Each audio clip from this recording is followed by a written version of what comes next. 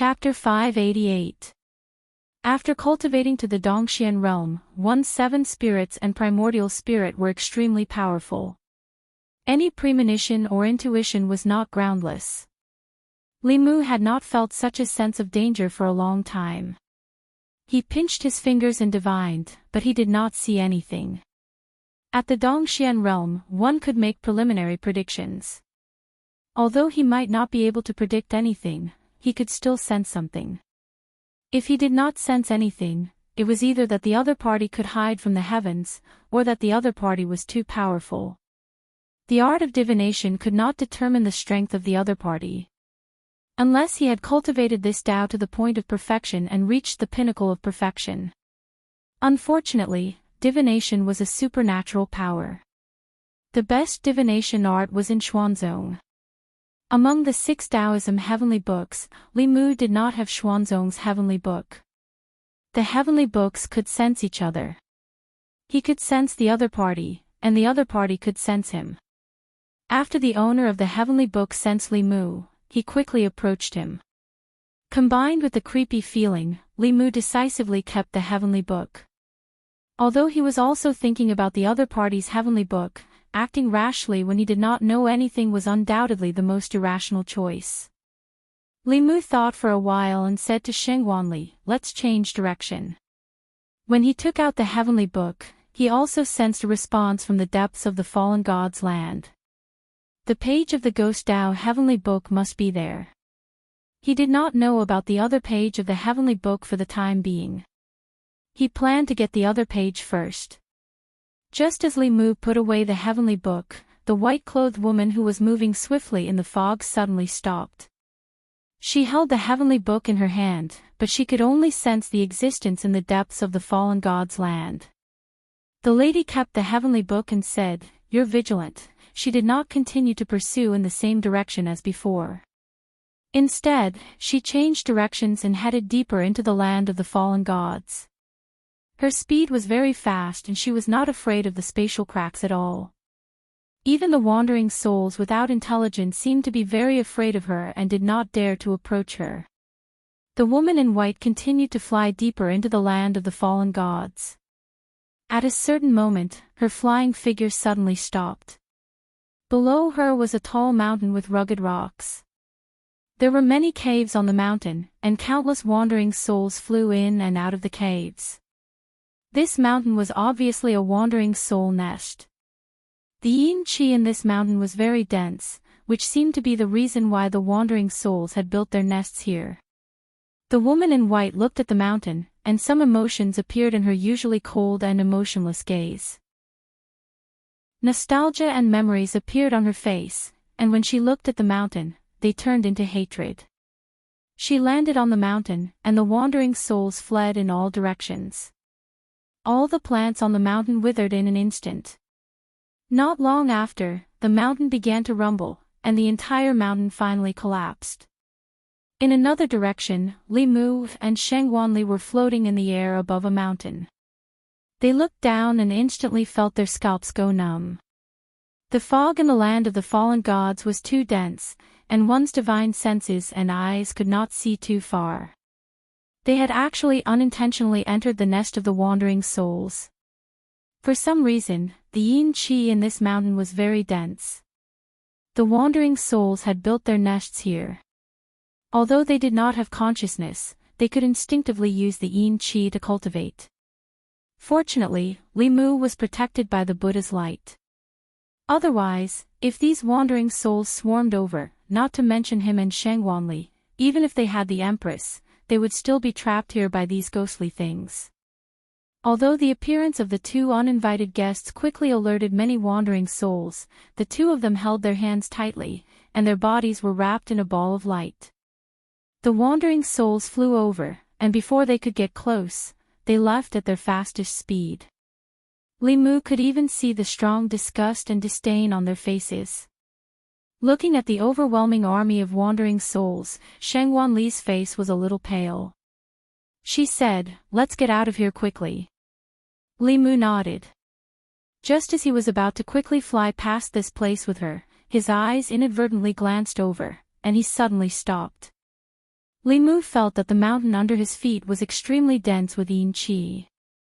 No matter how he looked at it, he felt that it was strange. He stared at the mountain and asked in a low voice, "Ollie, don't you feel that this mountain is a little strange?" Shangguanli glanced down. The dense crowd of wandering souls made her very uncomfortable. She immediately looked away and asked, "Isn't it just a mountain? What's so strange about it?" Li Mu carefully observed the mountain and muttered, "Look over there. Doesn't it look like a skull? Over there is the body, and over there is the tail. The two low hills on both sides look like wings." As Li Mu spoke, his voice gradually became softer. He finally realized what was strange about this mountain. The shape of this mountain was like a giant beast. It was exactly the same as a giant beast that Li Mu had seen in the tomes of heaven of various sections. That giant beast also had a pair of wings on its back and a long tail. In the picture recorded in the tomes of heaven, this beast could spit out flames from its mouth. Not only could the flames melt metal and stone, it could also melt cultivators' magic treasures and even supernatural powers. In the tomes of heaven, countless ancient cultivators had died in its hands. Li Mu flew closer. After circling around the mountain, he finally confirmed that this was not a small mountain, but the corpse of a giant beast. However, after an unknown number of years, this giant beast's corpse was almost petrified. It emitted a strong yin qi, which attracted so many wandering souls to build a nest. Shangguanli saw Li Mu's strange expression and asked, "What's wrong?" Li Mu did not explain too much and continued to fly forward with her. Not long after, they found another nest of wandering souls. This was also a continuous mountain range. This time, without waiting for Li Mu to ask, Shangguanli, who was looking down from above, had already discovered something. She muttered, This is a dragon's corpse." If one looked down, this was just a long and narrow mountain range. However, if one looked down from above, this was clearly a giant dragon's corpse.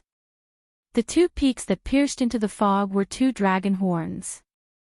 The small hills on the top of the mountain were the dragon scales. In the tomes of heaven of the dragon race, it was the dragon race and the giant beasts that wreaked havoc in the human world. Li Mu did not stop. He even temporarily forgot about the tomes of heaven and searched around with Shangguanli. As they went deeper into the land of the fallen gods, there were more wandering souls in the surroundings. There were also more towering mountains like this. In the eyes of others, this might just be a mountain range. However, in Li Mu's eyes, each mountain range, big and small, was a giant beast that had fallen. Li Mu could find the corresponding giant beast from the tomes of heaven for each mountain range. Their corpses turned into mountains, and the yin qi that gushed out of their bodies permeated the entire ghost realm, making this place a holy land suitable for ghost cultivators to cultivate. Although this place was called the land of the fallen gods, it seemed more appropriate to call it the giant beast cemetery. It was not difficult for Li Mu to guess that the location of the ghost realm was an ancient battlefield where ancient cultivators and giant beasts fought. Both sides were the most powerful creatures in the world, and the power of their magical powers was not comparable to that of the present. Not only did the battle cause the fall of countless cultivators and giant beasts, but it even caused the space to collapse. Ordinary space cracks could be repaired by themselves. 10,000 years had passed, and the space here was still unstable. Li Mu could no longer imagine how fierce the battle was 10,000 years ago. If such a powerful giant beast existed in the present world, the human race and other races would not have been born. Including Li Mu, everyone on the continent of the 10 continents was enjoying the shadow of their predecessors. Seeing the giant beast's corpse in the ghost realm finally verified the scene that Li Mu saw in the tomes of heaven a long time ago. If the giant beast was real, then the door was probably real as well. As long as he could find all the tomes of heaven, he would be able to solve the mystery of this ancient mystery. Li Mu sorted out his thoughts and emotions, and continued to move deeper into the land of the fallen gods. Along the way, they avoided the mountain ranges where the wandering souls gathered and did not meet anyone else. At a certain moment, Li Mu and Sheng Wanli were passing by a mountain peak when they sensed waves of magic power coming from below. It should be the forces of the ghost realm that entered the land of the fallen gods and were besieged by the wandering souls. Li Mu was too lazy to care about these matters, but when he was about to leave, he suddenly stopped. From the fog below, he sensed two familiar auras. Chapter 589. In a mountain range somewhere in the land of the fallen gods, dozens of wandering souls were attacking two women. They were both ghost cultivators. One was dressed in green and the other in green. They were both at the fifth realm and were struggling to fend off the waves of wandering souls. Some of the wandering souls were at the fifth realm while the rest were at the fourth and third realms. The two women were barely able to fend them off. However, there were more and more wandering souls flying out from the mountain range. Soon, they were defeated and surrounded by countless wandering souls. The female ghost in green sighed, "Sister Lin, it seems like we're really going to die here." The female ghost in green pushed back a few wandering souls and said, "We've already died once. At most, we'll die again. Are you afraid of death?" The female ghost in green shook her head and said, "I'm not afraid of death, but I don't want to die now. I haven't repaid my benefactor." The female ghost in green looked at her and said, "I'll do everything I can to escort you out of here. If you can leave here alive, I want you to leave the ghost realm and help me pass on a message." The female ghost in green sighed and said, "Sister Lin, do you think we still have a chance to leave here alive?" "Sigh, if I had known, I would have advised you not to come in. Although the heavenly book is good, we need to be alive to get it. I have a reason why I had to come." The female ghost in green looked determined and said, "Now, what I'm going to tell you is very important. If you can leave here alive, you must go to Yangqiu County in the Great Zhou's North County and help me pass on this message." She whispered a few words to the female ghost in green. Then, she rushed towards the wandering souls without hesitation. The mana in her body fluctuated rapidly. It was obvious that she was going to explode her soul in exchange for a chance for her companion to escape. The female ghost in green wanted to stop her, but it was too late. She stood there, not knowing what to do. The female ghost in green suddenly turned around and said loudly, "Do you want me to die for nothing?" The female ghost in green looked sad. Taking advantage of the moment when she stopped the wandering souls, she flew away without looking back. However, it seemed that the soul energy ripples of the green-clothed female ghost were too strong, causing a commotion among the wandering souls in front of them. More wandering souls surged over from all directions and surrounded them. Among them, there were a few that emitted 6th-level cultivation ripples. The two girls had no chance of escaping. The female ghost in green flew down and stood beside her.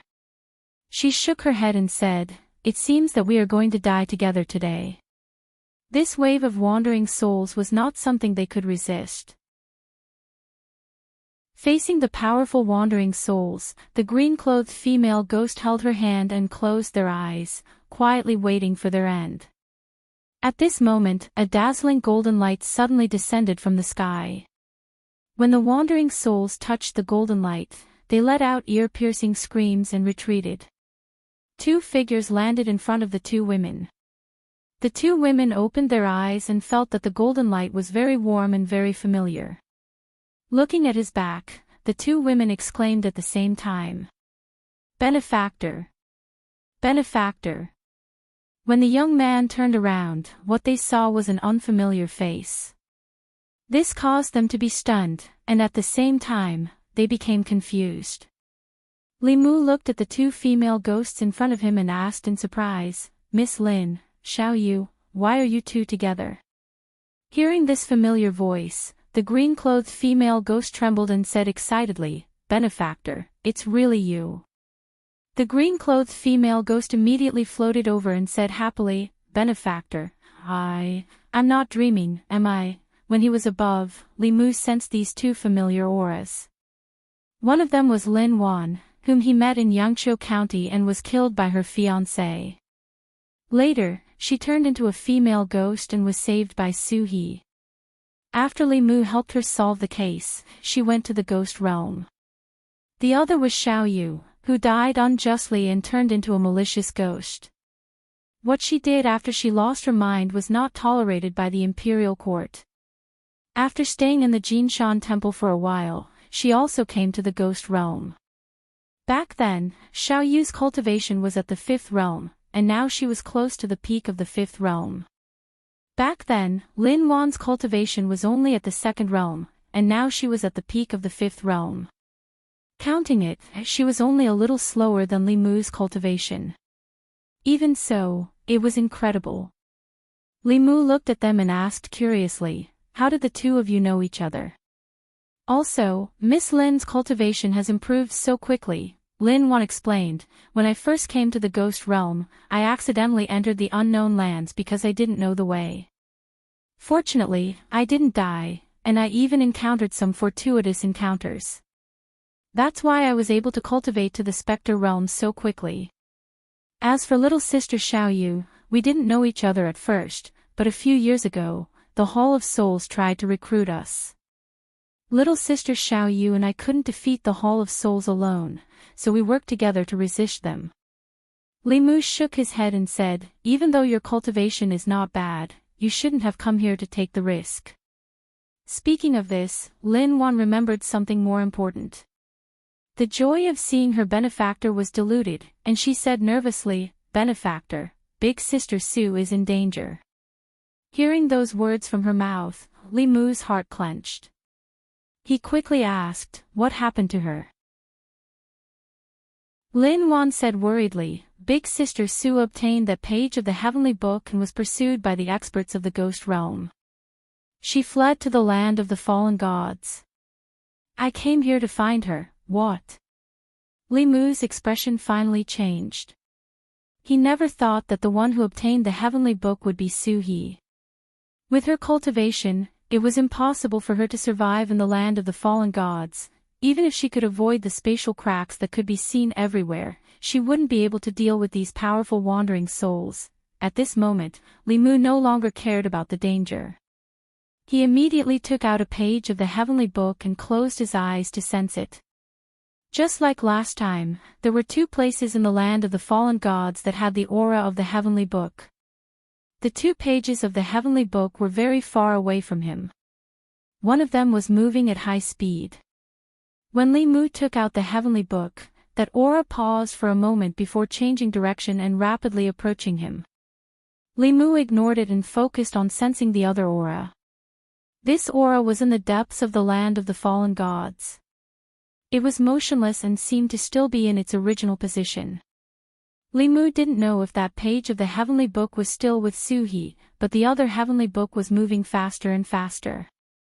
Li Mu didn't hesitate and immediately put away the heavenly book in his hand. Just now, he felt an extreme sense of danger in his heart again. Li Mu didn't need divination to know that the owner of that page of the heavenly book had a terrifying cultivation level. To be able to move at such speed in the land of the fallen gods, even an ordinary 7th realm cultivator couldn't do that. In other words, the person who had that page of the heavenly book was at least at the peak of the 7th realm, if not the 8th realm. That was an existence that Li Mu couldn't fight against at the moment. He could sense that person, and that person could also sense Li Mu. The moment he took out the heavenly book, his position was exposed. Li Mu made a prompt decision. "We can't stay here for long. Both of you, attach yourself to me. We have to leave immediately." The closer they got to the center of the land of the fallen gods, the more unstable the space became. It was also harder to open the flask space. It was fine to take out small items like the heavenly book, but if a cultivator with a high cultivation level traveled back and forth between the 2 spaces, it would accelerate the collapse of the space. There was even the risk of the cave space being affected. Li Mu let the 2 women attach themselves to him. He held Sheng Wanli's hand and quickly flew away from this place. Not long after, the fog in a certain direction rolled, and a white-robed figure appeared. The woman looked around, her expression as calm as a pool of stagnant water. She said softly, "You can't run away." Chapter 590. The matters of the world were often so wondrous. Li Mu never thought that he would be able to meet Lin Wan and Xiao Yu again in the ghost domain. Moreover, they had become sisters due to the pressure from the Hall of Souls. With their fifth realm cultivation, forcefully barging into the fallen god's land was basically a death sentence. However, in order to repay Su He's kindness, Lin Wan still came without hesitation. This moved Li Mu slightly. Xiao Yu attached herself to Li Mu. She said with surprise and joy, "I never thought that benefactor would also be big sister Lin's benefactor. Is this fate?" Li Mu said to Lin Wan, "Thank you for telling me about her." Lin Wan's worried expression did not disappear. She said, "Benefactor and big sister Su have given me a new life. Even if I die for her, it's nothing." Sheng Wanli, who had been silent the entire time, suddenly opened her mouth and asked Li Mu, "Who is this big sister Su you're talking about?" Li Mu did not know how to answer this question. If they were friends, they had experienced life and death together countless times. The word friend could not be used to describe them. However, if they were to go one step further, neither of them had taken the initiative to take that step. However, they had already given their first kiss to each other. Li Mu thought about it and said, "Friends who have gone through life and death together." Sheng Wanli did not ask any more questions. Li Mu walked towards the heavenly tomes in the depths of the fallen god's land as he asked Lin Wan and Xiao Yu about their experiences in the past few years. Back then, after Lin Wan had left Sunhill County and arrived at the ghost domain, she accidentally entered an unknown place because she was not familiar with this place. She was sucked into a spatial crack, but her soul did not disperse. She appeared in a small independent space. There was a mountain range formed from the corpse of a huge dragon and a lake of Densine Qi. She cultivated there day and night. Her cultivation rose rapidly, and she broke through all the realms before long. Only after becoming a specter did she gain the ability to leave that space. According to her description, Li Mu guessed that she should have entered the heavenly flask cave of the ancient cultivators. Coincidentally, before that ancient cultivator died, he engaged in a great battle with a giant beast in the cavern space. The most likely outcome was that both sides perished together. Because the giant beast died in the cavern space, the wandering souls of the ghost realm were unable to enter. That was why Lin Wan was able to take advantage of the situation 10,000 years later. This could be considered her fortuitous encounter. On the path of cultivation, talent and hard work were not as important as fortuitous encounters. And after Xiao Yu entered the ghost realm, because of her own strength, no one dared to provoke her. It was only until Li Mu heavily wounded the demonic Tao, and killed the Nether Saint with the Empress, and then killed several ghost kings under his command, that the Soul Hall's strength was reduced to less than a tenth. They began to vigorously recruit subordinates in the ghost realm, and only then did they set their sights on her. At the same time, Lin Wan was also a target that the Soul Hall wanted to recruit. The two women didn't want to work for the demonic Tao, so they joined forces to resist the demonic Tao that was led by Qin Wang Wang. Although their cultivations weren't at the sixth realm, Xiao Yu's supernatural powers restrained soul bodies. With the two women joining forces, the Soul Hall that was already greatly weakened couldn't do anything to them. As the group advanced, they had to be careful of spatial cracks at all times. They had to avoid waves of wandering souls, so their speed wasn't fast. During this time, they also bumped into other factions of the ghost realm. There was no lack of factions that were fighting each other. Here, the various factions had to be on guard against the dangers that came from the land of the fallen gods, but they also had to be careful of other factions. Some of the ghost cultivators had seen Li Mu at the entrance. When they saw him, they stayed far away from him. There were also some forces that Li Mu had never seen before. When they saw that Li Mu was outnumbered, they foolishly approached him. Of course, the result was very miserable. At a certain moment, Li Mu brought them closer to the heavenly book in the depths of the land of the fallen gods. Suddenly, from the fog in front of them, a soul shadow ran out. Behind that soul shadow, there was a powerful aura chasing after it. Closely chasing after it was a wandering soul with the power of the seventh realm. The middle-aged ghost cultivator who was being chased was not weak. Although the aura on his body was weak, his cultivation should have reached the seventh realm. When the middle-aged man saw someone appear, he immediately said, "Thank you for saving me. I will definitely thank you greatly." When she saw the middle-aged ghost cultivator, Shangwan Li's face was filled with hatred. She transmitted her voice to Li Mu, "He's the Rakshasa king." Li Mu raised his eyebrows. The intellectual sword condensed and pierced the wandering soul's body. At the same time, he summoned a thunder net. After the wandering soul was injured, it didn't continue to attack. Instead, it fled into the depths of the fog. Although it hadn't developed intelligence, its instincts were stronger than other wandering souls. It wouldn't throw away its life for no reason. While the Rakshasa king was shocked by this person's strength, he also breathed a sigh of relief. He cupped his hands to Li Mu and said, "Thank you for saving me." "What are you doing?" Before he could finish his words of thanks, a golden light suddenly appeared in front of him. A golden whip wrapped around his waist and dragged him over. The Rakshasa king's expression changed greatly. He roared and his soul scattered. After it reunited, he had already broken free from the restraint.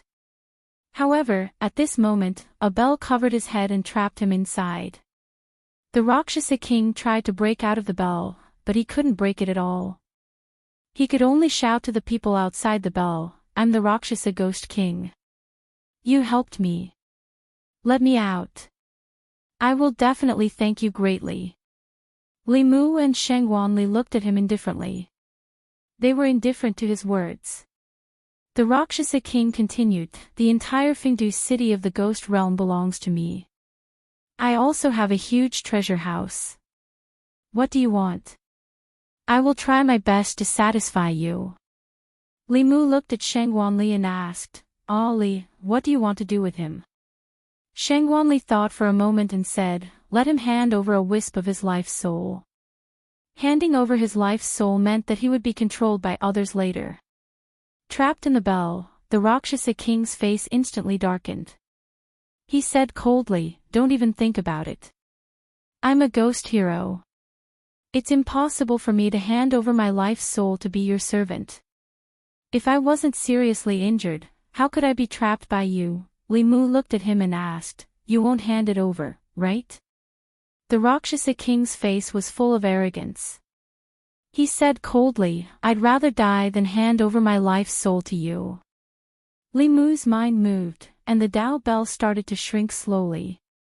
The Rakshasa king's soul was trapped inside, and the space he could fit in became smaller and smaller.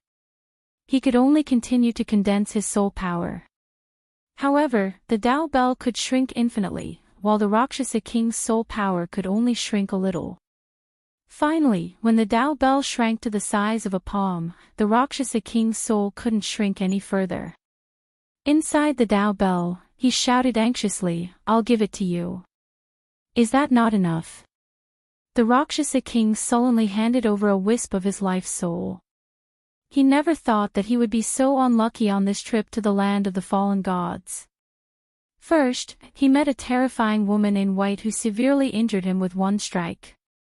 Then, when he was running for his life, he accidentally ran into a wandering soul's nest and was chased by a level 7 wandering soul everywhere. When he finally got rid of that wandering soul, he fell into the hands of a human. Unfortunately, he couldn't even use 10% of his peak cultivation. In order to save his life, he could only follow his father's request and give up a wisp of his life soul. After accepting the Rakshasa king's life soul, Li Mu kindly released little Rakshasa, whose cultivation had fallen to level 4, so that the father and son could reunite. When little Rakshasa saw the Rakshasa king, he was stunned for a while before coming back to his senses. At this moment, he'd found a place to vent all the grievances and resentment in his heart, and he cried loudly. "Father, these two fellows seized your treasure vault and seized Fingdu's city, and they even forced me to lead the way for them. Quickly kill them and take revenge for me." The Rakshasa king grabbed him and said in shock, "What?" Little Rakshasa pointed at Shangwanli and said, "She's the woman that father snatched back." The Rakshasa king stood there in a daze for a long time. He finally understood why these two people attacked him as soon as they met. It turned out that there was already enmity between them. With his status and strength, he could do whatever he wanted in the ghost realm. He never thought that he would end up like this because of a momentary impulse. Perhaps this was the cycle of karma. The Rakshasa king's heart was filled with mixed feelings. Regret and hatred intertwined. He didn't know what to feel for a moment. At this moment, Limu looked at him and asked, "Your cultivation is at level 7. How did you end up like this?" Should he say it or not? If Lord Rakshasa hadn't been severely injured, Limu wouldn't have been able to capture him so easily without using the sun-shooting bow. Right now, the land of the fallen gods was the least dangerous. With his cultivation, he shouldn't have been so severely injured. Speaking of this, a trace of fear appeared on the Rakshasa king's face. He said with lingering fear, "The heavenly book has been taken away. That woman's strength is terrifying. I'm no match for her. It wasn't easy for me to escape from her." Limu's gaze turned cold. He said in a low voice, "Tell me more details." The Rakshasa king described his experience of escaping from the woman in white again with lingering fear. Limu's expression also became more serious than before. The heavenly book that the Rakshasa king mentioned shouldn't be the Ghost Path heavenly book, but the other one that Limu sensed. From his words, Limu indirectly understood the strength of the owner of the heavenly book. The Rakshasa king wasn't her match. He couldn't even last one round. This meant that this person's cultivation was at least at the peak of level 7. She was even stronger than the Empress. If Limu encountered her, there was a high chance that he wouldn't be her match. After Limu took out the heavenly book, he obviously became that person's target. The safest thing to do was, of course, to leave this place. Before knowing Suhi's whereabouts, Limu might have avoided her. But now, he had no way out. He once missed an opportunity. He couldn't lose it a second time. Limu looked at the unknown depths of the fog ahead. His gaze was extremely determined. He said in a low voice, "Let's go." Chapter 591. Land of the Fallen Gods. While Limu and the rest were silently moving towards the center, most of the forces that had entered this place were like headless flies, wandering aimlessly in the fog. From time to time, someone would die in the spatial cracks and the mouths of wandering souls. However, there were also many people like Limu who were heading towards the center with a clear goal in mind. Ming Yi led the Hall of Souls forces and followed behind the white-clothed lady respectfully. A page of the heavenly book floated in front of the white-clothed lady. The heavenly book floated forward at a steady speed. Somewhere in the land of the fallen gods, King Yanluo, who wore a black dragon robe and a crown of pearls and jade, placed a brush in his palm. He formed a seal with one hand, and the brush spun slowly, also pointing towards the center of the land of the fallen gods. Elsewhere, two figures were walking side by side. An elder asked a middle-aged ghost cultivator beside him, "Do you really know where the heavenly book is?" The middle-aged ghost cultivator said calmly, "Don't worry. This king's subordinate once fought with that ghost cultivator. Although this king can't divine the heavenly book, I can divine her location. If we find her, won't we be able to find the heavenly book?" The elder asked, "Are you sure that with her cultivation, she can enter the center of the land of the fallen gods?" The middle-aged ghost cultivator said, "This is the ghost region. With the heavenly book, she won't die so easily. Let's go. Don't let others get ahead of us." In the center of the land of the fallen gods, a huge whirlpool was spinning rapidly. The fog in a radius of thousands of miles was attracted by this and tightly surrounded the land of the fallen gods. Upon closer inspection, one would discover that this was not a formation of air currents, but a spatial storm. The power of space here was extremely violent and chaotic. If one was accidentally sucked in, even a 6th or 7th realm cultivator would have no chance of survival. At a certain moment, countless figures suddenly walked out of the fog near the edge of the storm. Ming-Yi looked at the spatial storm in front of him and couldn't help but feel fear.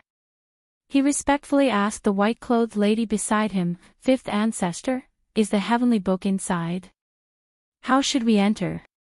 The white-clothed lady didn't say much. She only said calmly, "Wait."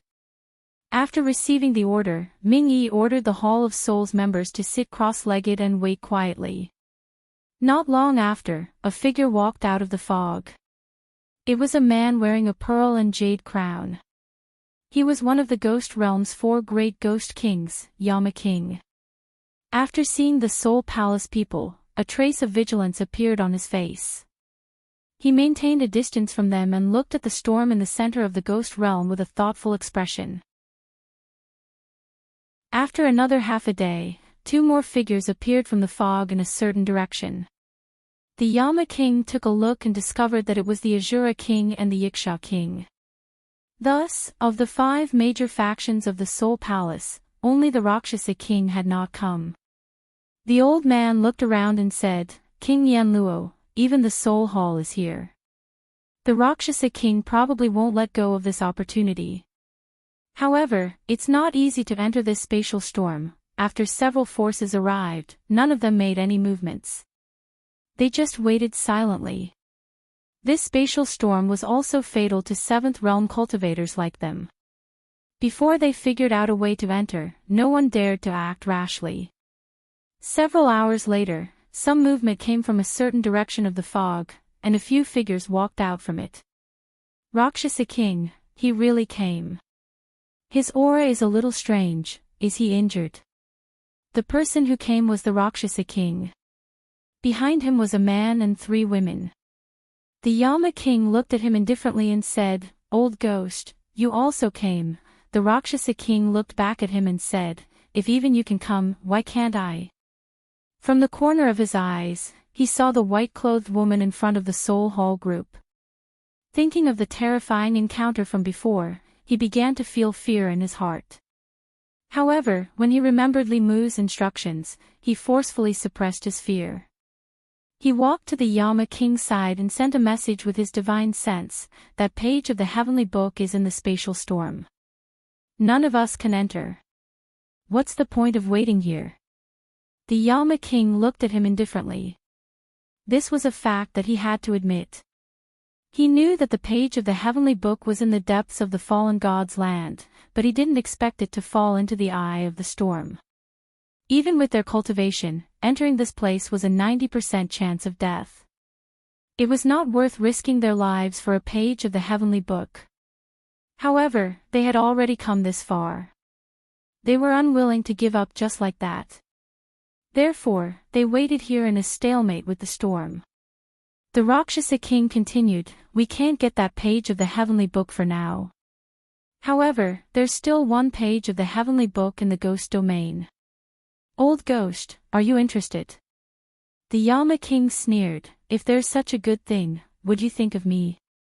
The Rakshasa King explained, "If I can get that page of the heavenly book alone, I naturally won't look for you.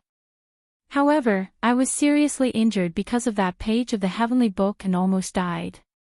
That's why I asked you to join forces. After we get it, we'll comprehend the heavenly book together.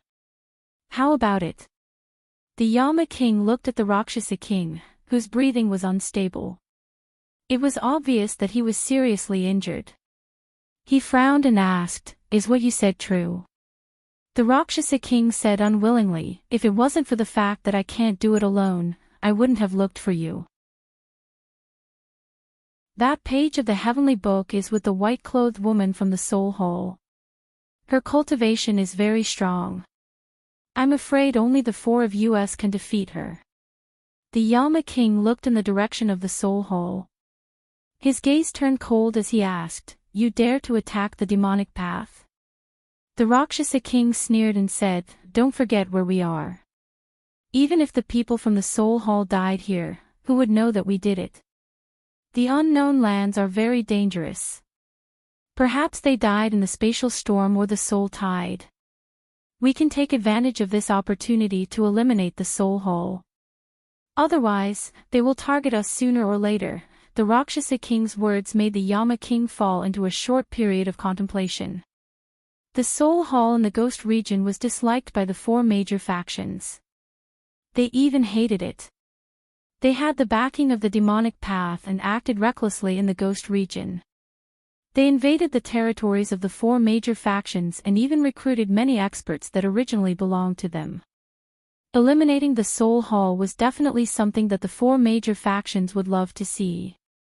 After a while, he looked at the Rakshasa king and asked, "What do you want to do?"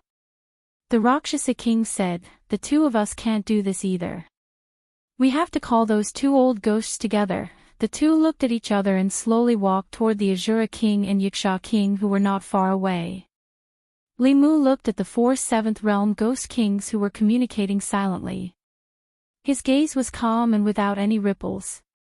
Before coming here, he knew that the expert with the heavenly book would definitely be waiting for him here. As long as he appeared here, a great battle would be unavoidable. Rather than fighting to the death with this person, it was better to unite the major factions of the ghost region and deal with her together. The soul hall of the demonic path was also a thorn in the eyes of the major factions in the ghost region. The Rakshasa king and the others wanted nothing more than to get rid of it quickly. They had been enduring because of the demonic path's strength. This was a chance for them to work together to eliminate the soul hole. It was in line with the common interests of the four major factions of the ghost region. In another place, the four ghost kings were surrounded by a layer of faint black fog. It was unknown what they were discussing. Gue felt uneasy, but the white-clothed woman's expression remained calm. Her gaze looked into the depths of the fog as if she was waiting for something. The other aura of the heavenly book had not appeared for a long time. After a long time, she retracted her gaze and glanced at the young people brought by the Rakshasa king. Her gaze suddenly stopped on one of them. Then, she slowly walked toward Limu. After she walked dozens of steps, a strong magic power fluctuation suddenly came from where the four ghost kings were gathered. Then, four figures appeared in the four directions of the white-clothed woman. The Asura king, the Yaksha king, the Yenluo king, and the Rakshasa king attacked at the same time. Four supernatural powers bombarded the white-clothed woman. "What do you want to do?" Gue was some distance away from the white-clothed woman and reacted instantly. He roared and was about to step forward when a cold light suddenly appeared in his eyes. The familiar spear and the unfamiliar young face. Gue was shocked and blurted out, "It's you." Boom! The four seventh realm cultivators attacked at the same time. The white-clothed woman was drowned in the light of the supernatural powers. A huge pit with a radius of 100 feet appeared in the solid ground. When the dust dispersed, the huge pit was empty. At the same time, Limu suddenly felt a sense of danger. His hair stood on end. At this moment, he took the risk of sending Shangwanli, Lin Wan, and Xiao Yu into the cave residence and stepped out at the same time. His figure disappeared on the spot, but another figure appeared behind him. The white-clothed woman looked at Limu and said indifferently, "You finally appeared." Seeing the white-clothed woman appear in another place, the four ghost kings were in disbelief. Just now, they had joined forces to seal the space. Logically speaking, this woman from the Hall of Souls should not have been able to dodge. However, what happened just now overturned their understanding. Limu was not surprised.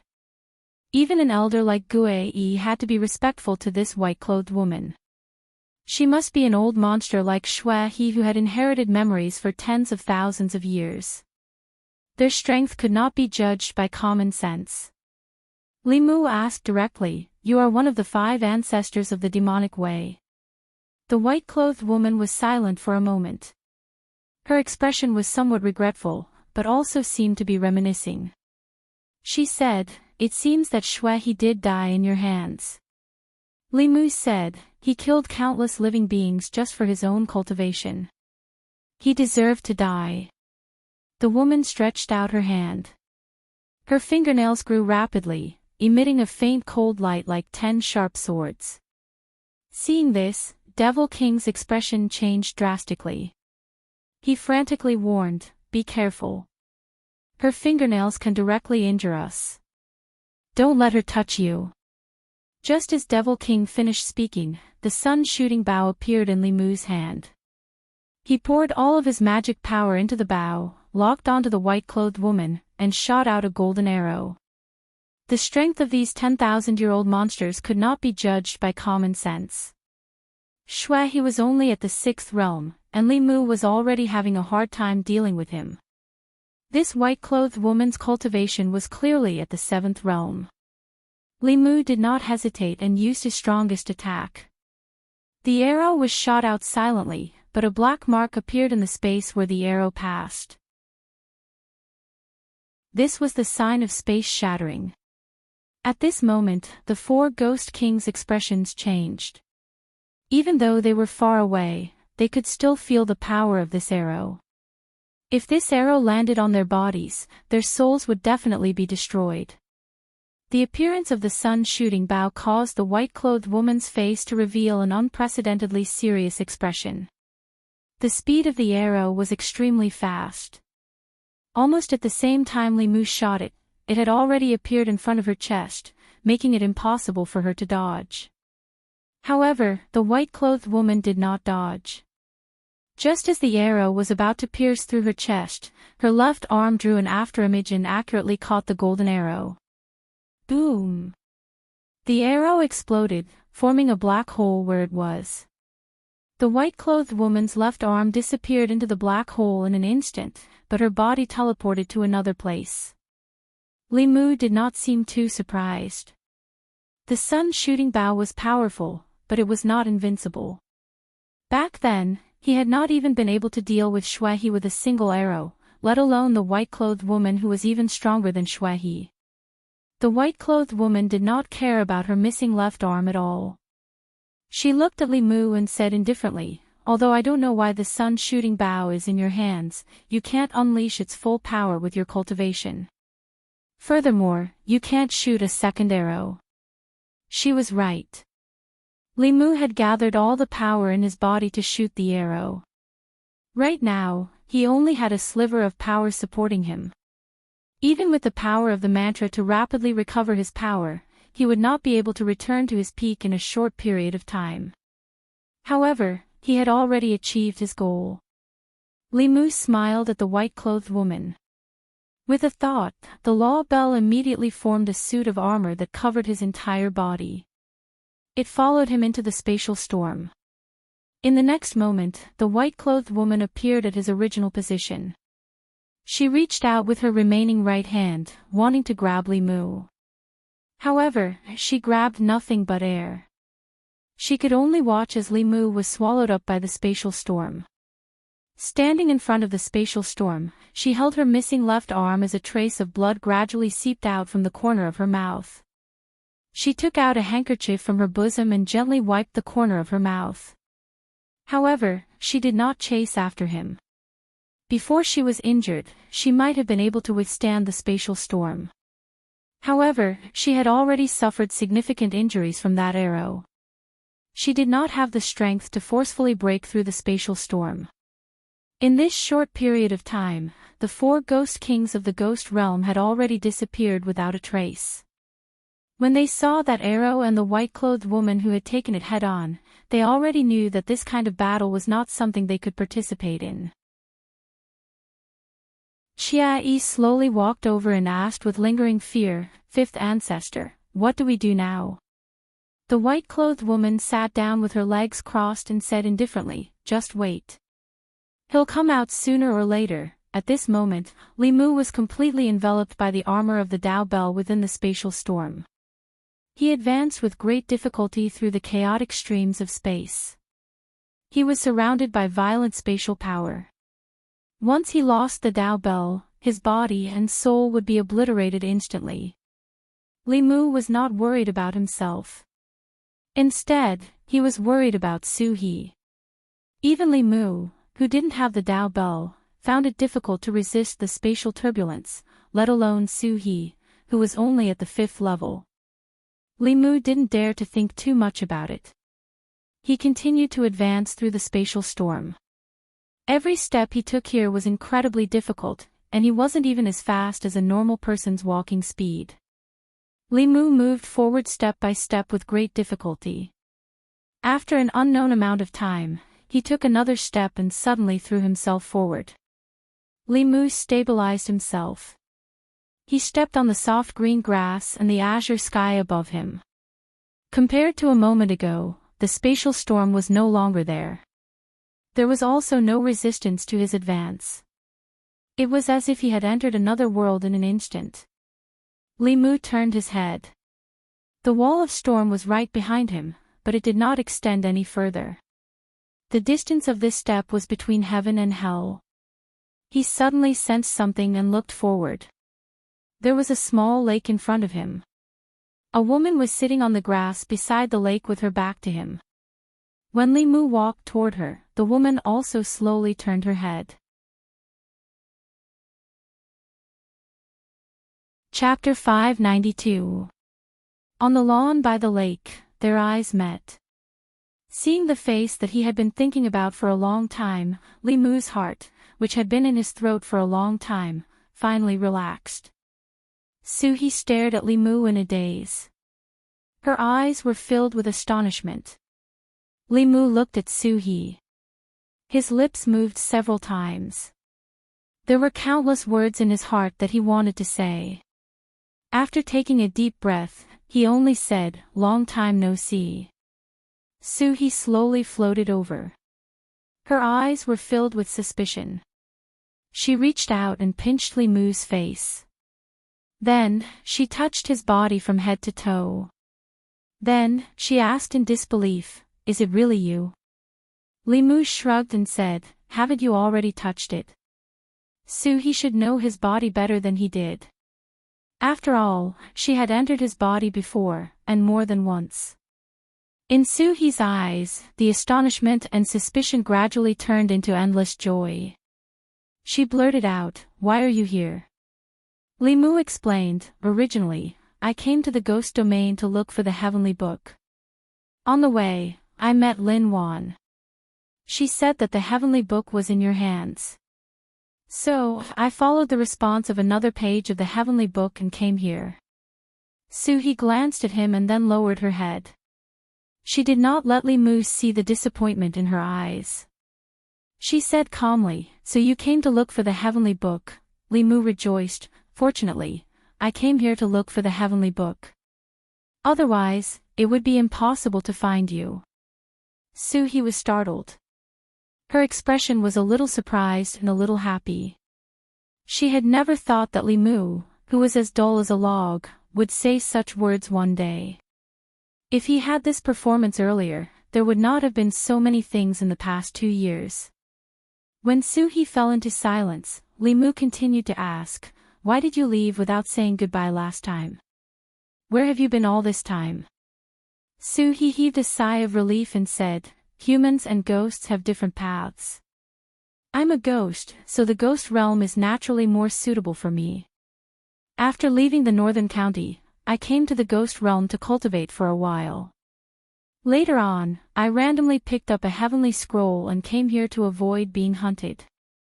Li Mu's expression was slightly puzzled as he asked, "With your cultivation, how could you possibly enter deep into the land of the fallen gods? How did you reach the 6th realm so quickly?"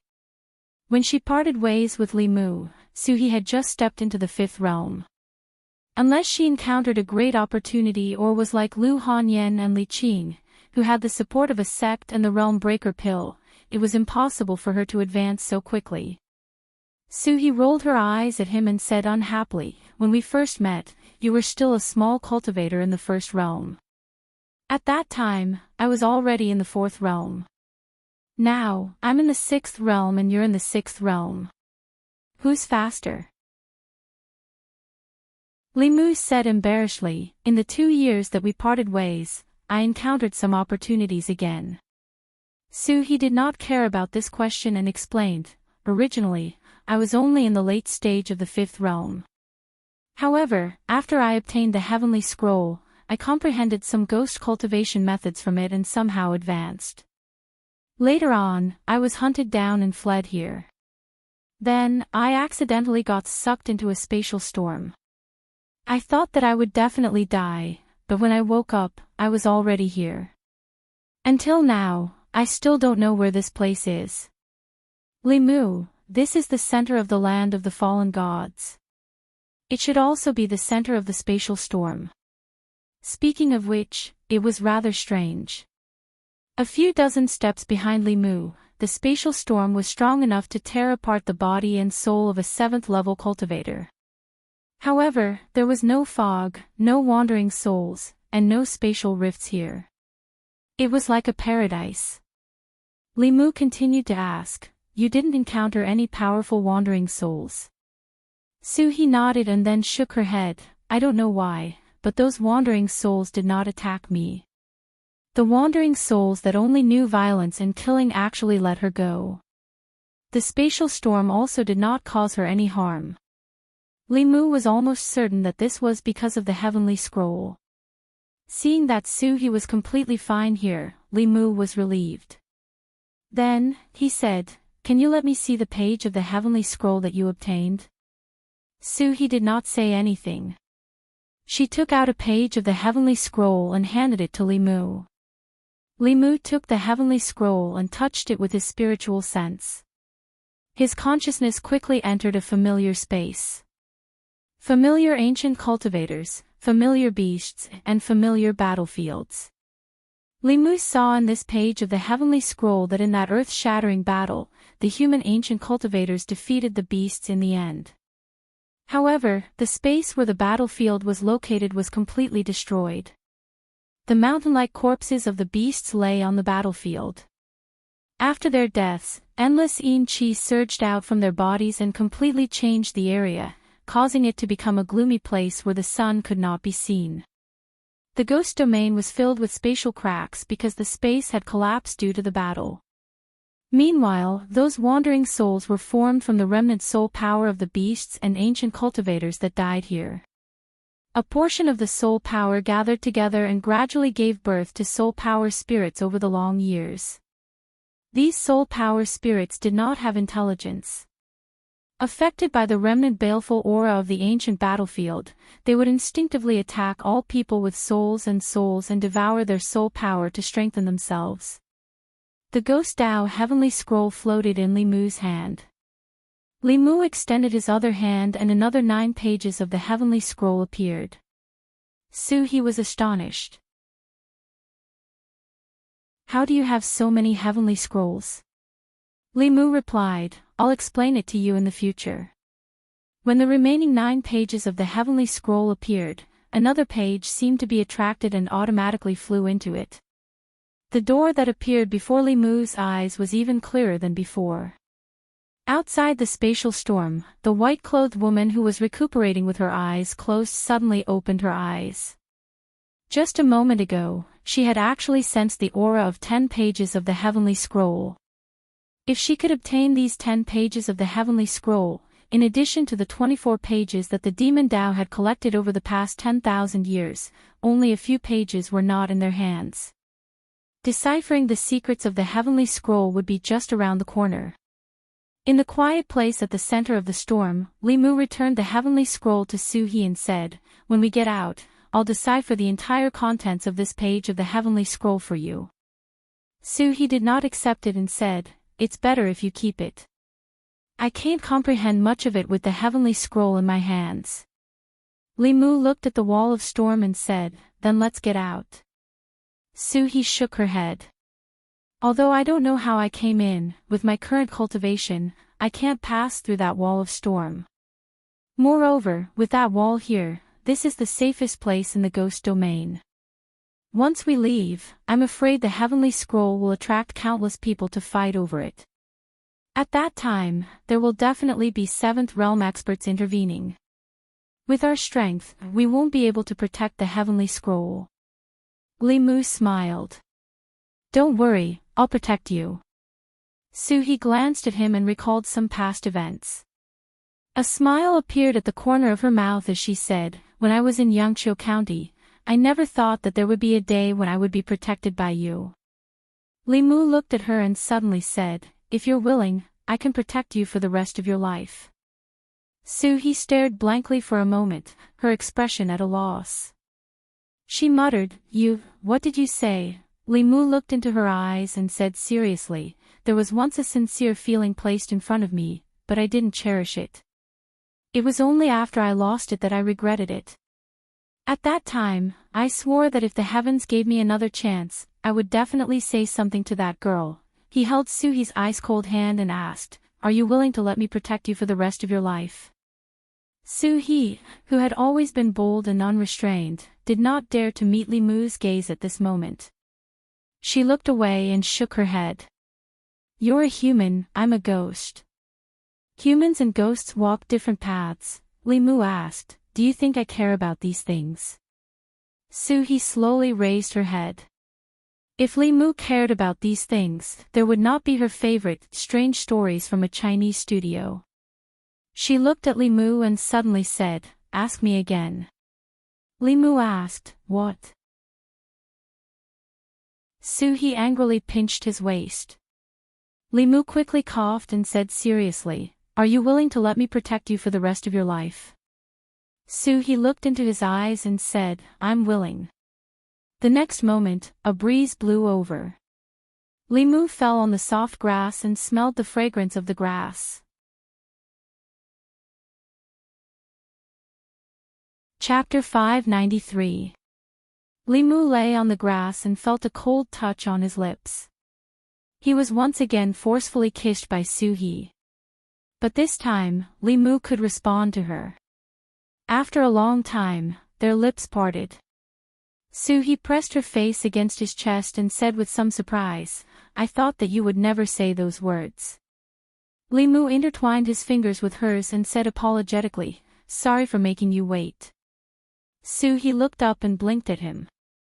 She said, you seem different from before. Li Mu asked, what's different? Suhi shook her head and didn't say anything else. She just quietly leaned against Li Mu and murmured, I wonder when I will be able to cultivate to the 9th realm. Li Mu said, it is enough that I protect you. Why must you reach realm 9? Suhi tightened her grip on his hand and said, I want my hand to have the same temperature as other women's when you hold my hand. Li Mu's hand was cold.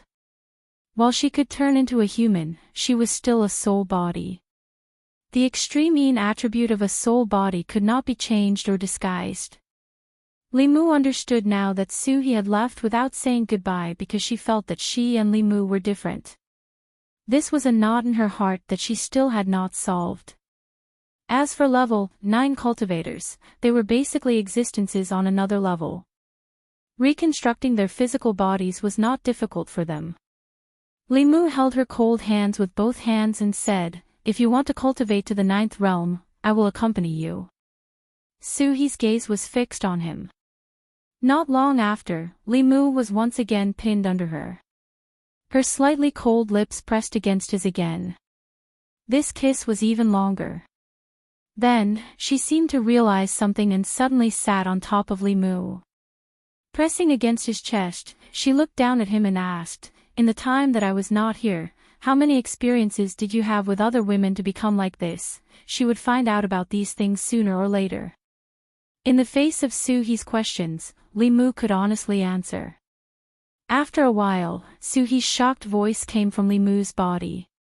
Empress of the Great Zhou, Queen of the Yao Kingdom, have you been looking for women these past 2 years? Have you been cultivating properly? Li Mu explained, of course I have been cultivating properly. Otherwise, how could my cultivation speed be so fast? Suhi's hand, which was originally on his chest, moved to his waist. She angrily pinched Li Mu's waist and asked, Empress of the Great Zhou and Queen of the Yao Kingdom, you are so proactive. But when it comes to me, you are so reserved.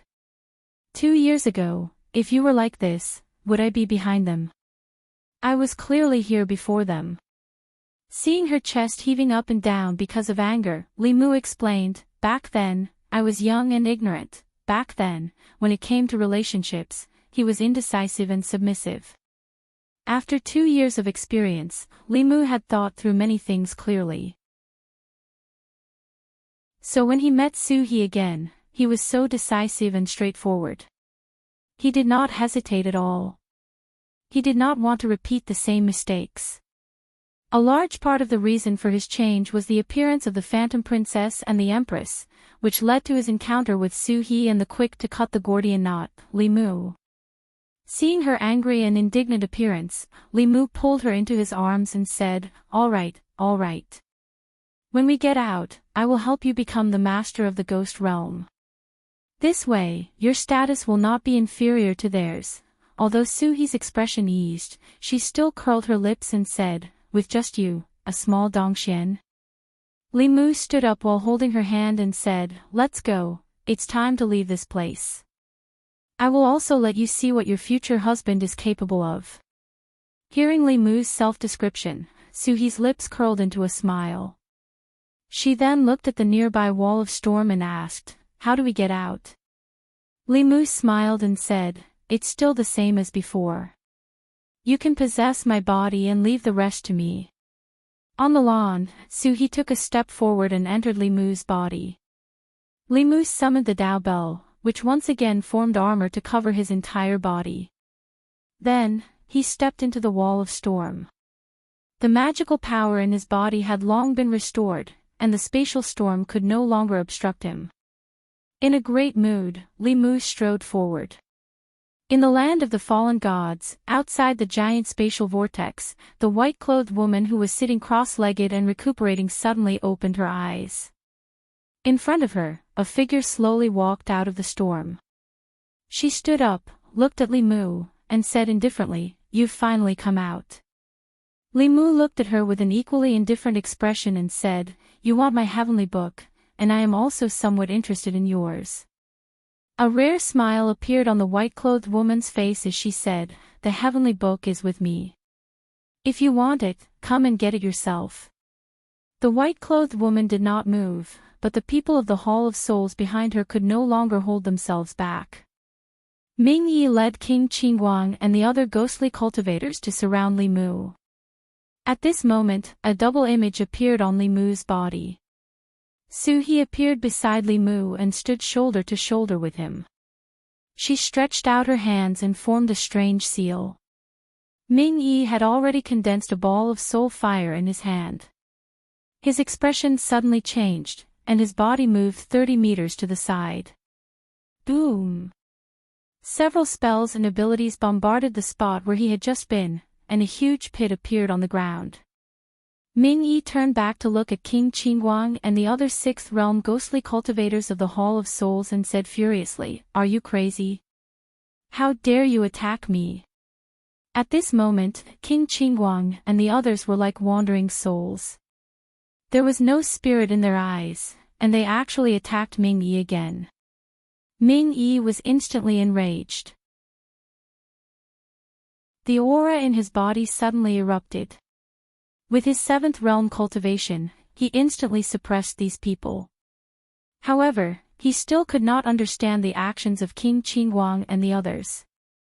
He shouted sternly, what are you doing? Only the white-clothed woman's expression changed. She stared at Suhi and said softly, you actually comprehended the secret of the heavenly book. As soon as she finished speaking, she seemed to have thought of something. She looked at Li Mu and said, Heart of 7 orifices. Li Mu noticed the change in the white-clothed woman. He was already convinced that the demon path indeed knew the secret of the ghost path heavenly book. They did not send out such an old monster when the Demon Path Heavenly Book appeared last time. This time, even the fifth ancestor came personally for the reappearance of the Ghost Path Heavenly Book. Limu only knew that the Ghost Path Heavenly Book contained a huge secret after deciphering this page of the Heavenly Book. The cultivation method of the ghost cultivators was originally the same as that of the human tribe. They cultivated their souls by cultivating their primordial spirit. Later, a ghost cultivator created a cultivation method unique to the ghost way, which sped up the cultivation speed of the ghost cultivators and also increased their strength. This allowed the ghost cultivators to fight against human cultivators and the demon tribe with their souls even though they lacked a physical body. The ghostly cultivator who created this cultivation method was undoubtedly the one who understood ghostly cultivators the most. When he created this cultivation method, he also created a special ability. This special ability was called the Slavish Ghost. It was used to control souls for one's own use. With Suhi's cultivation, she could control several ghostly cultivators who were similar to her cultivation at the same time. It was enough to show how overbearing this special ability was. It was no wonder that the Demon Path valued this page of the Heavenly Book so much. The one who obtained the Ghost Path Heavenly Book would obtain the Ghost Realm. With this special ability, one could control all the ghostly cultivators in the world and become the master of all ghosts.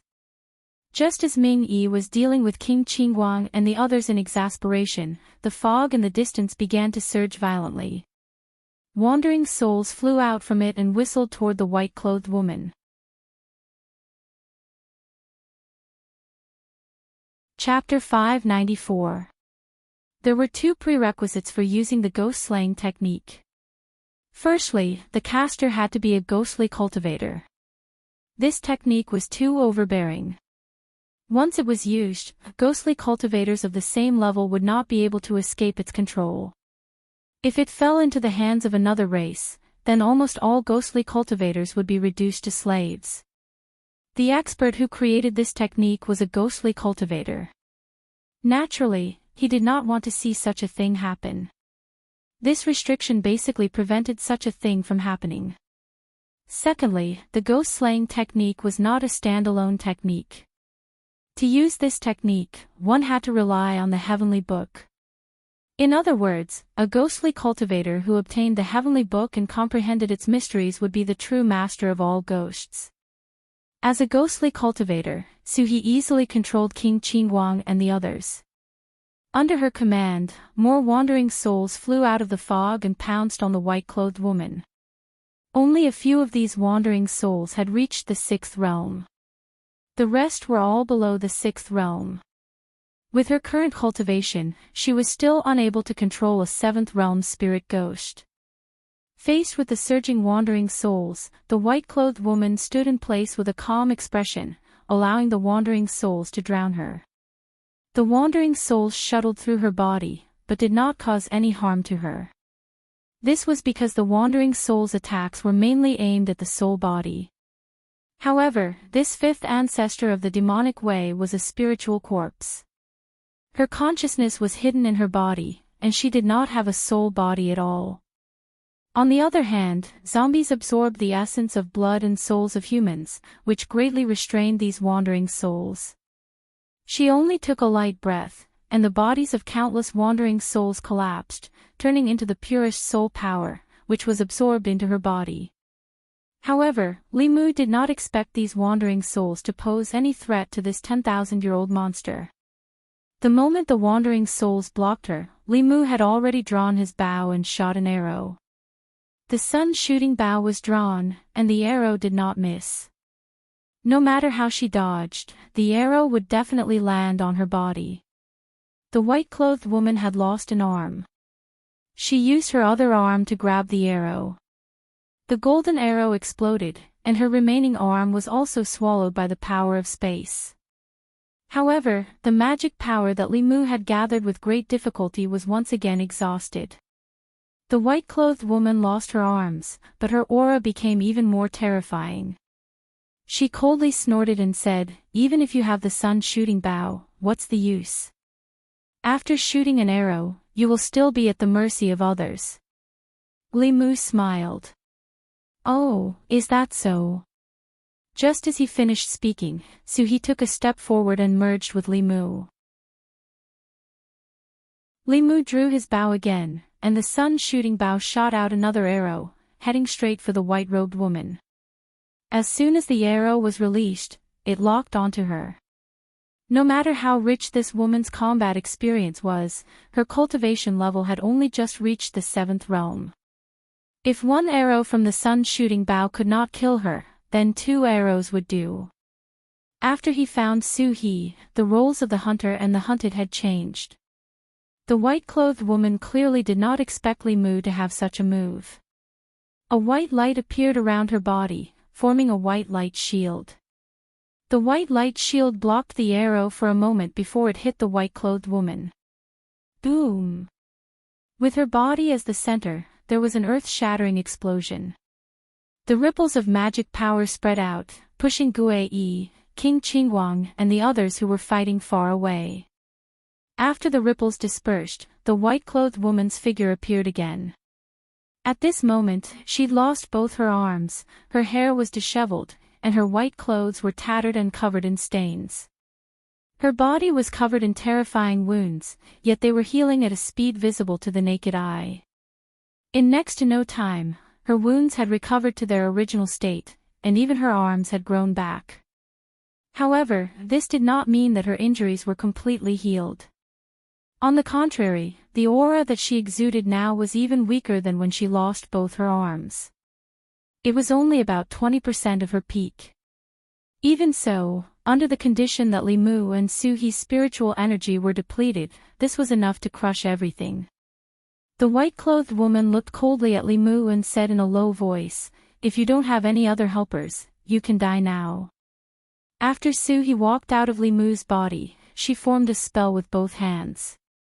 A 6th-level wandering soul floated from afar and entered Li Mu's body.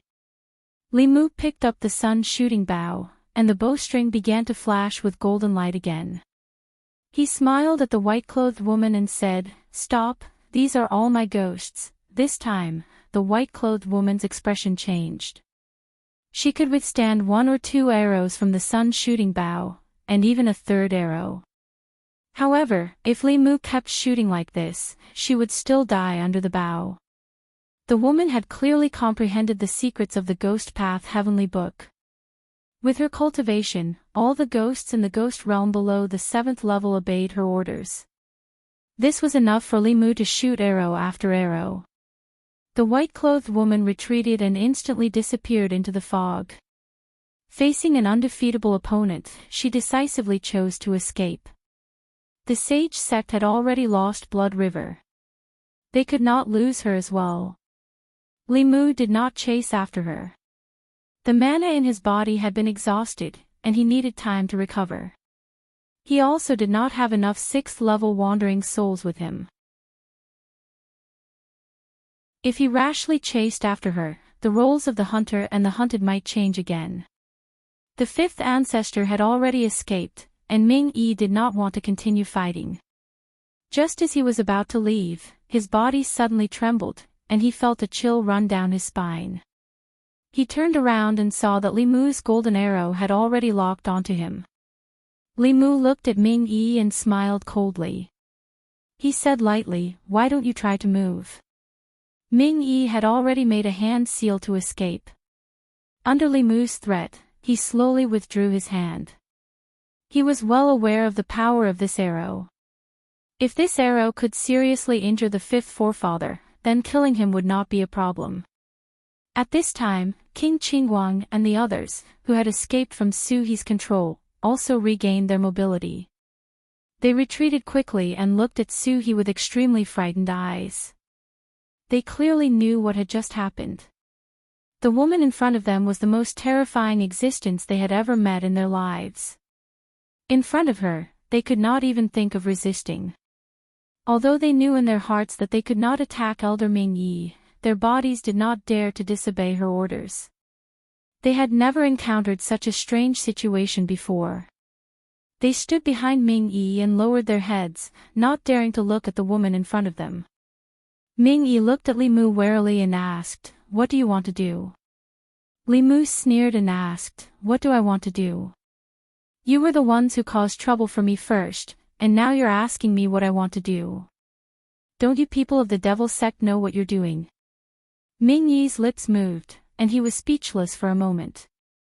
At this time, Li Mu looked at Ming Yi and said coldly, since you've fallen into my hands today, we'll settle the old and new debts together. Hand over the soul blood and serve me as your master, and I'll spare your life. Otherwise, I'll send you to see Blood River. Upon hearing Blood River's name, Ming Yi's eyelids twitched.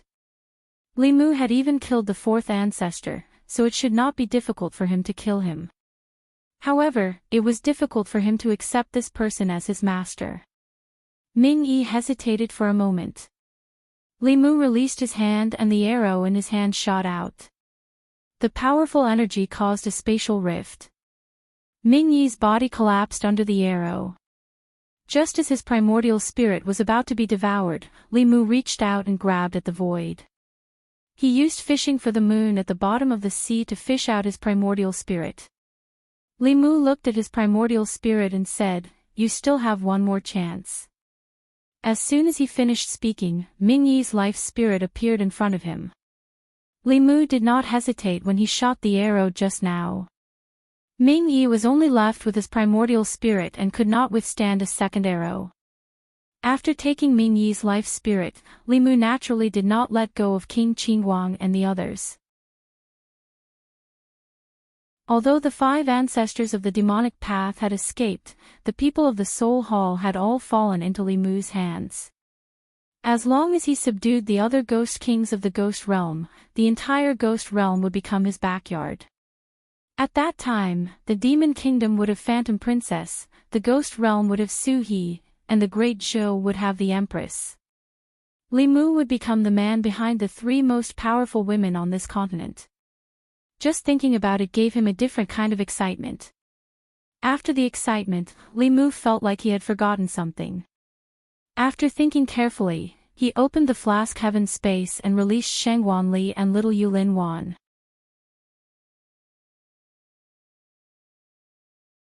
Chapter 595.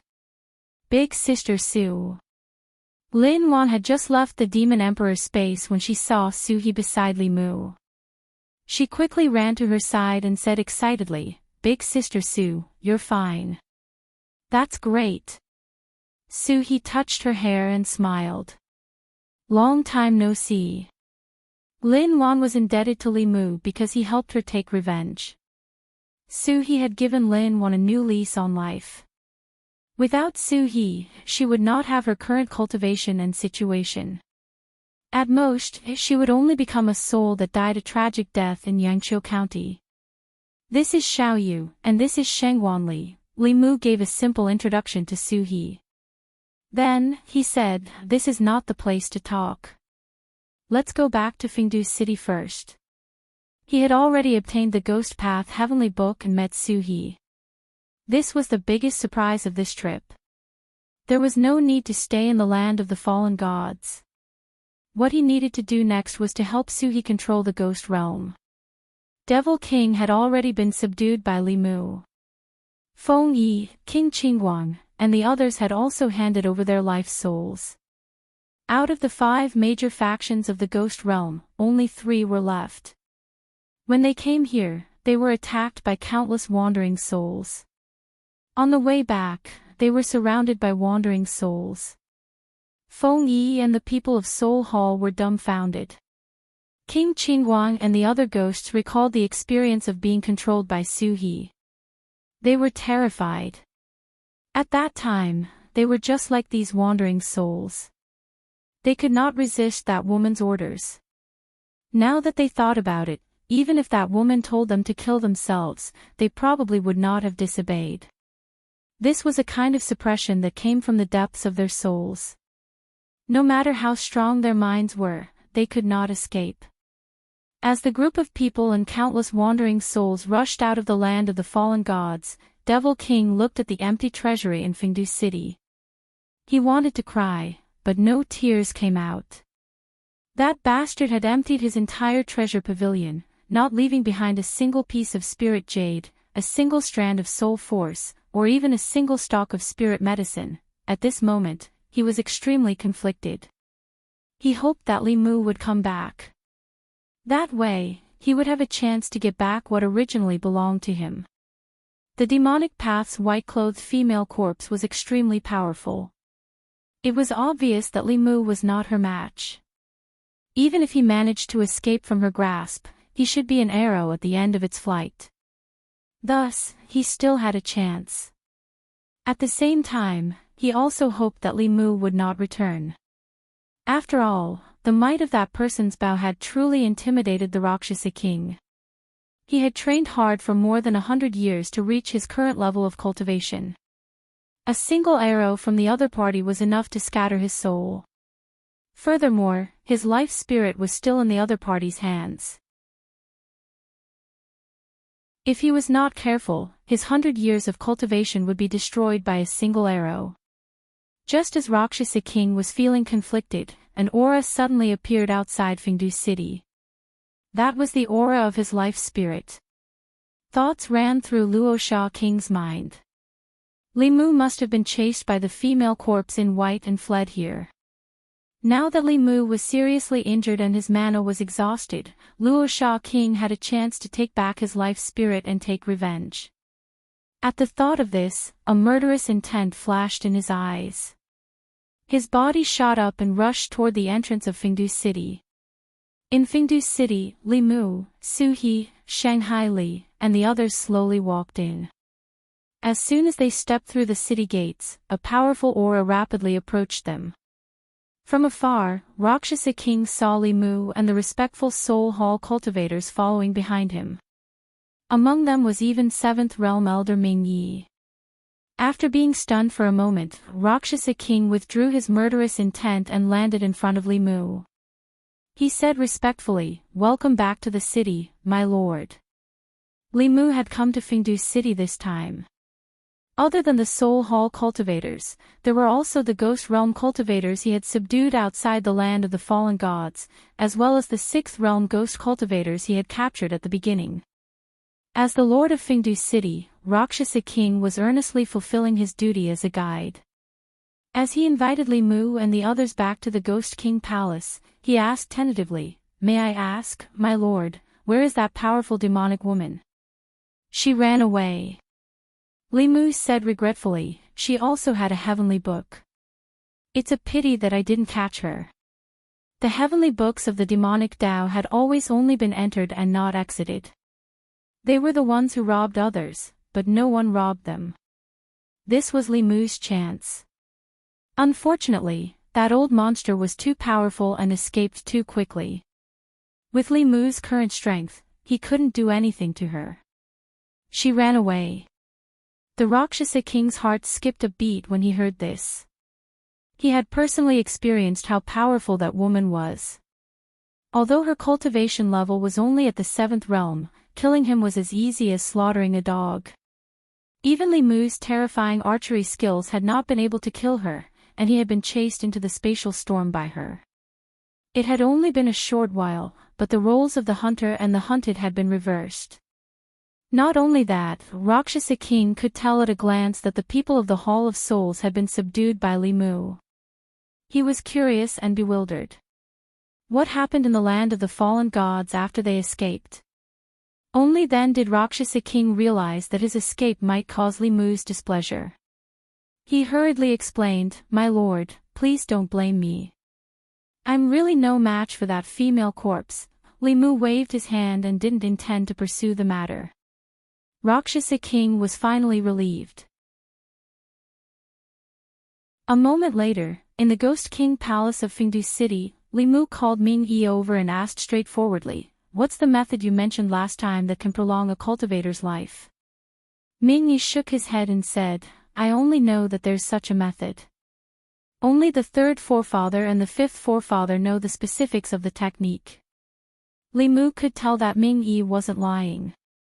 With his identity and status in the devil path, he didn't seem to be qualified to know such a heaven-defying technique. After dismissing Ming Yi, Li Mu took out a page of the heavenly book. He couldn't sense the existence of the heavenly book in the hands of the woman in white. She must have put it away.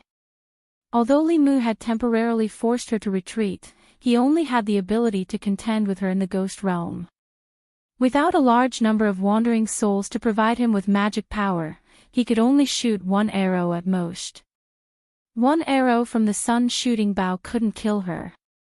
If his magic power was exhausted, he would be in a dangerous situation.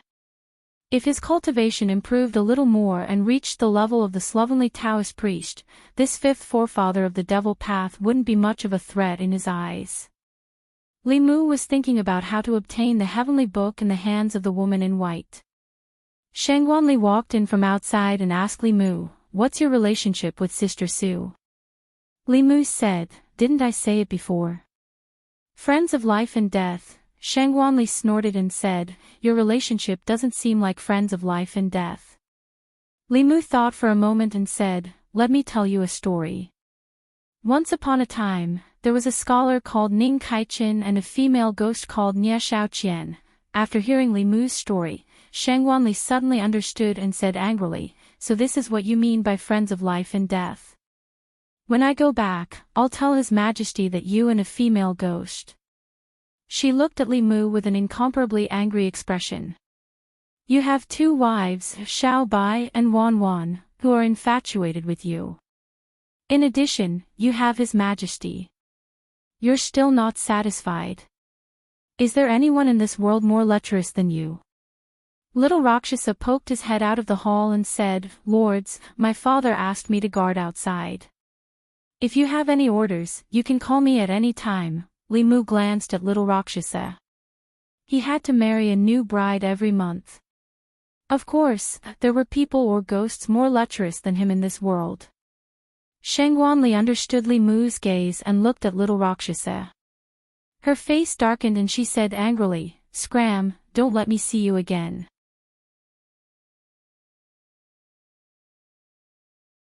Chapter 596. Fengdu City, Ghost King Palace.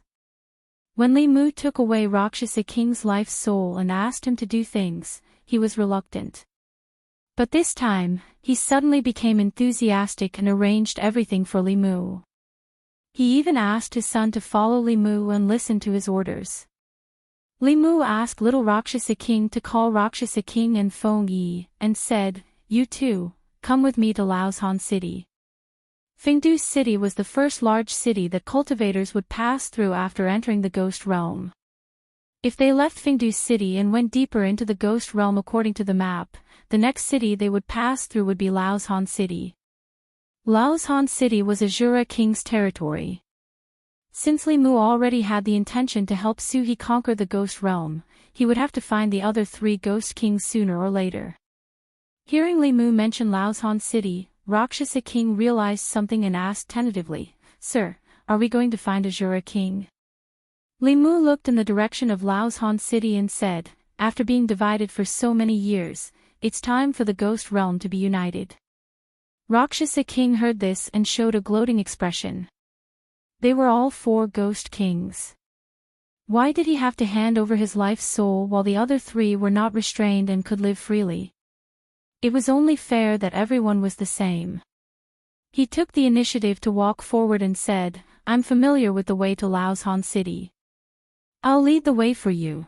Compared to Rakshasa King, Feng Yi's expression was more complicated.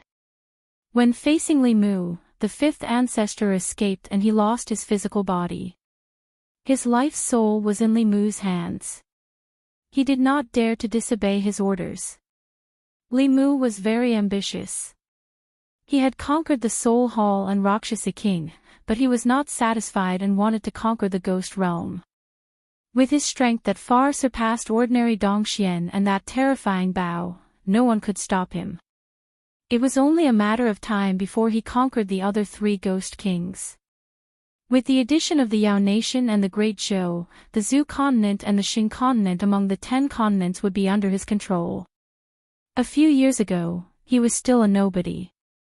But in just a few years, he had become the most troublesome opponent for Glory's sect. Laoshan City was the closest to Fengdu, so Li Mu chose King Azura first.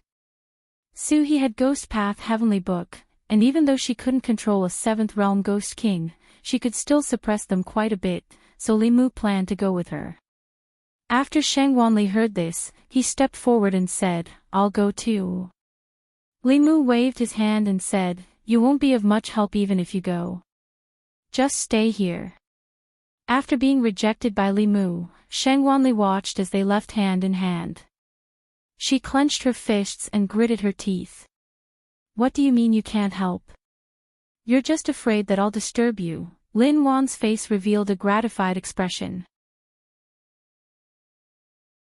She whispered, "Benefactor and Sister Su look really compatible." Shang Wanli glanced at her and said indignantly, "How are they compatible? One is clearly a human and the other is a ghost." Lin Wan retorted, "So what if one is a human and the other is a ghost? Love doesn't discriminate between races. Haven't you read Strange Stories from a Strange Story?" Shang Wanli was stunned. "Don't you know that Strange Stories from a Strange Story is?" Lin Wan asked. "What is it?" Shang Wanli's lips moved, but she finally waved her hand and said, "Nothing. In the past, there were also people in Great Zhou who were together with ghost men and demons, but that was something done by the nobles who had special hobbies. The common people still avoided this kind of taboo love that transcended race and life and death. But ever since the appearance of Strange Stories from a Strange Story and its popularity in the Great Zhou, people's views gradually changed. It was unknown when it started, but the love between humans and demons, the friendship of life and death, not only was it not rejected and disgusted by people, but it became something that people admired and yearned for. In the past few years, even some of the originally normal idioms had some more abnormal meanings. Shang Wanli still remembered that when she was in school, friends of life and death were still used to describe friendship. Heroes of the grasslands were also not used to describe Su Xian. The oneness of man and nature had nothing to do with Dong Yong, but now, not to mention the above, she couldn't even look directly at words like running amok, pestering endlessly, and taking advantage of the dragon's position. And the main culprit of all this was Li Mu. Shang Wanli had reason to suspect that from that time, Li Mu had been preparing for today. He had an unclear relationship with that fox from the Yao Kingdom, and he also had a pair of snake demon sisters with bad intentions. Last time, after Qing Xian went out with him, the way she looked at him when she came back was different from before.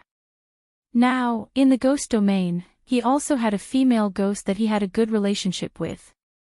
Didn't all of them match up? Li Mu was held by Su He, and Rakshasa Wang Ming followed behind them like an attendant.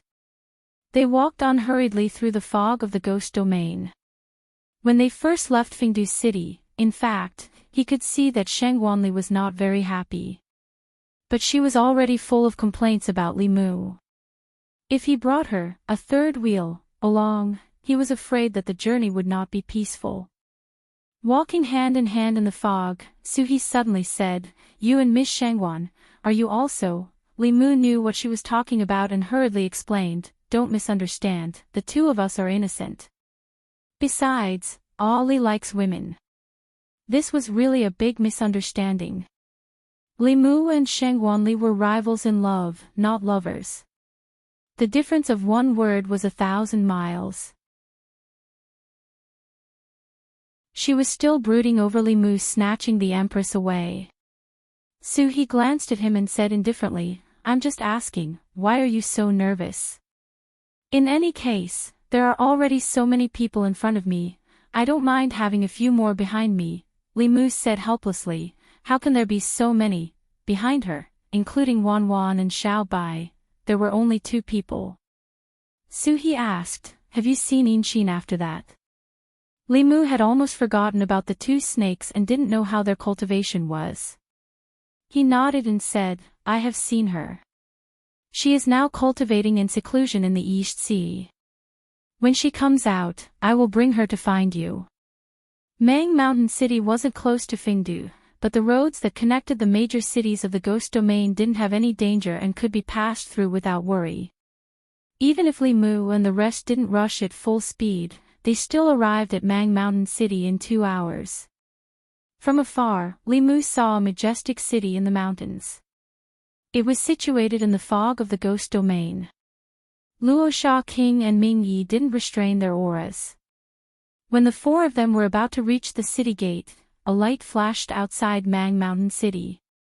A huge array suddenly activated and enveloped the entire Mang Mountain City. An old man's figure stood in the array and looked at them. He said vigilantly, "Luo Sha, what are you and the people of Soul Hall doing here?" Luo Sha King stood outside the array and said to the old man, "Old ghost, my lord wants to unify the ghost domain. Are you willing to work under him?" The old man had already seen Li Mu. He sneered at Luo Sha King and said, "You are a 7th realm ghost king, but you are actually working under a 6th realm human. Even if you don't feel ashamed, I feel ashamed for you." Luo Sha King was angered by his words. He attacked the array outside the city and said angrily, "Old ghost, let's see if you can still laugh later." Luo Sha King had already made his move, and Ming Yi followed closely behind. Dazzling spell lights quickly bombarded the defensive array outside Mang Mountain City. This defensive array could at most block a 7th realm for a period of time. When Luo Sha King and Ming Yi attacked together, the array shook violently. Soon, it couldn't withstand it and collapsed. Ming Yi and Luo Sha King flew towards Azura King, and a huge battle erupted.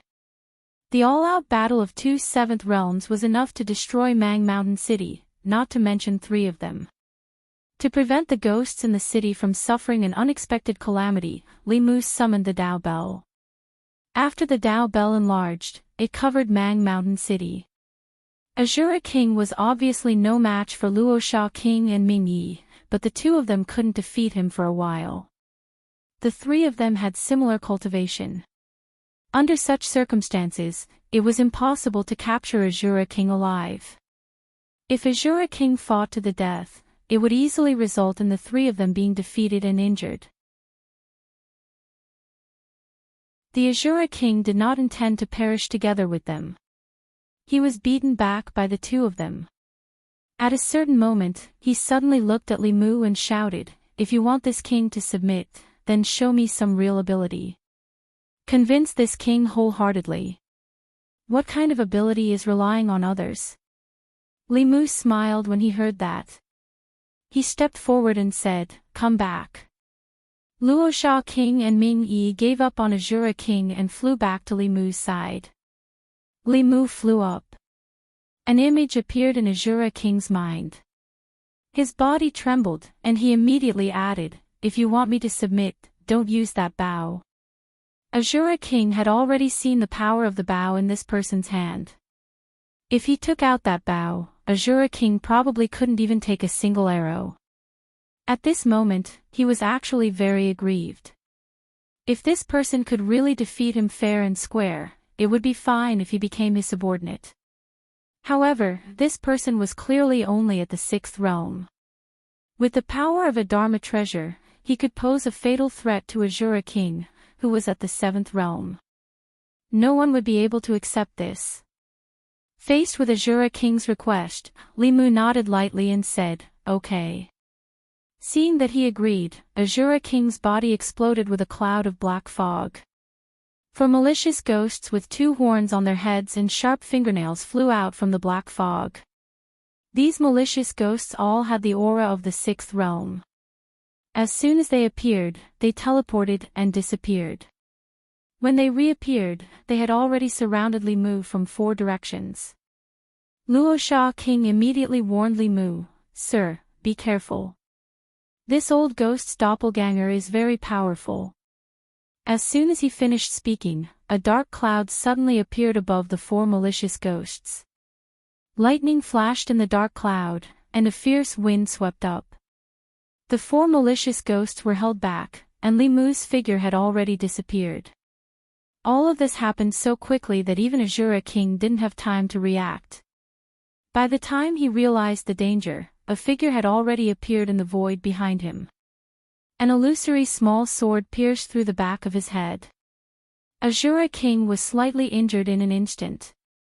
Then, a cold light exploded from Li Mu's hand and pierced through his body. An arrow and a spear. Although the injuries to him weren't fatal, they reduced his strength by more than half. He only had 40% of his peak strength left.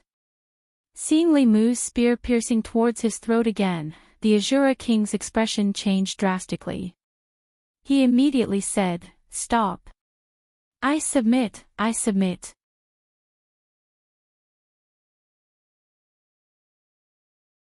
Chapter 597. The Azura King finally understood that the person in front of him had more than one powerful magic treasure. Although the spear did not threaten him as much as the bow, it could still injure his soul. In addition, he had a small sword with a magical power that was very effective against souls. Ghost cultivators were already at a disadvantage when fighting against him.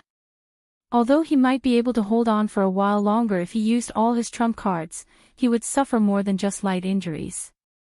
Since he was weaker than him, it was not a humiliation to work under him. After convincing himself, the Azura King straightened his chest and clasped his hands at Li Mu, saying, "Greetings, my lord." The Azura King's strength was on par with the Rakshasa King's. He was slightly weaker than Feng Yi and far weaker than the 5 patriarchs of the demonic way. They were both at the 7th realm, but the 5 patriarchs of the demonic way relied on their experience and magical powers to be several times stronger than these ordinary 7th realm cultivators. Li Mu had only gradually realized that the difference in strength between cultivators at the same level could be so great after seeing Blood River and the Woman in White. With the help of magic treasures and magical powers, the strength he could unleash was stronger than the Rakshasa King and the Azura King.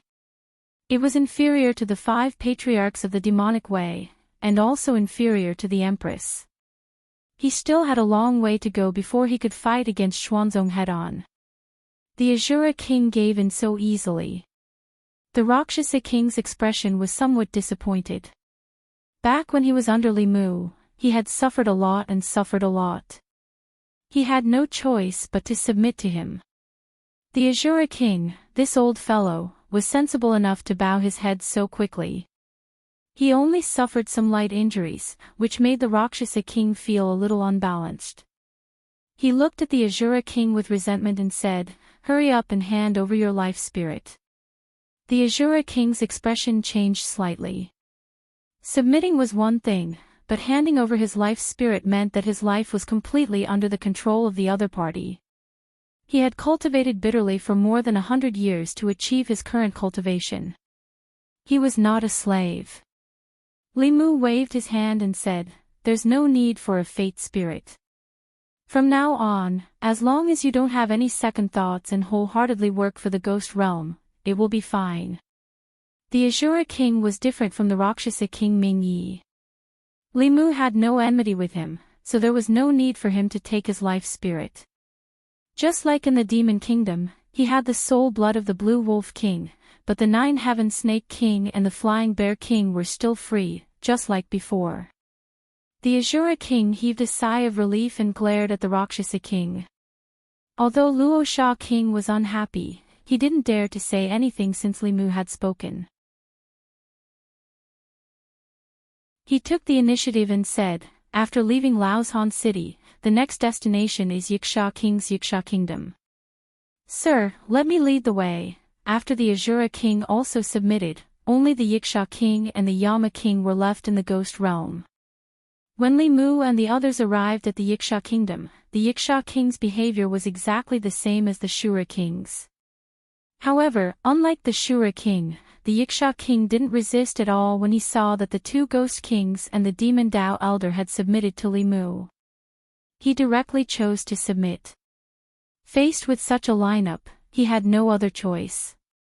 At this point, only the Yama King was left among the 4 Ghost Kings. This Yama King wasn't the Yama King under the Nether Ghost Lord, but the true overlord of the Ghost Realm. He controlled the most territory, and even the Soul Hall was suppressed. In order to get his fate spirit back sooner, the Rakshasa King said to Li Mu after the Yiksha King submitted, "There's only the Yama King left. There's no need to trouble Sir to deal with him personally. Sir and Madam, please rest here for a while. I will bring him to you." The 3 Ghost Kings and Ming-Yi already had 4 7th Realm Ghost Kings. It was more than enough to deal with the Yama King. There was indeed no need to mobilize so many people. Thus, Li Mu and Su He stayed in the Yiksha Kingdom, while the Rakshasa King and the other 3 went to the Yama King's Yama Palace. It had been a long time since Li Mu and Su He had such a peaceful time together. Thinking back to when she was at the Bay of Clearwater, Li Mu would visit her every few days. Sometimes, he would bring her a few books to relieve her boredom. Other times, they would sit by the lake and eat hot pot together. In the Demon Emperor's space, there was a vegetable garden that Li Mu had cultivated. The 2 of them sat by the lake. The vegetables that had just been plucked from the garden were still wet.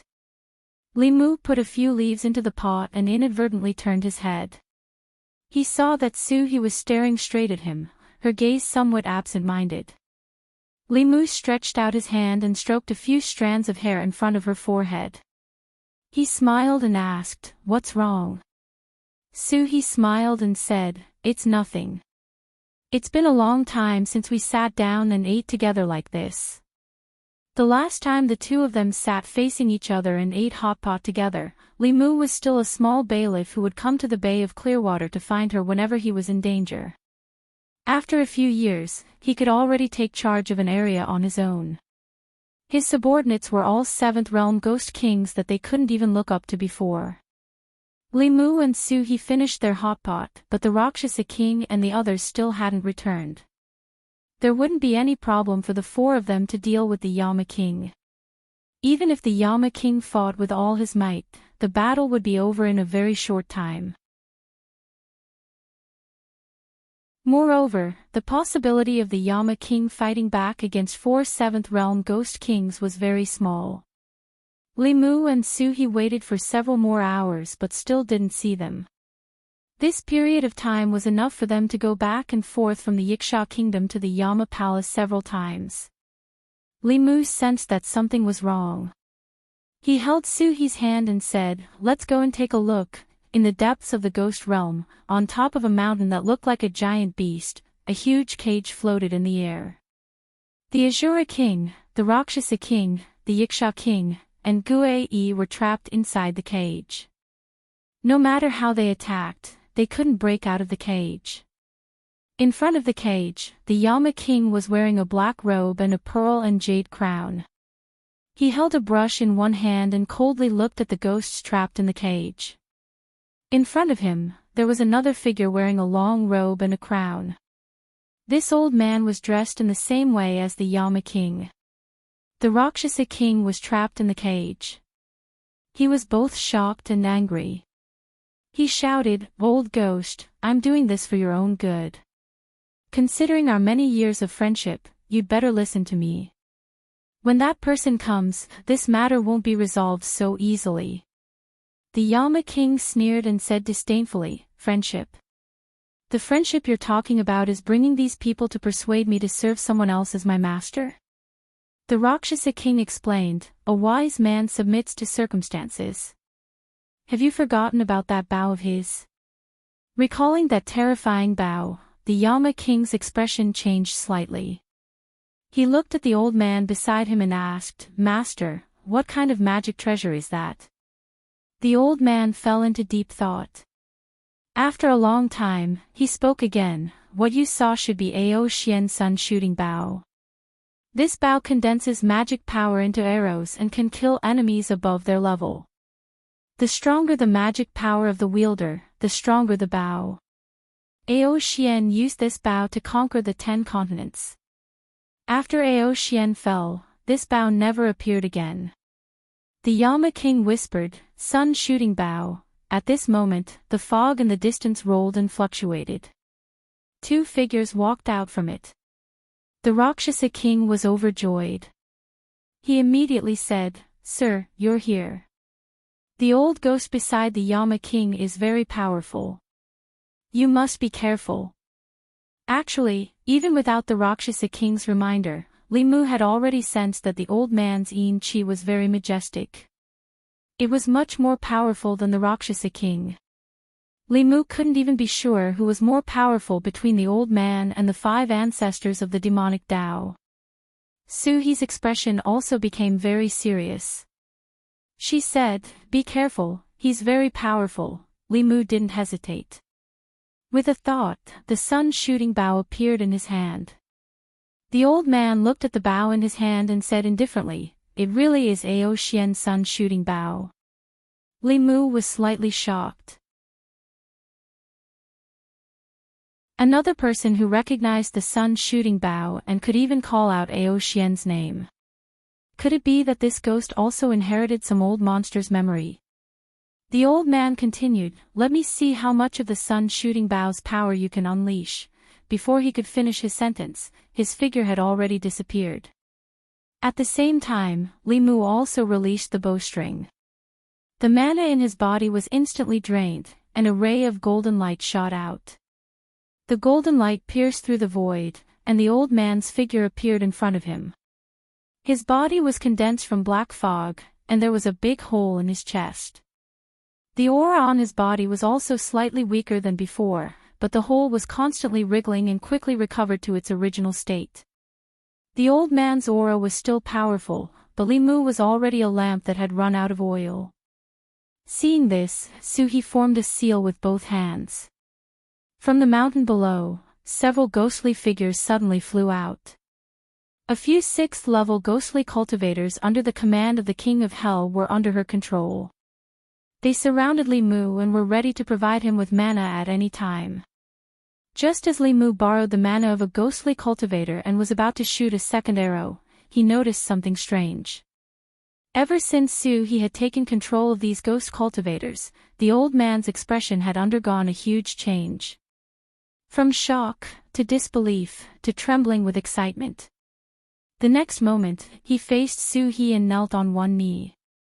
He clasped his hands and said respectfully, "Greetings, Ghost Lord."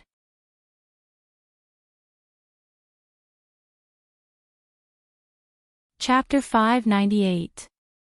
This powerful old man suddenly knelt down in front of Su-hee. Not only was Su-hee stunned, even Li Mu was a little confused. He had already drawn his second bow and was not in a hurry to shoot. Su-hee looked at the old man and asked in surprise, "What did you say?" "This old servant has waited for hundreds of years. Finally, you are here." The old man lowered his head humbly and knelt on one knee on the ground. He said, "Disciple, quickly pay your respects to the Ghost Lord." Hearing this, King Yanluo hurried forward and knelt beside the old man. He said respectfully, "Greetings, Ghost Lord." Li Mu looked at Su-hee. Suddenly, a light flashed through his mind and he remembered something. The cultivation path of the ghosts in the current world was created by the mighty figure of the Ghost Clan. As a top-notch expert, there were naturally many followers by his side. Among them, there was a group of ghosts that were most loyal to him. They were named the Ghost Servant Clan by him. The other followers were his subordinates, and the Ghost Servant race was his servant. As a servant, the Ghost Servant race received a lot from him, but the condition was absolute loyalty. Their bloodlines were imprinted with the Divine Ability brand, and they were loyal to the Ghost Lord for generations. Although that mighty figure had already fallen, to the Ghost Servant race, the one who had the Heavenly Book and could control 10,000 ghosts was the new Ghost Lord, and also the master they were loyal to. Su-hee had the Heavenly Book and could control ghost cultivators.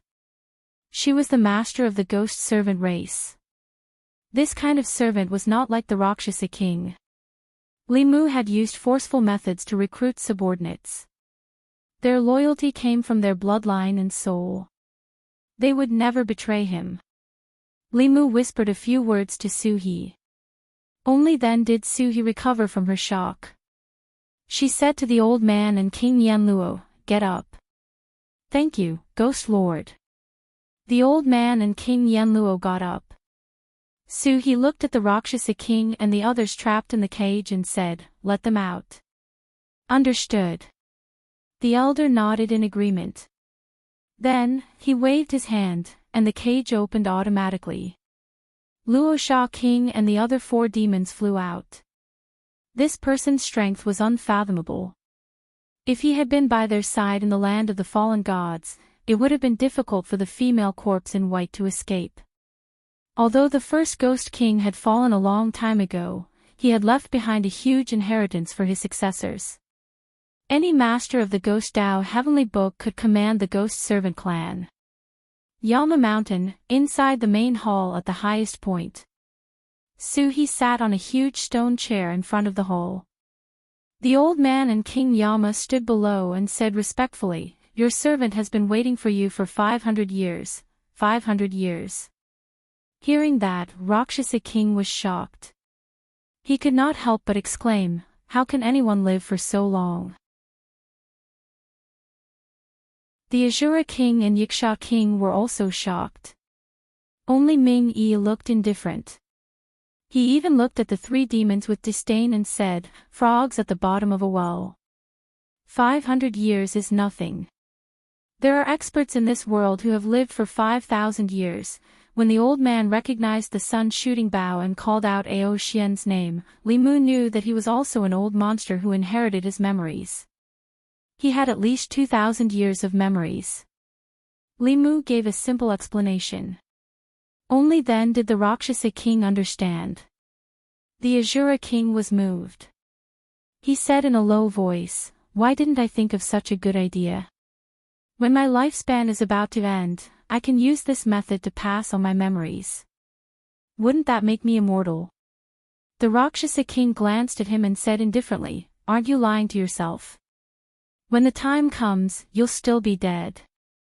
The new Asura King will just be another person who has your memories. Rather than letting an outsider occupy your Mount Mang city and sleep with your Dao companion, you might as well die and be done with it." The Asura King did not think much of it. He said, "I will erase his memories. When the time comes, he will be me, and I will be him." Ming-Yi looked at them again and said mercilessly, "Do you think you can pass on anyone's memories? If you want to pass on your memories, you have to be at least at the 9th realm. Which one of you has this ability?" These words completely extinguished the Asura King's hope. Then, they looked straight at the old man. Only 9th realm experts could pass on their memories. Didn't that mean that this old man had reached the heavenly demon realm before? Li Mu was not surprised. Thousands of years ago was different from now. Although 9th realm experts were rare, they were not non-existent. In comparison, it was the Ghost Lord's cultivation level that shocked and astonished Li Mu. Just what kind of powerful cultivator was qualified to have a level 9 servant? Li Mu cupped his hands and asked, "Senior, how should I address you?" The old man saw that this young man had a close relationship with the Ghost Lord. He said, "You can call me Ghost Servant." The strength of a Ghost Servant was not below that of the 5 patriarchs of the demonic way. Such an expert was willing to bow his head and be a servant for thousands of years. It was enough to show the strength of the first Ghost Lord's spiritual imprint. Li Mu looked at him and asked, "You know Ao Xian?" The old man nodded and said, "He was an expert of the Black Dragon clan 2,000 years ago. 2,000 years ago, Ao Xian used the sun shooting bow to dominate the 10 continents and 4 seas. No one could match him. After Ao Xian disappeared, the sun shooting bow, the #1 divine artifact of the cultivation world, also disappeared."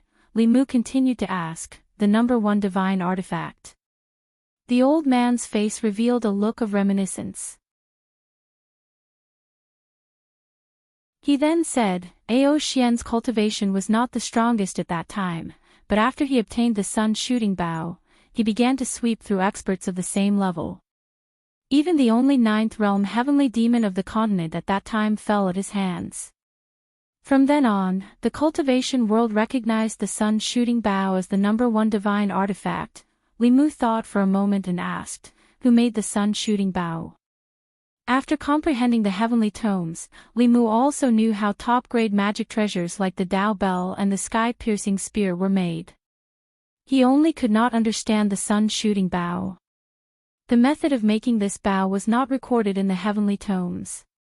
The old man shook his head and said, "No one knows. The origin of the sun-shooting bow was also a mystery at that time. At that time, Ao Xian was chased by his enemies and had to hide everywhere. He disappeared for 10 years. 10 years later, when he reappeared with the sun-shooting bow in hand, he killed all his enemies. From then on, no one dared to provoke him. The ghost servant with thousands of years of memories obviously knew much more than Li Mu. Even the Rakshasa king and the others were listening attentively. Feng Yi had been in the devil path for more than 100 years. These things were not a secret to him, but to the Rakshasa king and the other ghosts, many of the things the ghost servant said subverted their understanding. Li Mu pondered for a moment and finally asked, "Since even you have reincarnated for so many times, why didn't the former ghost lord do the same?" The old man revealed a look of reverence and said, "Master said that the one who reincarnated was no longer him. Instead of deceiving ourselves like those fellows of the devil path, it is better to follow the heavenly Tao and wait for the next fated person." Compared to the ancestors of the devil path, the ghost lord clearly had the demeanor of a powerhouse. Li Mu thought of something and asked, "Do you know why the devil path has been constantly searching for the heavenly tomes for 10,000 years? The old man was silent for a moment and slowly said, "I don't know their specific purpose, but the devil path once chased after several ghost lords for the ghost Tao heavenly tomes." Li Mu looked at Feng Yi, who immediately said, "I don't know either. I only know that the heavenly tomes may hide the secret of eternal life. As long as there is news about the heavenly tomes, we must report it to the third ancestor."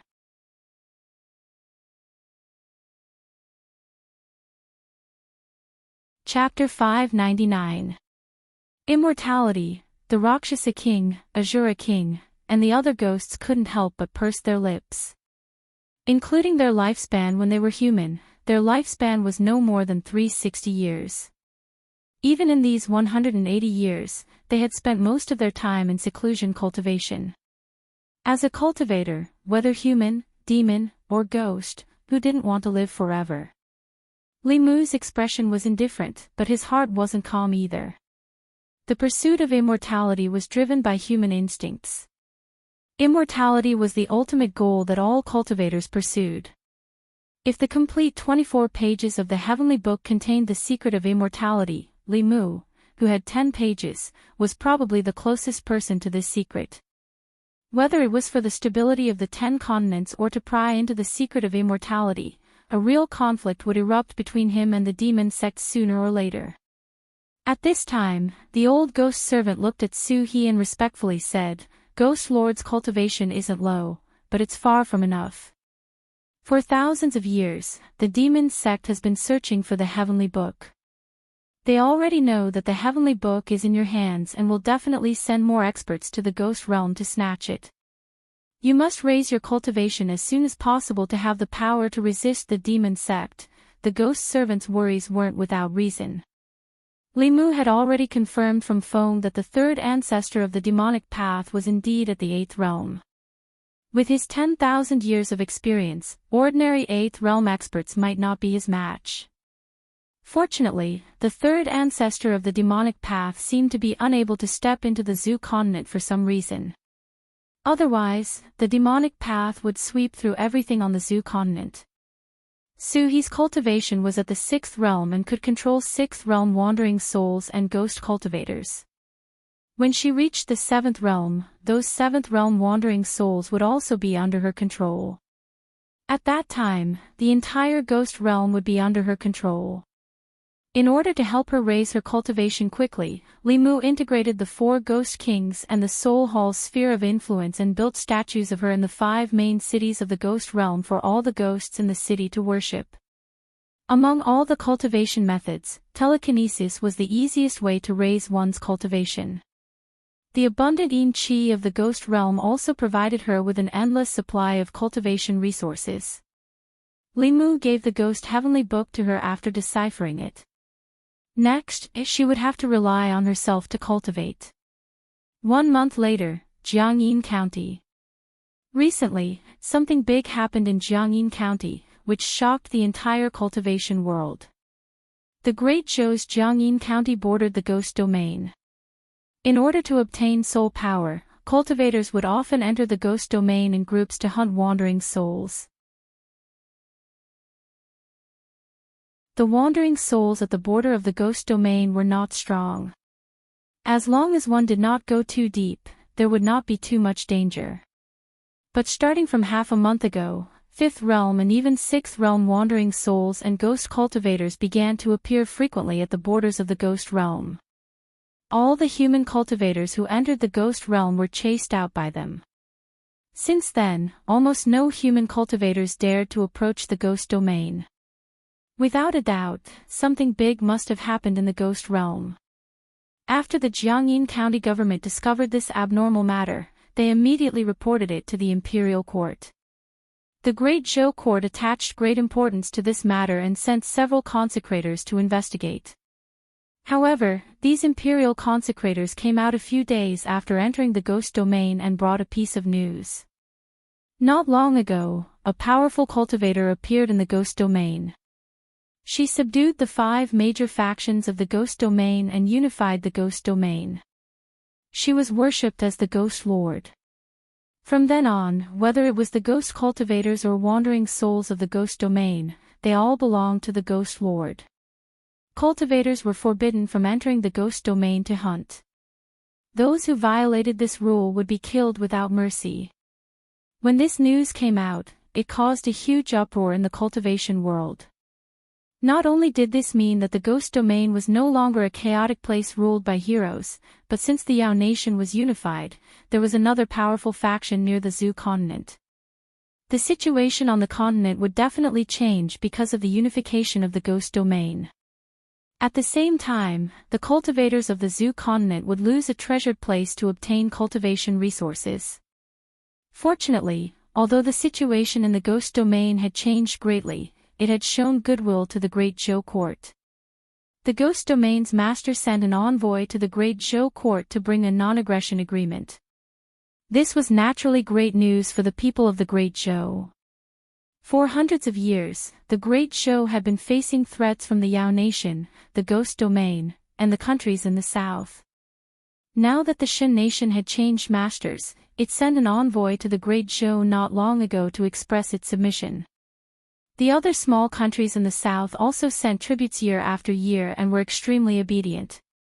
As for the Yao nation and the ghost domain, it was the first time they had signed an agreement with the Great Zhou to not invade each other and to mutually benefit each other. This was something that had never happened since the establishment of the Great Zhou, or even since the birth of a unified central dynasty on the Zhu continent. Her Majesty the Empress had been on the throne for many years. Together with Lord Li, she had quelled foreign invasions and resolved internal troubles. Her achievements had already surpassed that of the previous emperors, allowing the Great Zhou's national power to reach an unprecedented peak. Jiangyin County, the border between the Great Zhou and the ghost domain. 2 figures walked out of the fog. Li Mu glanced back. Shangguanli glanced at him and said, "If you can't bear to leave, I can go back to Chengdu alone to report on my mission." Li Mu withdrew his gaze and said, "Let's go." This month, he had been helping Su He manage the affairs in the ghost domain. The major forces had just been unified, and there were many complicated matters that needed to be dealt with. Fortunately, this was Li Mu's old profession. He had already helped the Empress and Phantom Princess with the same thing countless times. It was hard to say. He was only one person, but he had to take care of the hearts of the Great Zhou, the Yao nation, and the ghost domain. He could only blame his women for being too capable. 2 of the 10 continents were under their control. Not only did she have to cultivate, but she also had to learn how to manage the affairs of a nation. Su He would be very busy in the future. Although Li Mu wanted to share some of her burden, he had stayed in the ghost domain for too long. If he didn't leave soon, other places would probably catch fire. Phantom Princess was still in seclusion trying to break through to the 7 Tails. Li Mu and Shangguanli went to Baiyun Mountain first. Then, they brought Lu Hanyan and Li Qing back to Chengdu together. Lu Hanyan and Li Qing both knew of Su He's existence. On the way back, Li Mu told them everything that had happened in the ghost domain. Then, Lu Hanyan rolled her eyes the entire way. With Phantom Princess and the Empress as a foundation, it was not difficult for them to accept Su He. However, it was not easy to get past the Empress. In Changle Palace, the Empress sat on the dragon throne with Zhongling in her arms. Shangguanli and Mr. Mei stood on either side of her.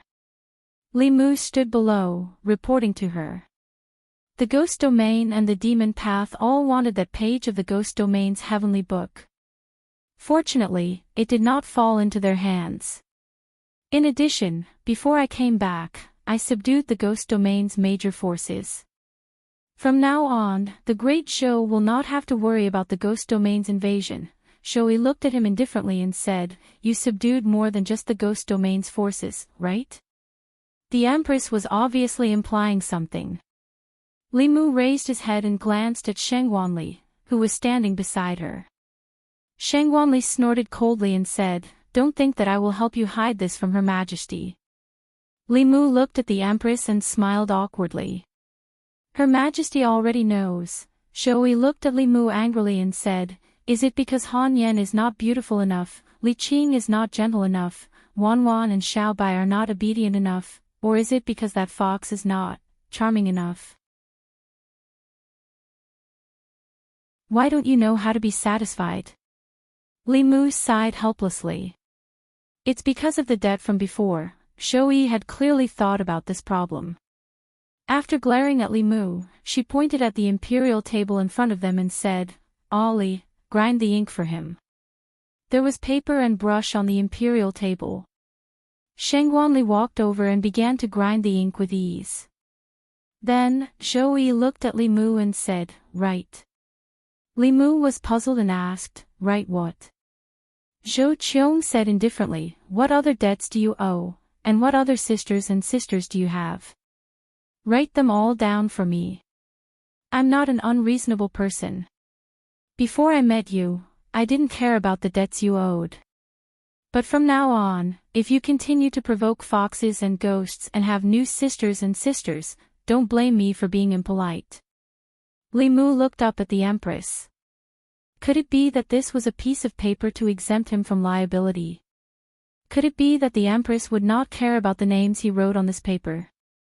Was the Empress not afraid that he would randomly write down 8 or 10 names? Li Mu was not so stupid. This was obviously the Empress testing him. He shook his head and said firmly, "Your Majesty, there are no more." Zhou thought for a moment and said, "I can see that all the young and beautiful women around you are likely to be your creditors. Who else do you know? Write them down for me." Li Mu finally realized that the Empress wanted to completely cut off his chances of womanizing in the future. If the names that did not appear on this paper today were to be related to him in the future, it would mean that Li Mu did not keep his promise, and she would not be polite. The Empress would definitely pay special attention to the names that appeared on this paper in the future, and would not let Li Mu be involved with them. This was a good plan. Li Mu glanced at the Empress. Zhou snorted and said, "Right." If he did not write, he was afraid that he would not be able to pass this test.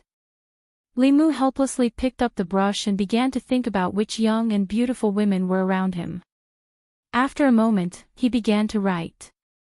Inxin, Tingxin, Fulin, Hulu, Ali, Mei. Shangguanli stood behind Li Mu.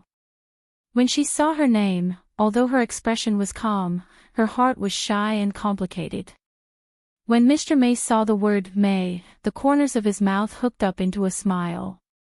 After Li Mu wrote the word Mei, he suddenly remembered that Mr. Mei was beautiful and charming, but he was not young anymore.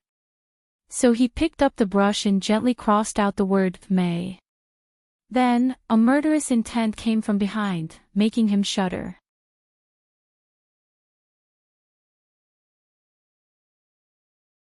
Chapter 600. High up in the sky outside Changle Palace, the light of spells flickered. The cultivators with some cultivation in the divine capital all felt the ripples of Dharma power in the sky. They didn't know who was so bold as to fight openly in the divine capital. They didn't care about the cultivators of the Department of Worship and the Inner Guard at all. Inside Changle Palace, Zhou-Yi held a piece of paper in her hand, her beautiful brows slightly furrowed. As a woman, she naturally wasn't willing to share favor with other women. Lu and Li, the two girls, had long been married to Li Mu. She was only a latecomer, she didn't have the qualifications to compete with the two of them. She had tried her best to guard against that fox from the Yao country, but she still wasn't able to guard against it. The other party was a step ahead of her. She could only blame herself for being too slow, she didn't have much to complain about. As for that person from the ghost realm, since Li Mu owed her a debt of affection in his early years, if she didn't let go, it would be unreasonable. But if after her, he still frequently encountered new peach blossoms, that would be something that Zhou-Yi couldn't tolerate. That was why she thought of this method to completely cut off Li Mu's thoughts of continuing to flirt with other women.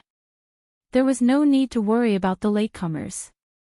In the future, she only needed to be extra vigilant against the people written on the paper. Zhou-Yi looked at the names on the paper, her gaze deep in thought. Naxian, Ting Axian. Although those two little snakes hadn't seen each other for a long time, one of them didn't hide her feelings towards Li Mu. Although the other hid her feelings very well, she still couldn't hide it from her eyes. From Strange Stories from a Strange Story, and White Snake, these novels that Li Mu had written in his early years, it could be seen that he hadn't just been interested in a fox demon and a snake demon for a day or two. Now, he already had a pair of fox demons, but he didn't have a single snake beauty. In a sense, Ting Axian was her teacher. Zhou-Yi had long known that she had feelings for Li Mu. She took advantage of Ting Axian's absence to get him first. She always felt that she had let Ting Axian down. If she was still on guard against Ting Axian, wouldn't she be very much like the annoying female supporting characters in most novels? She was a queen, not a supporting female lead. She couldn't burn the bridge after crossing it. Let's put the beautiful snake sisters aside for now. Next is Ting Axian. There are many dragon girls in Li Mu's story, so I can't rule out the possibility that he has other thoughts about Ting Axian. Just in case, should I let Ting Axian go back to the South Sea? Zhou-Yi glanced at Ting Axian, who was gnawing on a duck's neck in a corner of Changle Palace. She felt that she was too cruel. Although Ting Axian could eat a little, when Li Mu was not around, Ting Axian stayed by her side and listened to her orders at all times. Ting Axian even put down his dignity as a dragon and let her ride him out to enjoy the scenery. Even if he didn't contribute much, he still worked hard. Ting Axian only left the South Sea because she ran away from the marriage. If he let her go back just like that, wouldn't he be pushing her into the fire pit again? Zhou Qiong shook his head. In the end, he decided to stay and satisfy himself. As for Hu Lu, Zhou-Yi wasn't worried. There was already a fox in the Thousand Fox country. Hu Lu and Huan Ji's relationship was like Wan Wan and Lu Hanyan. Hu Lu couldn't be considered her opponent at all. If it were her master, it would be more likely. Next was Ali. Although Ali was beautiful and young, she wouldn't like Li Mu. She wasn't interested in men. Zhou-Yi didn't think that anything would happen between her and Li Mu. As for Mr. Mei, it was even more impossible. Her age plus a few years was old enough to be Li Mu's mother. Li Mu directly crossed out her name. In this way, it seemed that she didn't have any opponents. Zhou-Yi felt a little happy. Then she put down the paper, rested her chin on one hand, and asked, "Ali, do you think I'm too jealous?" "That's how it should be." Sheng Wanli snorted softly and said, "He relies on his good looks and high cultivation to flirt everywhere. Your Majesty, if you don't go overboard with him, you may have to bestow him a bigger residence in the future so that he can live in his sister's." Zhou-Yi no longer doubted herself. She nodded and said, "You're right. I don't have that many houses to give him." Half an hour later, Li Mu returned home, exhausted. Because he had deleted Mr. May's name, she flew into a rage out of humiliation and insisted on fighting 300 rounds with him. Li Mu couldn't hurt her, so he could only endure. Fighting with her was much more tiring than fighting with the 5 ancestors of the demonic path. Li Mu learned a lot about the 5 ancestors of the demonic path from the ghost servant. This woman was called Xian Ming. In the era of the ghost servant, she was a top powerhouse in the world. Her cultivation had reached the 9th realm and her name had shaken the 10 continents. Unlike ghost cultivators, demon cultivators, and human cultivators, she cultivated the Tao of corpses. Moreover, she cultivated this Tao to the peak and achieved the sky corpse body. Everywhere she went, the land was barren and not a single blade of grass grew. She only needed to take a breath and she could suck away the essence, blood and souls of all living creatures within a certain range. Her strength was not weaker than Blood River at his peak. After learning this from the ghost servant, Li Mu knew that it was pure luck that he was able to kill Blood River. The ancestors of the demonic path were ranked according to strength.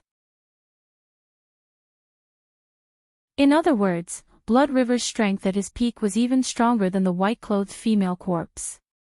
Unfortunately, Blood River's cultivation was only at the 6th realm at that time. In the end, he died under the sun-shooting bow and the sky-piercing spear. Once he grew up, he would be more difficult to deal with than the 5 ancestors of the demonic path. According to Ming Yi, the 3 elders of Yu and Ming were under the command of the 3 ancestors of the demonic path. Compared to Blood River and Xian Ming, this person was the most difficult opponent to deal with. His cultivation was at the 8th realm, the true peak of the continent.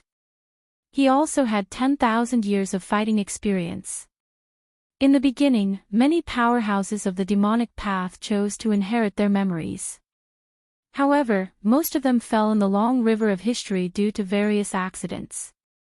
To be able to inherit their memories to this day, whether it was their temperament or strength, they were not comparable to ordinary powerhouses. Unless he also reached the 8th realm, Li Mu had no confidence in defeating him even with the sun-shooting bow in hand. Moreover, since there were the 3 ancestors of the demonic path, there must be the 1st and 2nd ancestors. Li Mu knew nothing about them at present. However, there was no doubt that they would be stronger and more difficult to deal with than the 3 ancestors. While Li Mu was worried, on the ghost island in the depths of the South Sea, the white-clothed woman stood in the tower, her voice devoid of any emotion. She slowly said, "We can't obtain the Ghost Path Heavenly Book. I hid in the ghost realm for a month, but I still couldn't approach the Heavenly Book. This generation's ghost servants are very strong, not any weaker than me." The skeleton-like 3 ancestors of the demonic path slowly opened their eyes and said, "With the birth of a new ghost lord, it will be difficult for the ghost realm to interfere in the future. Although we can't obtain the Heavenly Book, knowing its whereabouts isn't a complete waste of time. We've already waited for 10,000 years, there's no need to rush." In these 10,000 years, there had been countless times when they knew the whereabouts of the Heavenly Book but didn't have the strength to seize it. However, the owner of the Heavenly Book would always fall, while the powerhouses of the demonic path would multiply endlessly. As long as they knew the whereabouts of the Heavenly Book, they would always have a chance to seize it. This included Li Mu. At most, his lifespan would be 3 or 4 60 years. In the worst-case scenario, he would only have to wait for another 200 years, the time of one reincarnation cycle of memories. The tower gradually quieted down. After an unknown period of time, a figure flew in from outside. Ming Er flew into the tower and knelt on one knee. He respectfully said, "Greetings, 3rd ancestor and 5th ancestor." The 3rd ancestor opened his eyes again and looked at him. He asked, "Have you investigated the matter I asked you to?" Ming Er revealed an excited expression and said, reporting to 3rd ancestor, "I've investigated it. This subordinate hid in the Yong capital and found an opportunity to search the soul of an important member of the Yong imperial family. I obtained an important piece of information. The Yong imperial family really does have a page of the heavenly book.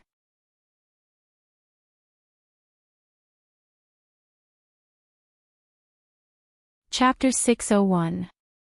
In recent days, Li Mu had a rare moment of free time. Phantom Princess was in seclusion in the Yao Nation, using the spirit of telekinesis gathered by the 4 major demon clans to attack the 7 tails. He had to cultivate and learn how to manage the newly unified ghost realm, so she didn't have time to care about him. In the divine capital, he spent most of his time with his wife or riding Happy Heart, traveling around with the Empress. Occasionally, he would attend morning court and stroll around the consecration department. The imperial court, which used to be divided by several factions, now only had the Empress's faction led by Zhang Chen. In the past 2 years, the Shao clan and the Zhou clan had dispersed and gradually lost their power. The important figures of the 2 families seemed to have given up and rarely appeared in the imperial court. The Zhou clan and the Shao clan used to be giants that Li Mu couldn't defeat. They were also a major obstacle to the Empress's power. But now, it was very difficult for them to be Li Mu's opponent. His opponent was Xuanzong, who was of the demonic path. They were the top factions of the continent's righteous and evil paths. Compared to these 2, the Shao clan and the Zhou clan were not worth mentioning. On this day, Li Mu sent Lu Hanyan and Li Qing back to Baiyun Mountain and took a look at the sect situation. After leaving the ghost realm, he left a large amount of spirit jade and soul power in the sect to raise the cultivation of the low-level disciples. In just a few months, the Fulu school's overall strength had increased by a level. In terms of quantity and quality of low-level disciples, they were already catching up to Xuanzong at a fast speed. Then, Li Mu made another trip to the Yao Nation. The 4 major demon clans had united, which was rare, and the entire Yao Nation was extremely cohesive. Large and small demon clans were incorporated into the Yao Nation. At the same time, the Yao Nation also issued laws. The previously chaotic Yao Nation was gradually becoming orderly. Phantom Princess had yet to come out of seclusion. Like the Empress, she used the spirit of telekinesis to forcefully raise her cultivation when her magic power was far below the 7th realm. She was not as natural as Jadesen's. A 1.5 years of seclusion was considered very fast. After returning to the god's capital, Li Mu wanted to take advantage of this rare opportunity to further his relationship with the Empress. However, a piece of news caught his attention. The demon path had suddenly invaded the state of Yong, and the state of Yong's envoy requested that the Great Zhou dispatch troops to reinforce the Yong imperial family. Li Mu had 2 impressions of the Yong kingdom. First, the small and sparsely populated Yong kingdom had condensed the will of the people. In less than a century, the citizens of the kingdom had condensed 3 strands of Emperor's qi. Even the Great Zhou could not compare. Secondly, Li Mu's painting mantra had been swindled from a young envoy from the Yong kingdom. Great Zhou had no reason to refuse Yong's request for help. On one hand, Great Zhou bordered the southern kingdoms. Once Yong fell, the southeastern border of Great Zhou would face the threat of the demon path. Resisting the demon path and aiding Yong was a strategic necessity for Great Zhou. On the other hand, the relationship between the Great Zhou and the state of Yong was that of a suzerain state and a vassal state. Every year, the state of Yong would pay tribute to the Great Zhou, and the Great Zhou would protect them.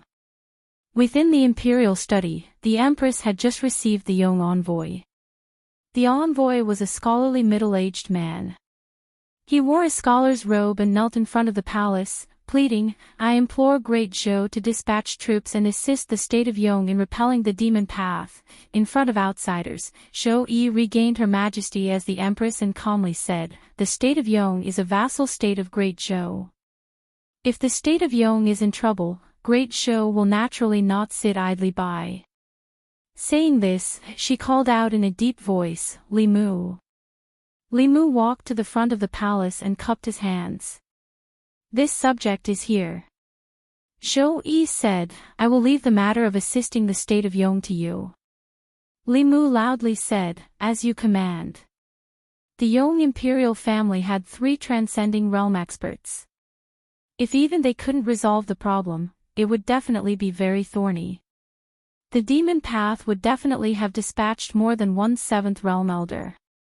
There was also the possibility that some 10,000-year-old monster would personally take action. As such, there was no need to dispatch the Consecration Bureau, the Southern Army, or the Eastern Army. Perhaps only the 4 deans of the great academies and the Empress would be of some use. The Empress couldn't possibly leave the divine capital to assist the state of Yong, and the deans of the 4 great academies had the responsibility of guarding the divine capital. Li Mu promptly made a decision and used a sound transmission artifact to contact Xian Jizi, asking him to invite the experts of the Southern Sect, Northern Sect, and Danding Sect to Yong. Distant water couldn't quench a present thirst. These 3 sects were in the vicinity of Yong and could provide assistance as quickly as possible.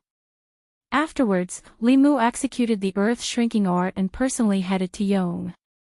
With the Empress's status, she couldn't personally head there. In the imperial court, only he had the qualifications and strength to represent the Empress. Using the earth-shrinking art to travel was much faster than flying or riding artifacts.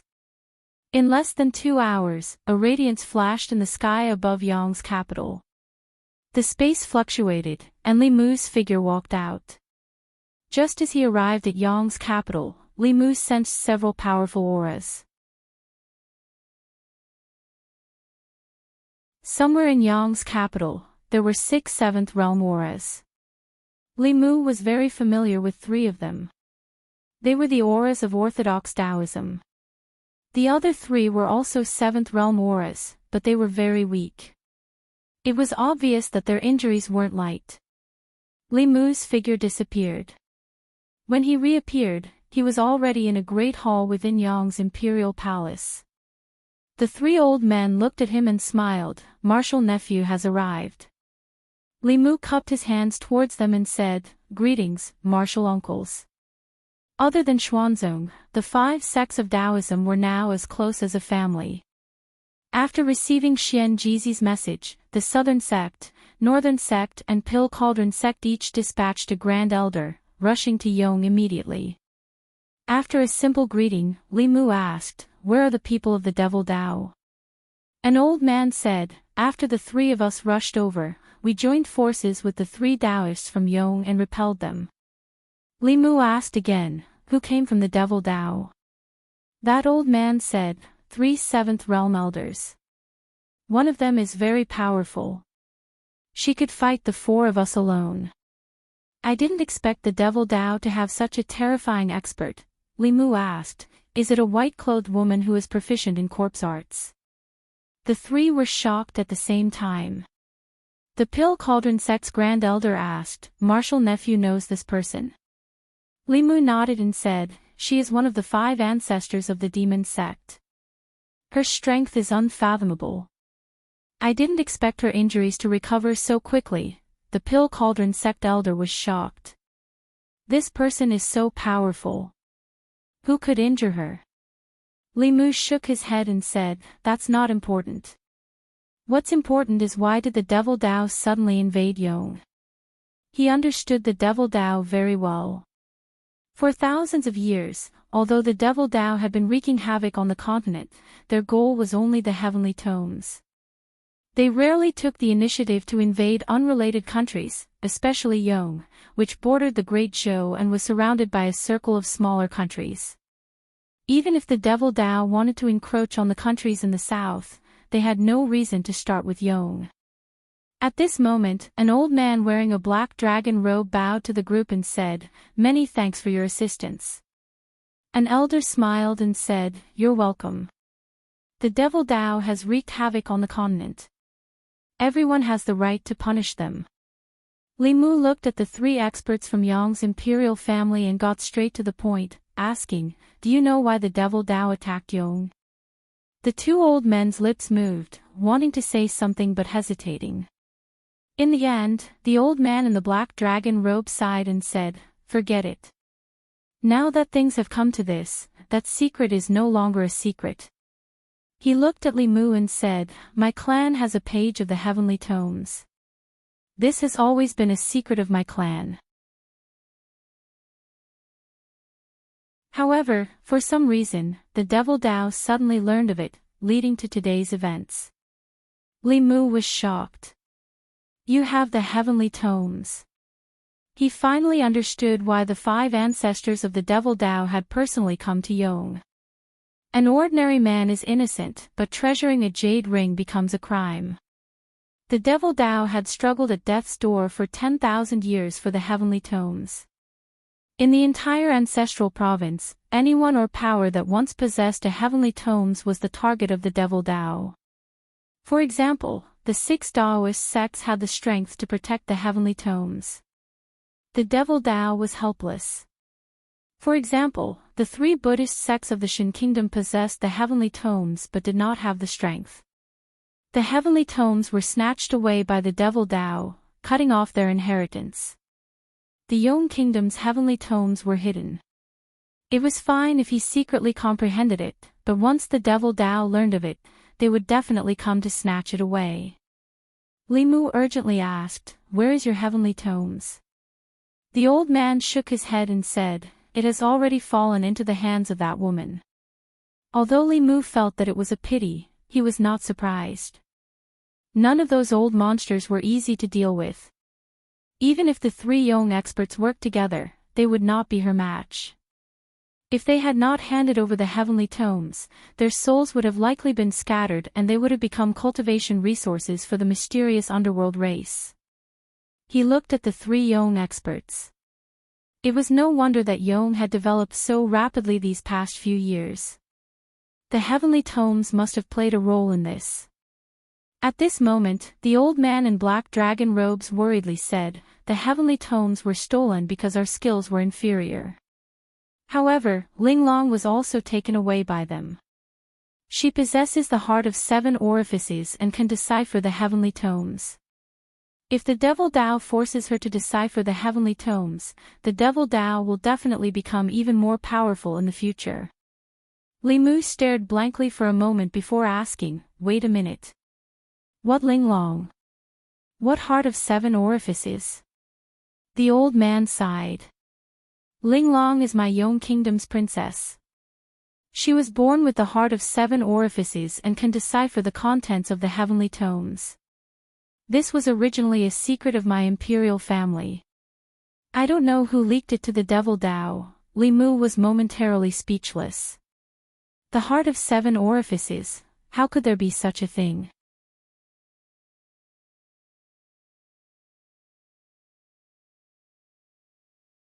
Chapter 602.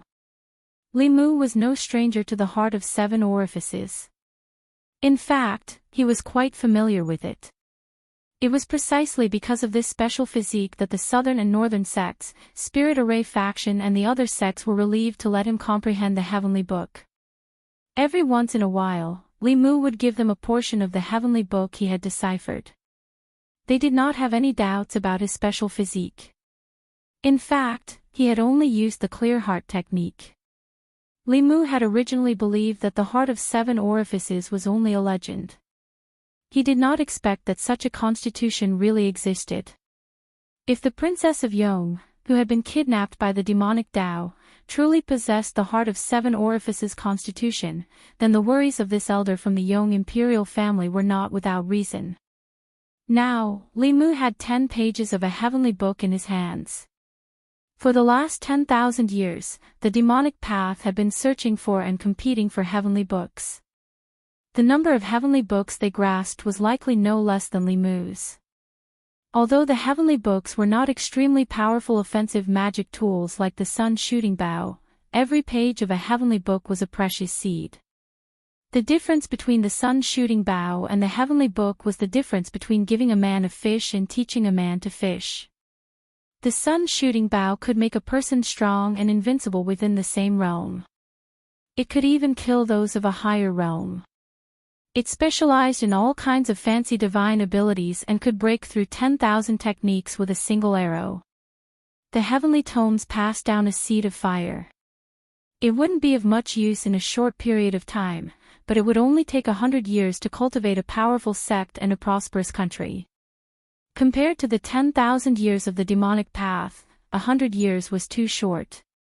If the demonic path's heavenly tomes were completely deciphered, their strength would undergo a qualitative leap within 100 years.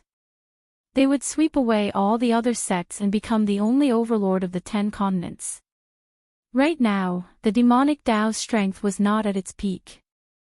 Otherwise, even if they chastely moved to the ends of the world, they would think of a way to snatch the heavenly book from him instead of just bullying Yong. Hearing the news of the Yong kingdom's heavenly tomes, the 3 Grand Elders revealed expressions of understanding. The Grand Elder of the Southern Sect, Taoist priest, no wonder. For the past several thousand years, the demonic path has been on the verge of madness in order to obtain the heavenly tomes. Since the establishment of the 6 sects have suffered large-scale attacks from the demonic path almost every 100 years. None of the 6 sects were fortunate enough to escape.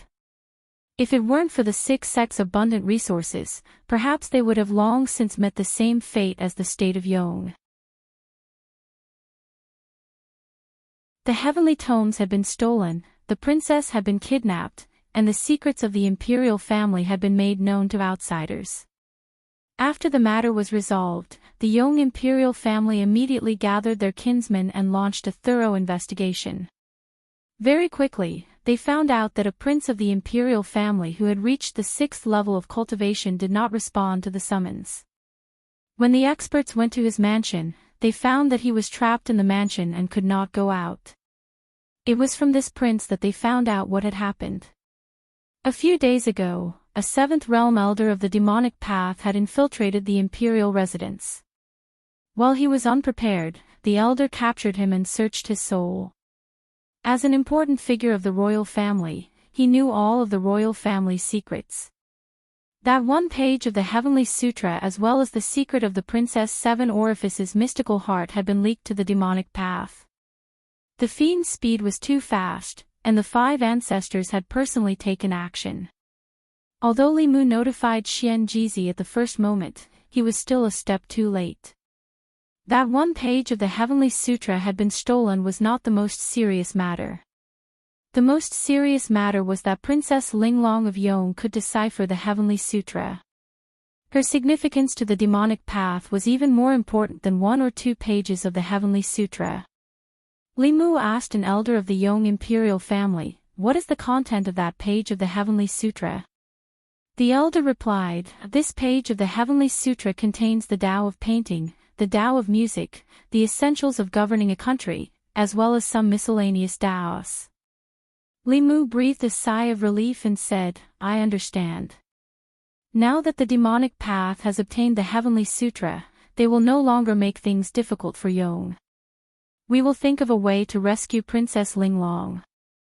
All you need to do is wait patiently." The elder cupped his hands to Li Mu and said, "I will leave Linglong to you, Your Majesty." Princess Linglong had a special constitution and absolutely could not fall into the hands of the demonic path.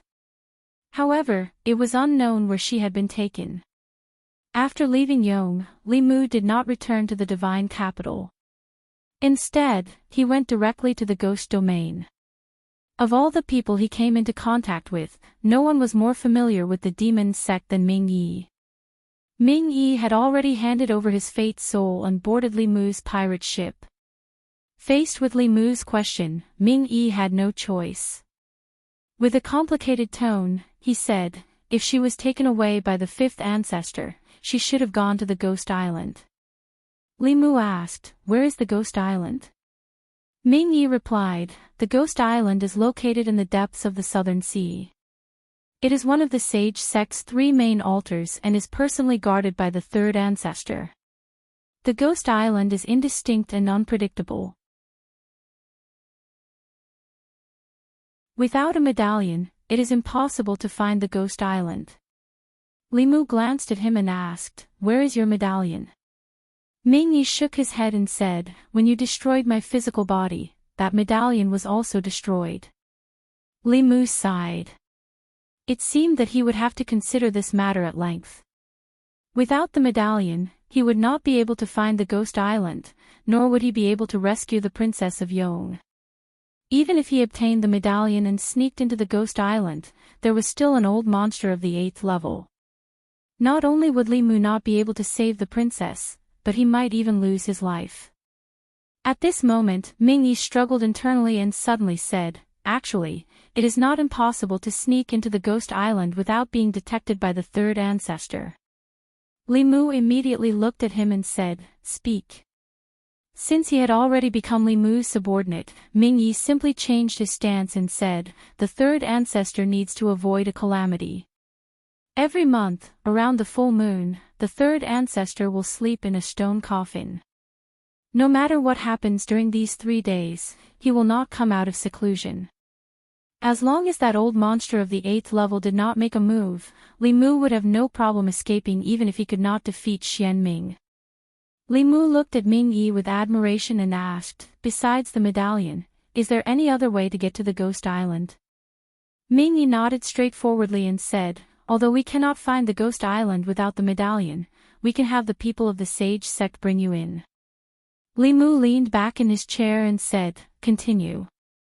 Ming Yi spoke faster and faster. In order to find suitable hosts for the ancestors and the cultivators of the Sage sect from thousands of years ago, the Sage sect will search for special constitutions suitable for their cultivation every year and bring them to the Ghost Island to cultivate. When their cultivation breaks through to the 6th level, their memories will be erased and replaced with the memories of the ancestors and the cultivators of the Sage sect.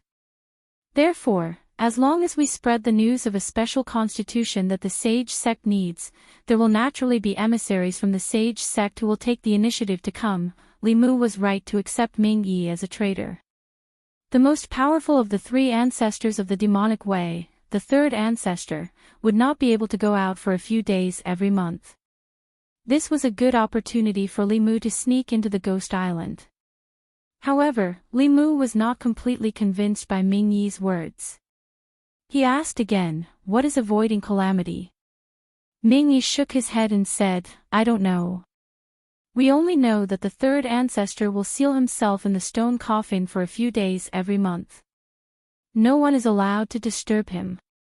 At this time, a figure came in from outside. The ghost servant looked at Li Mu and said, "What he said is true. He needs to avoid calamity. The third ancestor of the demonic way must have used the demonic way to prolong his life. Although this method can break through some of the limits of life, it also has its drawbacks. He must completely restrain his aura before and after the full moon. Otherwise, he will suffer the wrath of heaven. In my memory, there is more than one person in the history of the demonic way who has been obliterated by heaven's calamity." Li Mu had known for a long time that the demonic way had a way to prolong life. They could prolong a cultivator's life by 60 years on the basis of their current life. The 6th realm had 360 years of life and the 7th realm had 460 years of life. However, he did not know that this method of prolonging life had such a limit. Even so, this secret method was very heaven-defying. As long as he slept for 3 days every month, he could live for another 60 years. No matter how he thought about it, this was a good deal. Li Mu had been thinking about this secret method for a long time. The ghost servant also knew about this, which meant that Ming Yi did not lie to him. As long as he chose the time when the third ancestor was asleep, Li Mu could break into Ghost Island. It was the beginning of the month and there was still half a month before the full moon. Li Mu needed to make some arrangements in advance. There were many experts on Ghost Island, but the ones that Li Mu truly feared were the 3rd and 5th ancestors of the demonic way. When the time came, the 3rd ancestor would be asleep. As long as the ghost servant was outside, Xian Ming would not be able to do anything to him. Li Mu looked at Ming Yi with a satisfied expression. He threw a bottle of pills to Ming Yi and said, "This bottle of soul-nourishing pills is for you." Ming Yi took the pills and immediately cupped his hands and said, "Thank you, my lord." His injuries had not recovered yet. This bottle of soul-nourishing pills could save him several months of bitter cultivation. Li Mu asked Ming Yi again, what other special physiques do the demonic way need? Ming Yi thought for a moment and said, pure yin, pure yang, 5 elements physique, blood evil physique, etc., have cultivation talent, or are suitable for cultivating a special cultivation method of the sage sect. As long as the sage sect gets the news, they will definitely send people to snatch them and bring them to Ghost Island to cultivate.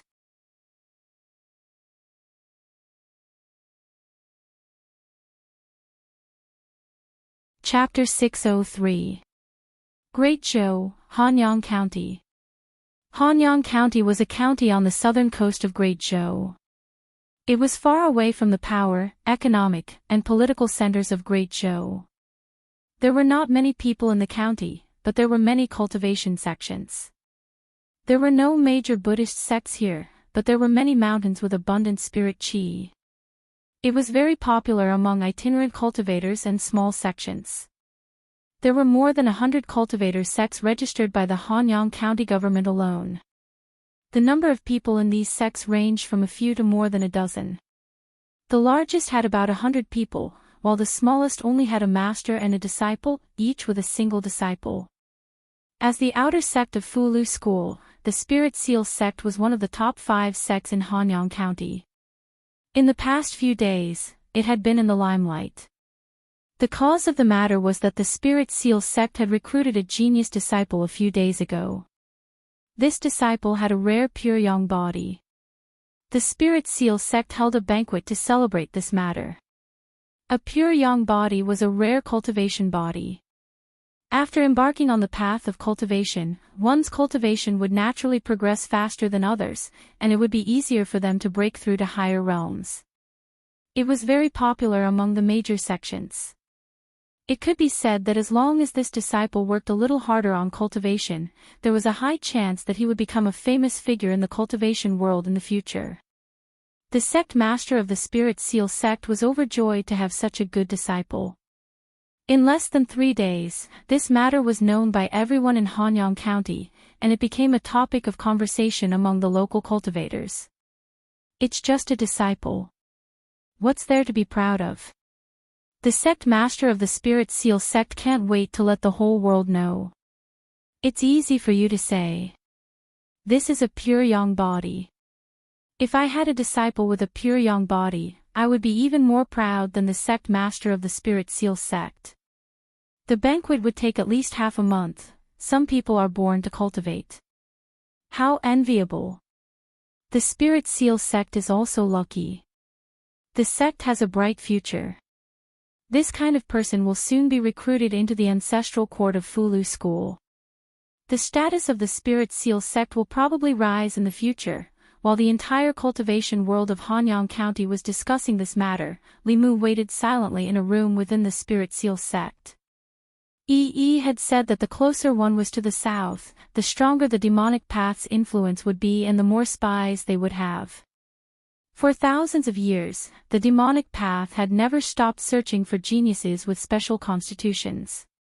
After all, the memories of those demonic path powerhouses could be inherited. But one's cultivation talent depended on the host that inherited the memories. Even the cleverest housewife could not cook without rice.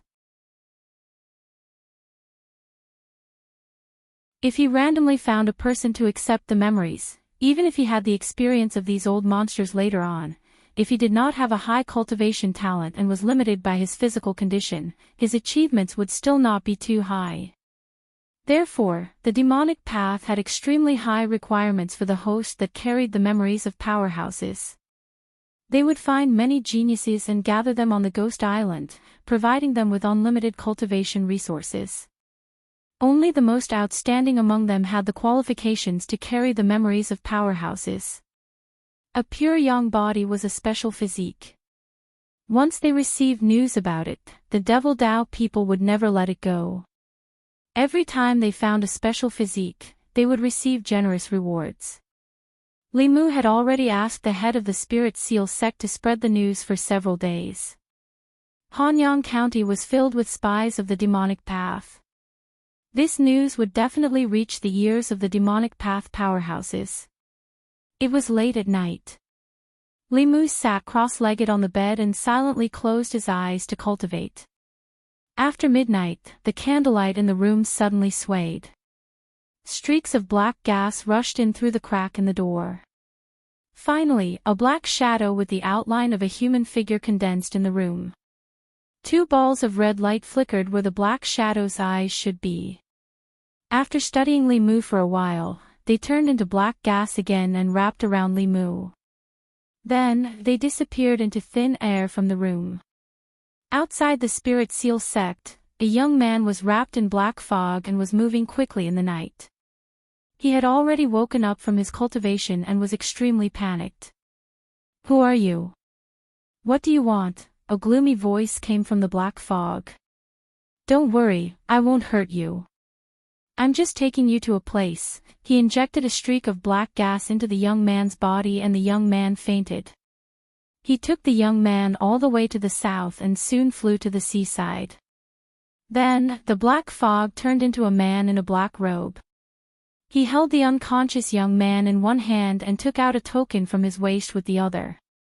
His entire body turned into a stream of light and sped into the depths of the South Sea. What he did not know was that ever since he left the Spirit Seal sect, an old man had been following him and watching him silently. It was not until the sky was bright and the disciples of the Spirit Seal sect were preparing for the morning class that they realized that the new genius disciple of the sect master had not appeared.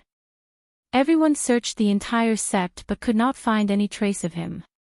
Not long after, the cultivation world of Hanyang County received the news that the genius with the pure young body of the Spirit Seal sect had gone missing. For a time, the cultivation world had different opinions about this. How could a living person go missing? Could it be that some powerhouse took him away? Who wouldn't want to take such a genius as a disciple? I don't know how the sect master of the Spirit Seal sect is feeling now. If he did not make such a big fuss and kept a low profile, perhaps his precious disciple would not have gone missing. The sect master of the Spirit Seal sect became a joke in the cultivation world of Hanyang County. The disappearance of the pure yang body also became an unsolved mystery for the cultivators of Hanyang County for a long time. At the same time, in the depths of the South Sea, in an unknown sea, dark clouds covered the surface of the ocean, and strong winds stirred up waves that were hundreds of feet high. Thunderbolts could be seen exploding between the dark clouds and the surface of the ocean. Not only were human merchant ships unable to approach this place, even cultivators with profound cultivation base would have to take a detour if they saw this place. Even in such a dangerous place, there was still a black shadow walking leisurely in it. He carried a young man and shuttled through the thunderbolts and storms. Soon, he arrived at an island shrouded in black fog. After passing through the black fog, what came into view was an island full of vitality. In the center of the island, there was a tall tower. Countless palace-like buildings were scattered around the tower. Fifth Elder. Greetings, Fifth Elder. There were figures flying around the island. When they saw the black-clothed man, they all stopped and bowed. The black-clothed man flew to the front of a palace. Another person walked out of the palace. That person looked at the young man in the black-clothed man's hand and smiled. Fifth Elder, what did you find this time? The black-clothed man said, I was lucky this time. I found a pure young body. That person also looked happy. He said, a pure young body. I haven't seen one in a long time. Congratulations, Fifth Elder. However, before that, I still have to check if he has a pure young body. The black-clothed man nodded and said, of course. The man walked into the palace and came out not long after. He was holding a spirit jade in his hand.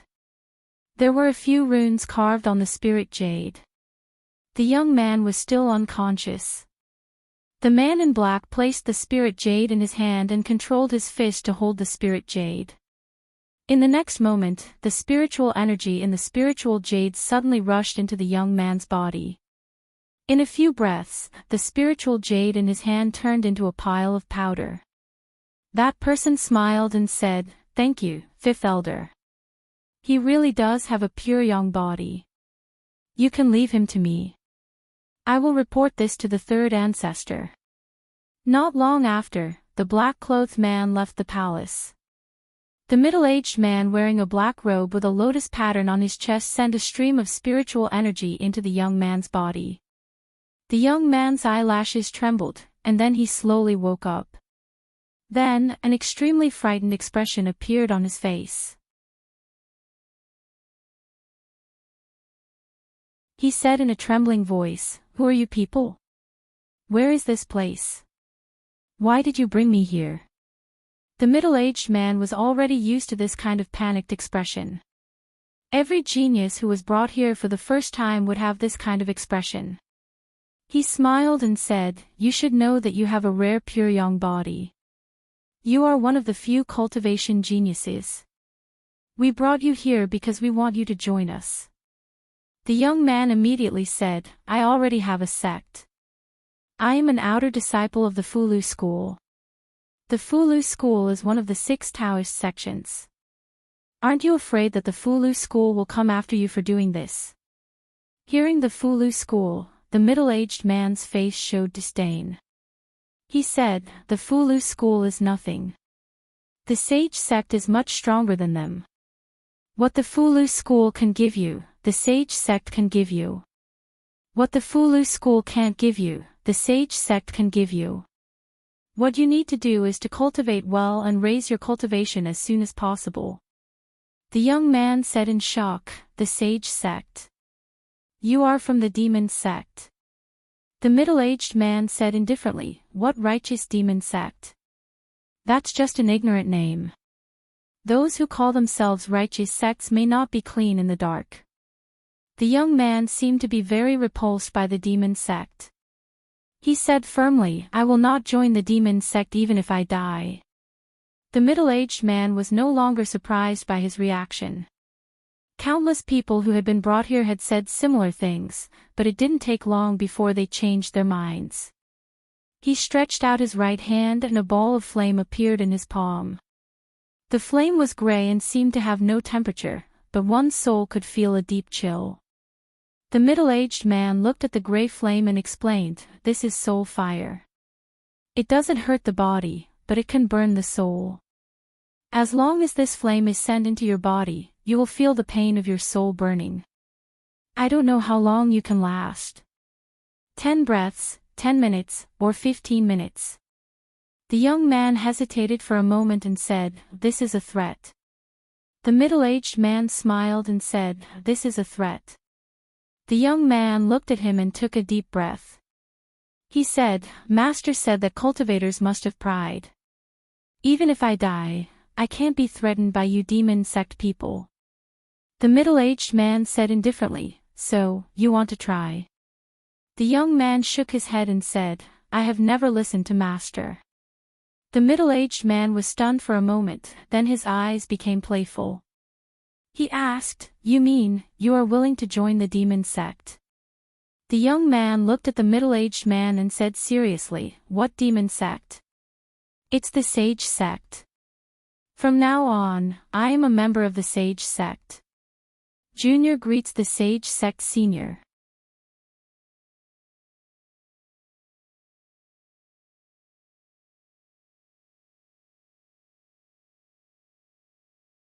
Limu walked in and found that the interior of the Dao Palace was an exquisite little courtyard. There was a garden, a fountain, a fake mountain, and a pond. There was everything one could think of. Cultivating here would make one feel very happy. In addition, the spiritual energy inside the Dao Palace was many times denser than outside.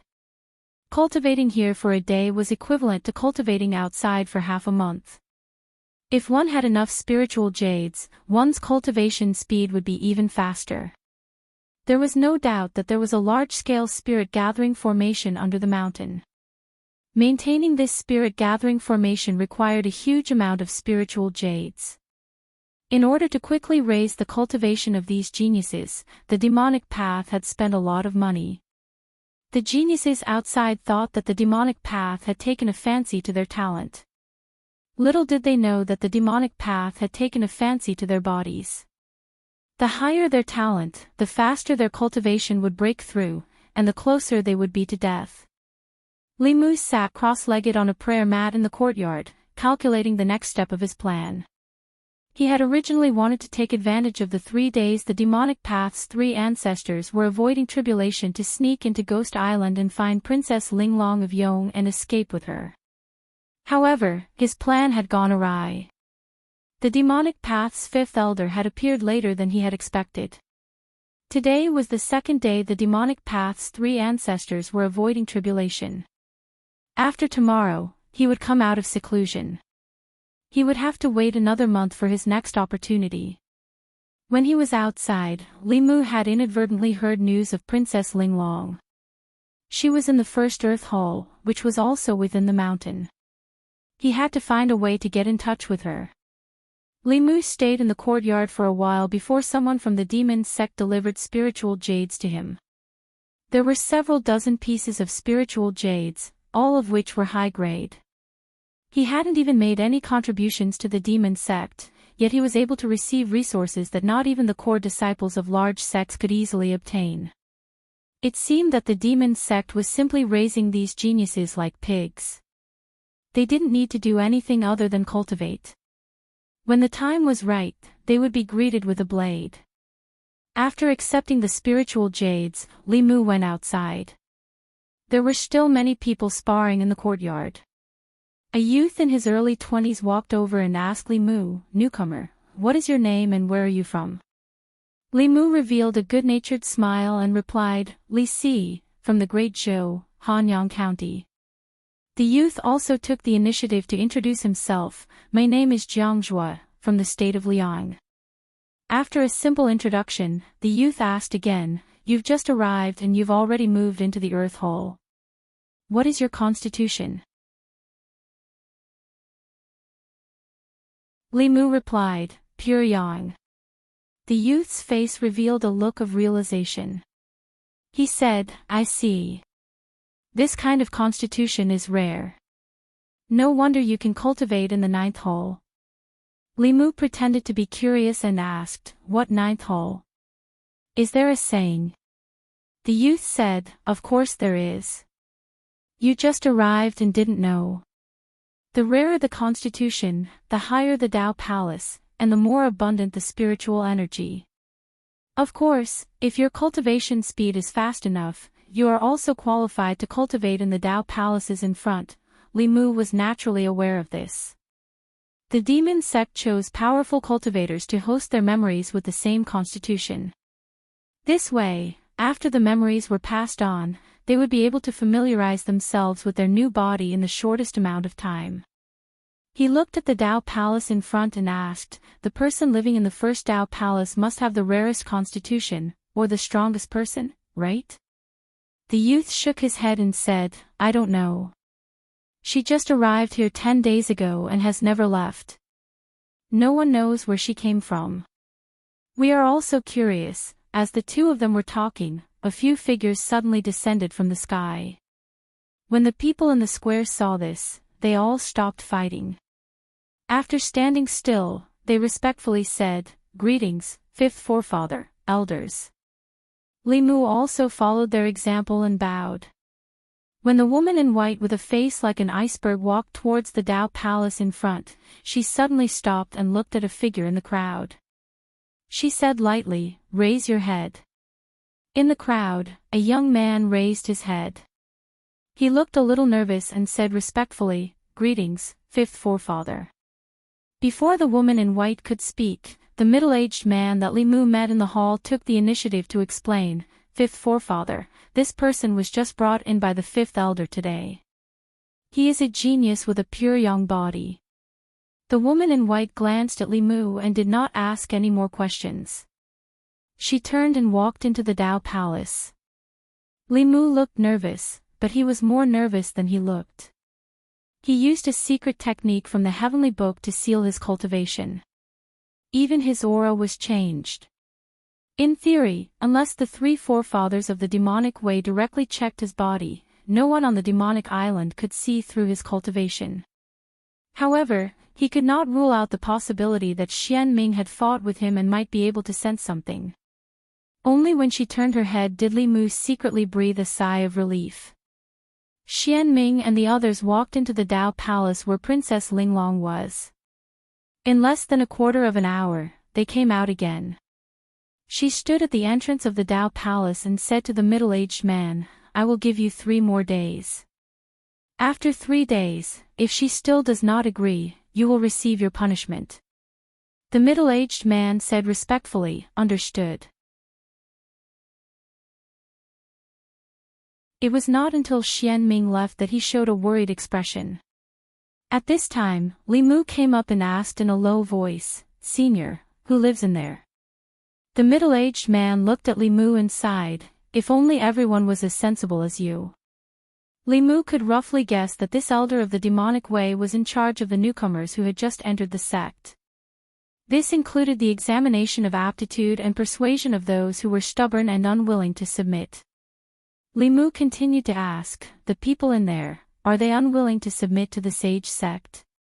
The middle-aged man breathed a sigh of relief and said, "It has been half a month."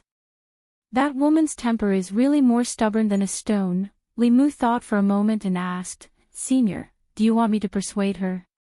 The middle-aged man glanced at him, "You?"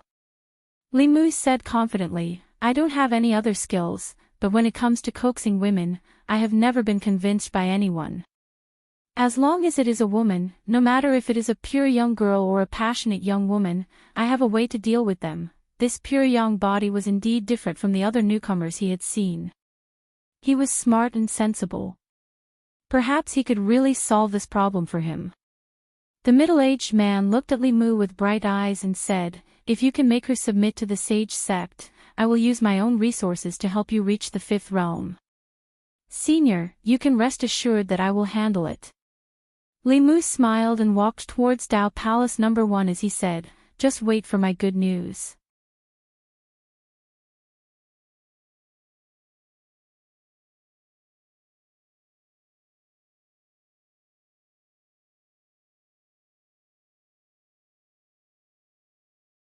After sleeping peacefully for the night, he once again headed for Dao Palace No. 1.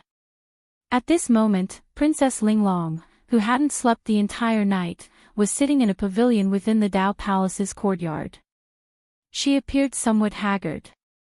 Half a month ago, that white-clothed woman had descended upon the Yong Kingdom. Her father, grandfather, and great-grandfather had all been defeated by her. Yong's heavenly tomes had been stolen, and she had been captured and brought here. She had been surrounded by demonic cultivators. She had tried to escape several times, but every time, she had been captured before she could leave this mountain peak. It was absolutely impossible for her to pledge allegiance to the demonic cultivators and decipher the heavenly tomes for them. After running out of hope, she thought of committing suicide. As long as she died, the demonic cultivators would no longer be able to force her. However, just as she had made this decision in her despair, the Great Zhou official who had infiltrated this place gave her hope. Although the Great Zhou was the sovereign state of the Yong Kingdom, Princess Linglong hadn't expected that the Great Zhou would actually send someone to infiltrate this place for her sake. After being here for half a month, she already knew that there were countless experts here. Not only was there that terrifying white-clothed woman, there were also 8th-level experts. Even if the Empress of the Great Zhou came here, she probably wouldn't be able to rescue her. Compared to having another person die in vain, she would much rather have that Great Zhou official never come here. Rumble, the stone doors of the Dao Palace slowly opened and then slowly closed. The young man who had been here yesterday once again appeared before her eyes. As Li Mu walked towards Princess Linglong, he asked, "A day has already passed. What's wrong? Have you thought it through?" Princess Linglong's voice was still cold. "Even if I die, I won't do anything for the demonic cultivators." Li Mu walked in front of her and shook his head. "You're such a beautiful young lady. It would be a pity if you died. Think about it again." As he spoke, he extended his hand towards Princess Linglong. Princess Linglong immediately understood and extended her small hand to hold Li Mu's hand. This way, the two of them could directly transmit their voices through their bodies and not be heard by anyone else. Princess Linglong transmitted her voice with some uncertainty. "Sir, are you really an official of the Great Zhou?" Li Mu replied, "Other than the officials of the Great Zhou, who else would come to save you? I know everything that happened in the state of Yong. This time, I've come to save you." Princess Linglong took a deep breath and continued transmitting her voice. "This place is filled with experts of the demonic cultivators. You can't save me. You'll only throw your life away." This young lady clearly didn't believe in his strength. Li Mu shot a glance at her and asked, "Then I'll leave." The faint light in Princess Linglong's eyes dimmed. She nodded and said, "You can leave. If you can return alive, can you make a trip to the state of Yong and tell father and grandfather that Linglong didn't do anything to let them down?" Li Mu said indifferently, "Since I'm already here, Li Mu, I'm not someone who gives up halfway." Princess Linglong suddenly raised her head, her eyes radiating light. She said in disbelief, "Sir, you are Li Mu, Lord Li." Li Mu looked at her and asked, "You know of me?" Princess Linglong immediately replied, "Of course. Who doesn't know of Lord Li? He helped the Empress pacify the Great Zhou, dealt a heavy blow to the demonic cultivators, established an alliance with the Yao state and the Ghost Realm, and established the peace of the Zhu continent for thousands of years." Many of the officials of the state of Yong view him as a role model. When Princess Linglong spoke of these things, her eyes were filled with light. Li Mu didn't expect that the person he wanted to save would be his own little fangirl. Even though he was thick-skinned, he still felt somewhat embarrassed and said, "You flatter me, you flatter me." Princess Linglong's hand, which was holding on to Li Mu, trembled. She nervously asked, "Sir, are you really Lord Li?" Li Mu nodded and said, "Because I had to sneak into the Ghost Island to save you, I changed my appearance." Princess Linglong's face was filled with anticipation. She asked, "Lord Li, can I ask you a question?" Li Mu knew what she was worried about and said, "Don't worry. I said that I would save you, so I will definitely save you." Princess Linglong shook her head and said, "I want to ask you, are you and Her Majesty really lovers?"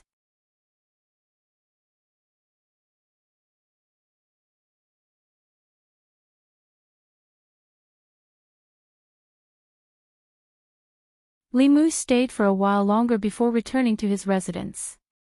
Not long after, the ninth elder of the demon sect came uninvited. As soon as he entered the courtyard, he asked directly, "How was it?" Li Mu's face revealed a look of confidence as he said, "Although she hasn't done so yet, I think by tomorrow at the latest, she will definitely give in." The ninth elder thought for a while and asked, "You slept with her?" "Not yet." Li Mu explained, "I only threatened her. If she didn't agree to work for the sage sect, I would sleep with her tomorrow. She would rather die than give in, saying that she would commit suicide if that happened. I said that even if she became a ghost, I could still sleep with her. I would even refine her body into a spiritual corpse so that I could sleep with two of her." She seemed to be a little scared. The ninth elder looked at Li Mu in shock. Even he did not expect that Li Si could be so cruel. After being humiliated in life, there would be no peace after death. Even if he was an elder of the demonic path, he felt that this was too cruel. He looked straight at Li Mu and said meaningfully, "You little brat, you really were born to be a member of the sage sect." Li Mu sighed in his heart. He had no other choice.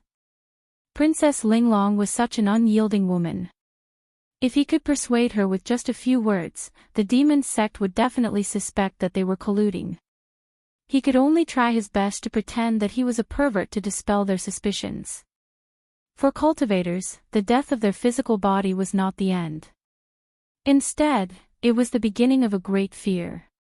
Any cultivator could understand this fear. The next morning, the ninth elder came to Li Mu's courtyard again.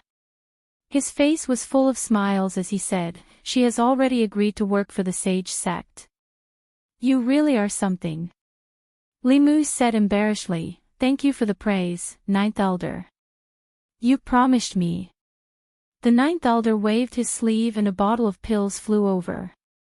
Limu reached out and caught it. The Ninth Elder's face showed some pain as he said, "This bottle of pills was originally prepared by me to increase my mana. For you, I refined it again and diluted the medicinal power. Take one pill every day and use it carefully. If there are no accidents, you will be able to break through to the 5th level in a month." Limu pretended to be ecstatic and said, "Thank you, Ninth Elder." The Ninth Elder waved his hand and said, "Let's put the matter of the pills aside for now. Come with me." Limu asked, "Where to?" The Ninth Elder looked at him and smiled meaningfully. He said, "Princess Linglong has agreed to work for the sage sect. However, there is one condition. You must accompany her for a month." Limu heard this and his face changed. He immediately said, "Ninth Elder, this can't be. This can't be. I said a lot of things to her yesterday. She will kill me." The Ninth Elder shook his head and said, "Don't worry.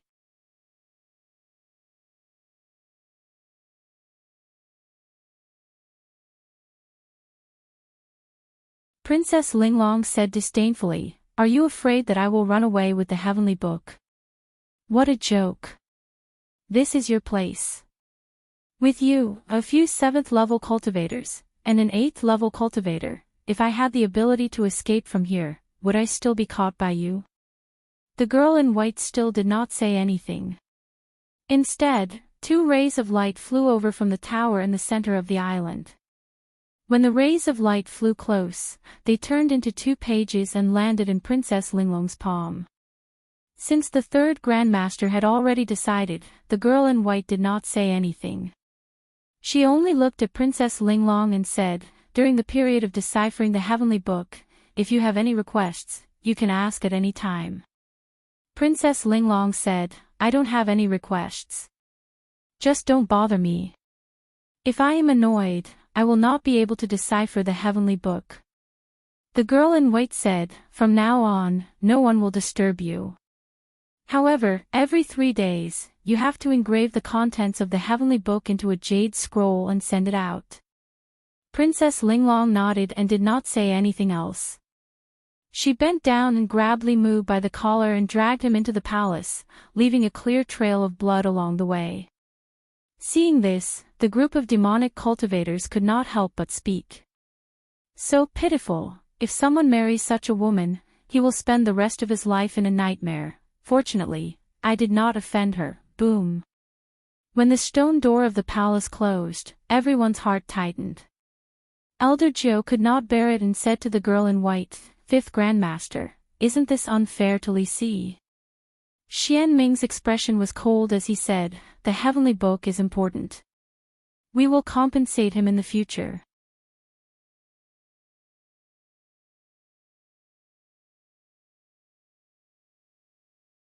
Chapter 607.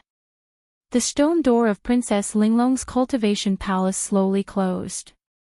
She dragged Limu by the collar and walked into the main hall at the back. Then, the 2 figures disappeared on the spot. On the Ghost Island, on the high tower, Xian Ming looked at the 3rd ancestor and said, "She entered the flask space." The 3rd ancestor said slowly, "It's absolutely quiet there. It's good for her to comprehend the heavenly book. Let her be. She can't escape from our hands." Xian Ming nodded and asked, "Should we inform them to send the rest of the heavenly books?" The 3rd ancestor shook his head and said, "No need to rush. Let's wait until she finishes deciphering the 3 pages of the heavenly book." "Is there any news about Feng Yi?" Xian Ming said, "The spies of the Ghost Realm said that Feng Yi has become the subordinate of the Ghost Lord." The 3rd ancestor thought for a moment and said, "That person has the sun shooting bow. We can't blame him. When the time is right, I'll personally go to the Ghost Realm and help him escape." When the sun-shooting bow was mentioned, even the third ancestor of the demonic path showed a trace of fear in his sunken eyes. Even in his 10,000 years of memories, the three words, sun-shooting bow, were the most terrifying. There was no other. The black dragon Ao Xian, who was once a nobody, became the nightmare of an entire generation of powerhouses in the continent with this bow. At this moment, in Princess Linglong's storage space, she touched Li Mu's body in a panic and said in a trembling voice, "Lord Li, are you okay? Did I hit you too hard just now? I should have been gentler, I'm fine. If you didn't hit me hard, they might not have believed you.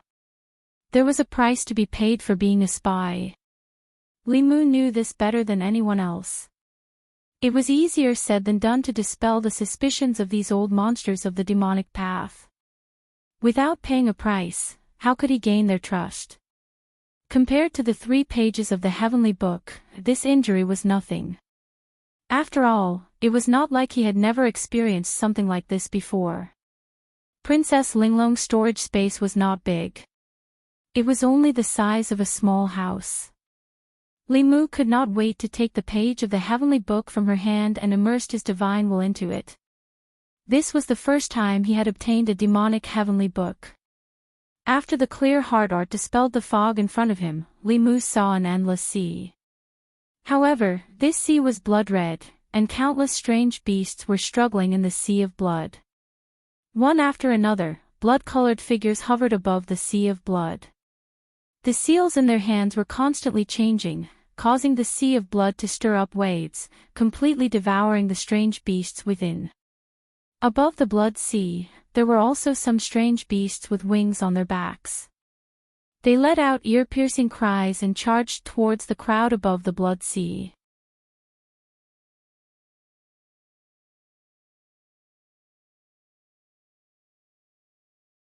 Princess Linglong curiously asked, "Lord Li, do you also possess the heart of 7 orifices?"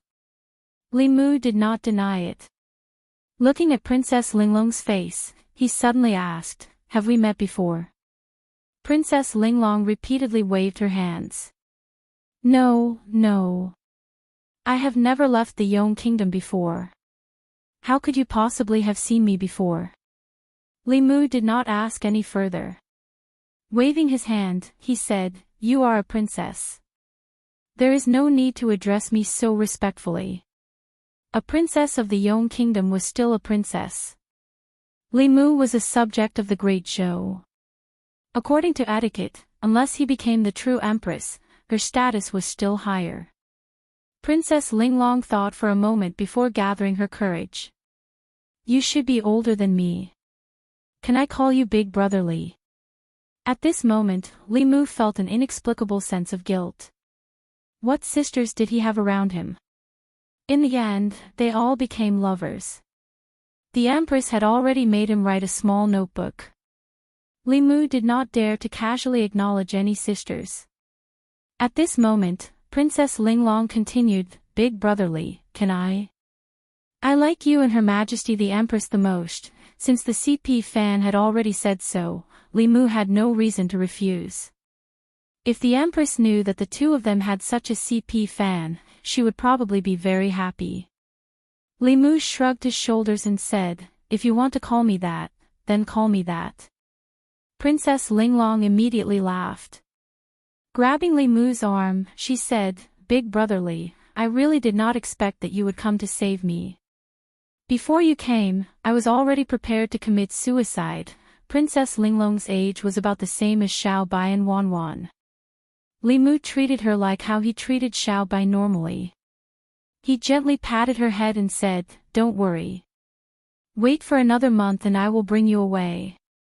Li Mu handed the Blood Dao Heavenly Book to her and said, "This page of the Heavenly Book. You can comprehend some of the less powerful abilities. When the time comes, you can deal with them." The demonic Dao was also cautious. They wanted her to give feedback every 3 days. It was obviously impossible for her to not give anything after 3 days. Li Mu used Blood River's memories to filter out some of the things that the demonic Dao had already comprehended. At that time, they would not be able to say anything. After that, Li Mu picked up another page of the Heavenly Book. After his divine will entered the Heavenly Book, Li Mu realized that the contents of the Heavenly Book were not unfamiliar to him. This page of the Heavenly Book recorded the corpse cultivation Tao, which was the Tao that Xianming cultivated. At the same time, the corpse sect's orthodoxy was passed down from this page of the Heavenly Book. In ancient times, as long as it was in existence with self-awareness, it had its own Tao of cultivation. The corpse Tao was on par with the ghost Tao, the demonic Tao, and the human Tao. It was a supreme great Tao that could nurture a ninth realm expert. This page of the Heavenly Book was no less useful to the cultivation world than the demonic Tao. The Ghost Tao Heavenly Book was even more valuable than the Heavenly Books of the 6 sections. For thousands of years, these Heavenly Books were controlled by the demonic Tao. As a result, most of the corpse cultivators and blood cultivators came from the demonic Tao. This caused the originally undifferentiated Tao to become the demonic Tao in people's hearts. The contents of the Corpse Tao Heavenly Book were not much different from the rest of the Heavenly Books. Through the contents of the Heavenly Book, Li Mu already knew that during the era of the giant beasts, there was no distinction between the demonic Tao and the righteous Tao. Whether it was the Corpse Tao, the Ghost Tao, the demonic Tao, or the human Tao experts, they were all fighting hard against the mutated beasts. After the extinction of the mutated beasts, the living beings on the continent began to fight amongst themselves. The human Tao gradually evolved into the Buddhist Tao, the Taoist Tao, and the 100 schools of thought, which opposed the demonic Tao and the ghost Tao. The corpse Tao, the blood Tao, and a portion of the ghost Tao became the demonic Tao. Today, Li Mu unified the 4 Buddhist sects, the 5 Taoist sects, the demonic Tao, and the ghost Tao. If he had 1 or 2 more 8th realm experts, he would be able to suppress the Xuanzong sect and fight against the demonic Tao. Not long after, Li Mu put down this page of the Heavenly Book. When he turned to look at Princess Linglong, he saw that she was holding the last page of the Heavenly Book. Her face was red, and he wondered what she had seen. Li Mu patted her shoulder gently. She seemed to be frightened and hurriedly threw the Heavenly Book in her hand to the ground. Li Mu picked it up and immersed his consciousness into it. After a while, his old face was a little red, and he immediately withdrew his consciousness. Part of the content of this page of the Heavenly Book was about the Tao of dual cultivation between a man and a woman. The Hehuan sect of the demonic Tao probably originated from this. If the Tao of dual cultivation were to be shown in an image, the visual impact would be quite big. Ordinary innocent girls would find it hard to control themselves. Li Mu was different. Li Mu had experience in this kind of thing, so he could definitely read it with a learning attitude. Princess Linglong sat cross-legged in front of Li Mu. Her face was red, and her hands were clasped together as if she didn't know where to put them. Li Mu comforted her by saying, "You're still young, the content of this page of the Heavenly Book is not suitable for you to read. Let me do it." After saying that, Li Mu immersed his consciousness into the page again. The style of this page of the Heavenly Book was different from what Li Mu had seen before. Ordinary people who didn't have any experience, or whose temperament was not enough, would often find it hard to control themselves. Li Mu looked at it with a learning attitude for a while, and soon discovered that this page of the Heavenly Book didn't only contain the Tao of dual cultivation. Other than that, it also contained part of the array, illusion, charm, and various other mystiques. Among them, there was a mysterious array that Li Mu had never seen before that caught his attention. A few key positions of this array were filled with huge supreme-grade spiritual jades. A few extremely old men, who looked like they could die at any time, sat cross-legged in the array. With the activation of the array, those supreme-grade spiritual jades instantly turned into dust. At the same time, above the array, a black whirlpool appeared. As the whirlpool continued to spin, the wrinkles on the foreheads of the few old men in the array began to reduce rapidly. The dark spots on their faces gradually disappeared, and their snow-white hair began to return to black from the roots.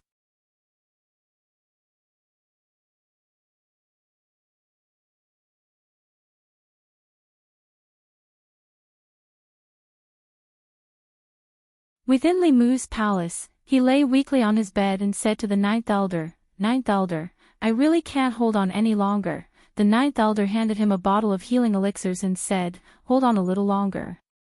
After this period of time, your future will be bright. The sage sect will remember your contribution. When the time comes, you will receive a lot of benefits." Limu asked expectantly, "What benefits? I've suffered so much for Glory Sect and bled so much. Can Glory Sect help me enter the 6th level?" The Ninth Elder's eyes flashed. After getting along with him for nearly a month, he admired this junior very much. He was clever, talented, and could endure hardship. There weren't many people like him in the Sage Sect. The Ninth Elder even thought of taking him as a disciple. After a moment of silence, he said, "After entering the 5th level, your cultivation must slow down.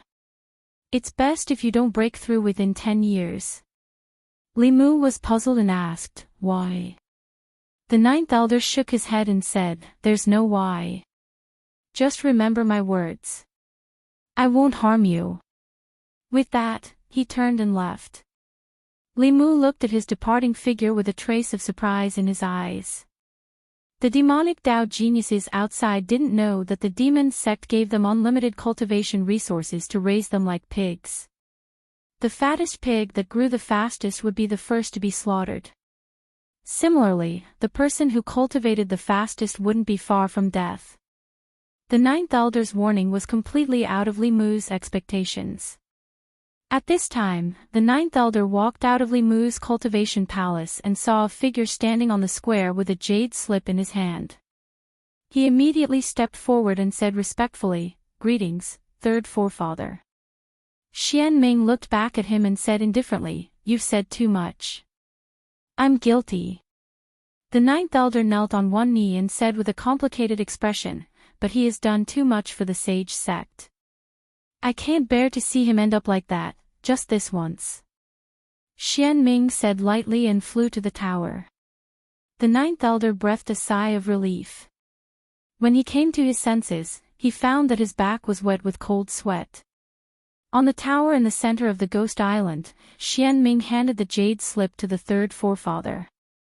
After a moment, the Third Forefather nodded and said, "Although most of them were comprehended by the predecessors, it also means that she didn't play any tricks.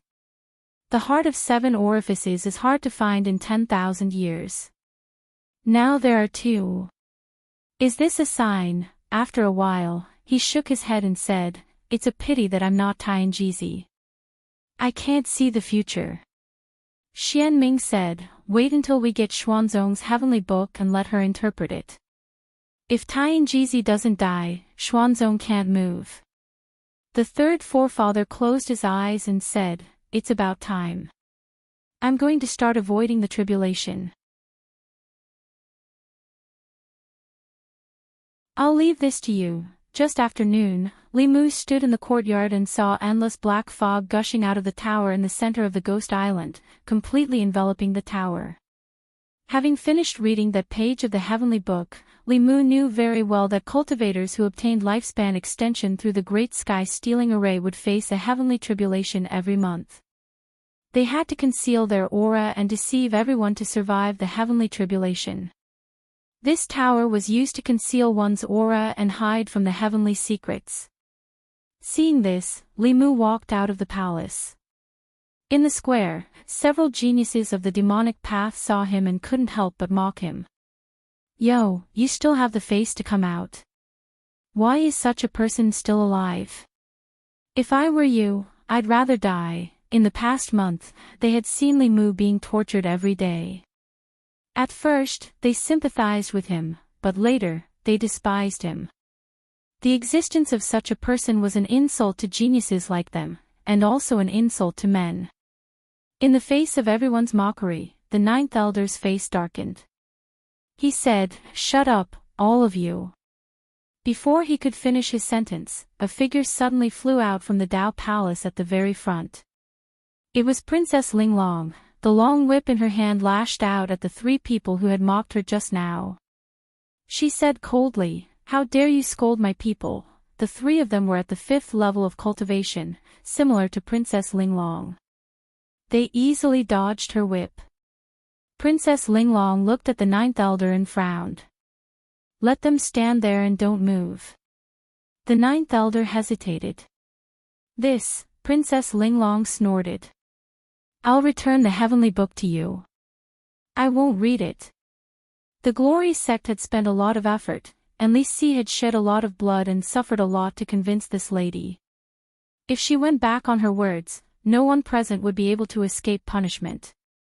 The 9th elder's face changed. He pointed at the three people and said, "You guys, come here and don't move." The 9th elder said. Although the three of them looked sullen, they still stood there obediently. Princess Linglong waved the whip in her hand for a while, and it did not take long for them to become as pitiful as Li Mu. Princess Linglong seemed to be tired. She put away her whip and pulled Li Mu's collar. "Come with me." Seeing Li Mu being dragged into the Holy Ji Palace, the 9th elder had a puzzled look on his face. He muttered, "Have they developed feelings for each other?" He just couldn't figure out what was going on with the youngsters no matter how hard he tried. He tossed 3 medicinal pills to the 3 people who had looks of grief and indignation on their faces and said indifferently, "Idiots, what do you mean by that expression? I'm saving you. If you anger her, the 3rd ancestor and 5th ancestor will blame you. None of you will be able to escape." The 3 people trembled. At this moment, not only did they raise their guard against the lady, but they also placed Li Si in the list of people not to be trifled with.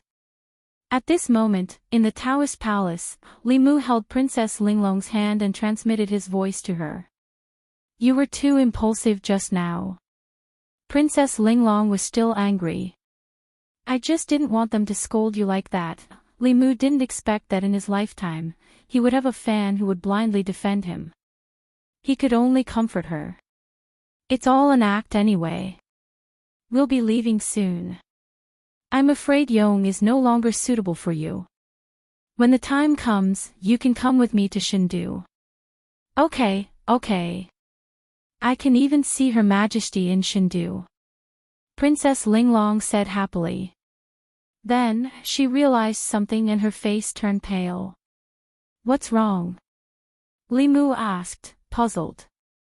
Princess Linglong raised her head and looked at him worriedly. It's over. Big brotherly, I've been too harsh on you these days. If Her Majesty knows, she won't be angry, right?"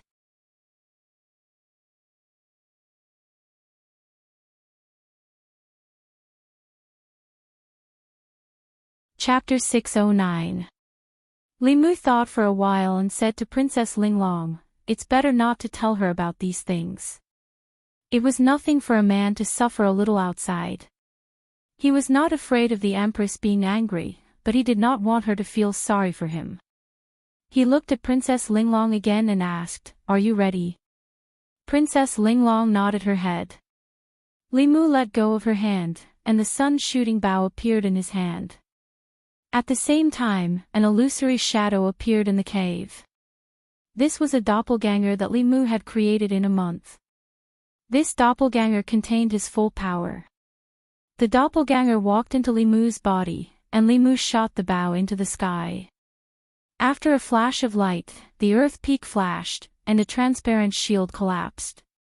Li Mu held Princess Linglong's hand and immediately used shrinking distance. The two of them appeared 100 miles away from the demonic island.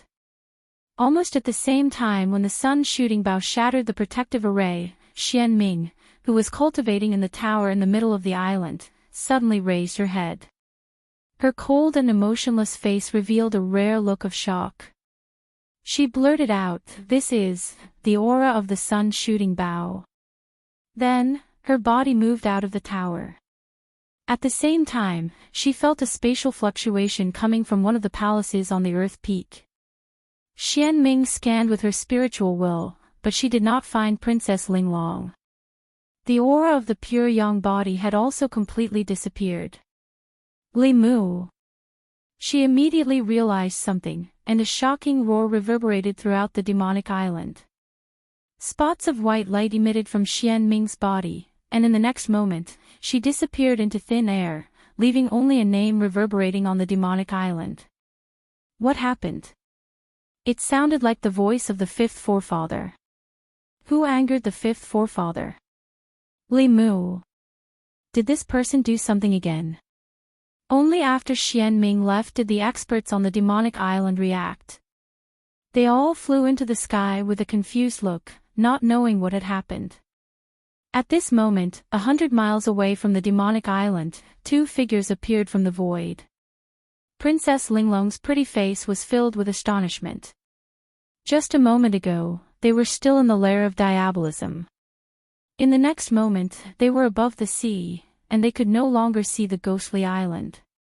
This kind of long-distance teleportation was something that even transcendence experts couldn't master. Before she could come back to her senses, a white line suddenly appeared on the surface of the sea in the distance, and it was approaching them at an extremely fast speed. Princess Linglong asked curiously, "What is that white line?" Li Mu was alarmed and immediately said, "Leave quickly." That was not a white line. It was steam rising from the boiling sea. Xianming had caught up. As expected of the five ancestors of the demonic Tao, an old monster from 10,000 years ago.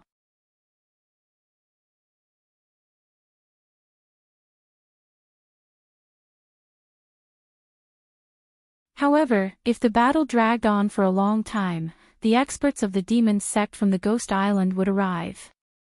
In Li Mu's hand, the sun-shooting bow appeared again. He quickly locked onto Xianming and shot an arrow.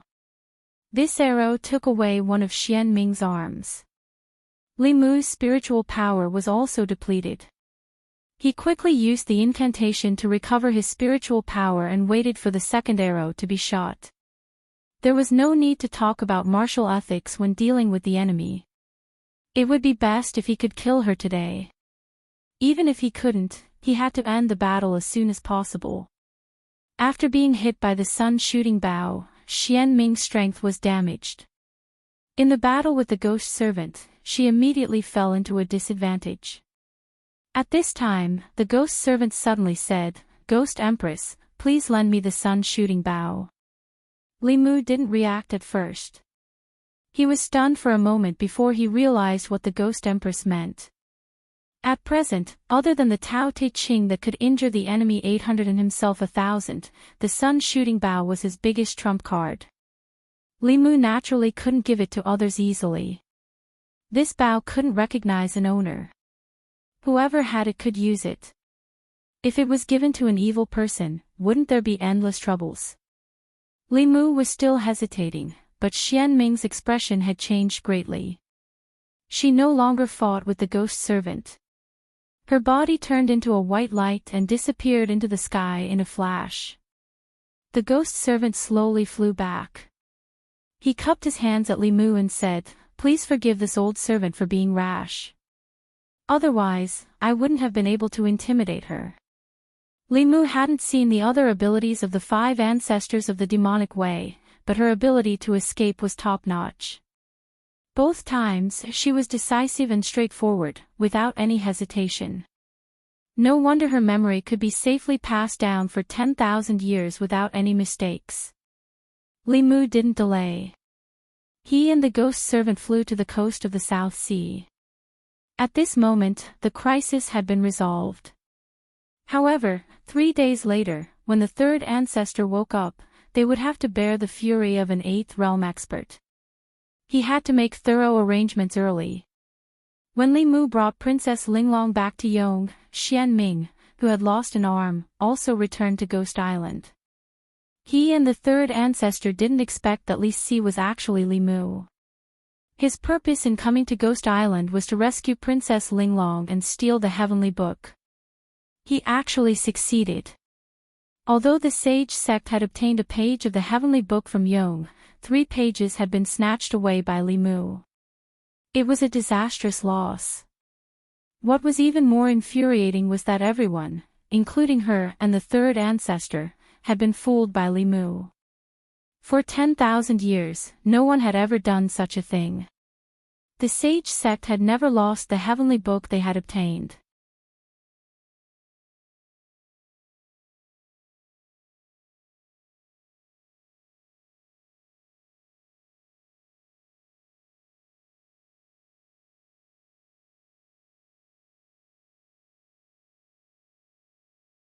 The state of Yong currently had 3 transcendents. The southern states had the 5 Taoist sects, the Ghost Realm, the Yao Nation, the 4 Buddhist sects, and the Great Zhou. Li Mu hadn't calculated in detail before, but after doing so, he realized that he could mobilize so many transcendents just by relying on his reputation and the subordinates he controlled. If he could integrate this force, even the 3 ancestors of the demon sect wouldn't be able to return alive. The only problem was that the 4 Taoist sects were still fine. They were originally in the south and could support the state of Yong in a short period of time. However, the Great Zhou, the Fulu School, the Yao Nation, and the Ghost Realm were too far away from the state of Yong and couldn't provide timely assistance. Unless he could gather them together in an extremely short period of time. Coincidentally, the heavenly tones of the Spirit Array sect recorded an ultra-long-distance teleportation array. This kind of teleportation array could easily teleport people tens of thousands of li or even tens of thousands of li away in an instant. It could be said that it utilized the power of space to the limit. The only drawback was that it consumed too many resources. Every teleportation required a large amount of high-grade spiritual jades as the energy source. Once or twice was fine, but if used too many times, even a large sect like the Fulu School would use up all of its spiritual jades. If that weren't the case, Li Mu would have already constructed countless of these teleportation arrays. One was in the Divine Capital, one was in the Yao Nation, one was in the Ghost Realm, and one was in Mount Baiyun. How much time could they save? As one of the wealthiest people on the continent, Li Mu still hadn't chosen to construct this kind of teleportation array. This was enough to show just how expensive it was. In the current situation, he had no choice but to do so. If the 3 ancestors of the demonic Tao personally descended, the state of Yong would undoubtedly be destroyed. It could be said that apart from the Xuanzong, the demon sect could destroy any of the various powers on the continent.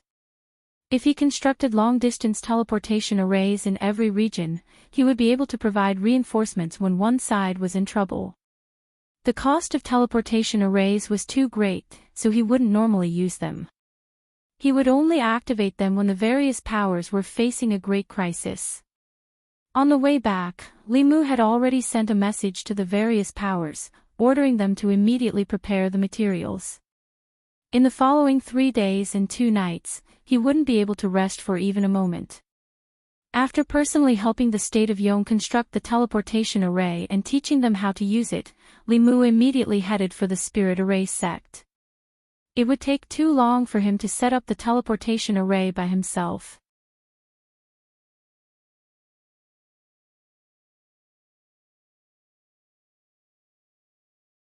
Similar incidents like the heavenly tomes of Yong being stolen would never happen again. In the evening, the Yong imperial family held a grand banquet in his honor. After the banquet, the Emperor of Yong cupped his hands and bowed to Li Mu, saying, "Lord Li has worked hard." Li Mu waved his hand and said, "As long as all parties can work together to resist the demonic Tao in the future, a bit of hard work is nothing." The Emperor of Yong continued, "Lord Li has done a great favor for Yong. We have discussed it with our fellow clansmen and wish to give Lord Li a gift. Please accept it."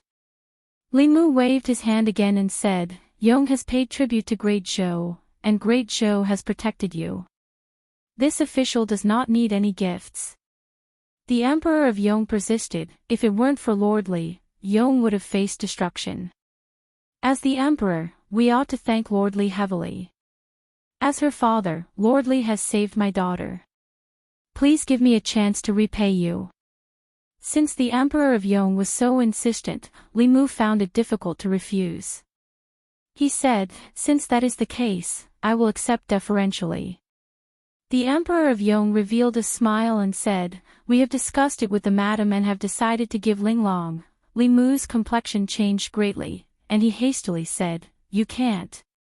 You absolutely can't. One didn't necessarily need to repay a life-saving favor with one's body. Xiao Bai was still lining up, so how could Linglong have a turn? Moreover, her name wasn't in the Empress booklet. The Emperor of Yong simply didn't know that he was biting the hand that fed him. At this moment, the Emperor of Yong continued, I will give Linglong's strand of Imperial Qi to Lord Li. Please accept it. Li Mu stared blankly for a moment before asking, so you were talking about Imperial Qi? The Emperor of Yong nodded and said, half a year ago, Yong's ancestral shrine condensed another strand of Imperial Qi. Originally, it was to wait for Linglong to advance to the 6th level before allowing her to refine it. What did Lord Li think it was? Li Mu coughed softly, his complexion returning to normal. He changed the topic and said, no. This gift is too valuable. I cannot accept it. However, the Yong Emperor persisted, we have provoked such a powerful enemy. Even if Yong had another 7th level expert, it would be useless. Linglong has already agreed to this matter. Lord Li, please don't refuse. The Great Zhou hadn't condensed a single strand of Imperial Qi for 50 years. The two factions had argued for several years over who should possess the Imperial Qi. This gift could no longer be described as valuable. Li Mu continued to refuse, no, I truly cannot accept this gift. The Yong Emperor thought for a moment before asking, does Lord Li mean that you want us to betroth Linglong to you?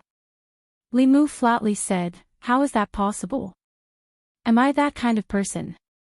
Hearing this, the Yong Emperor fell into deep thought. Li Mu thought for a moment.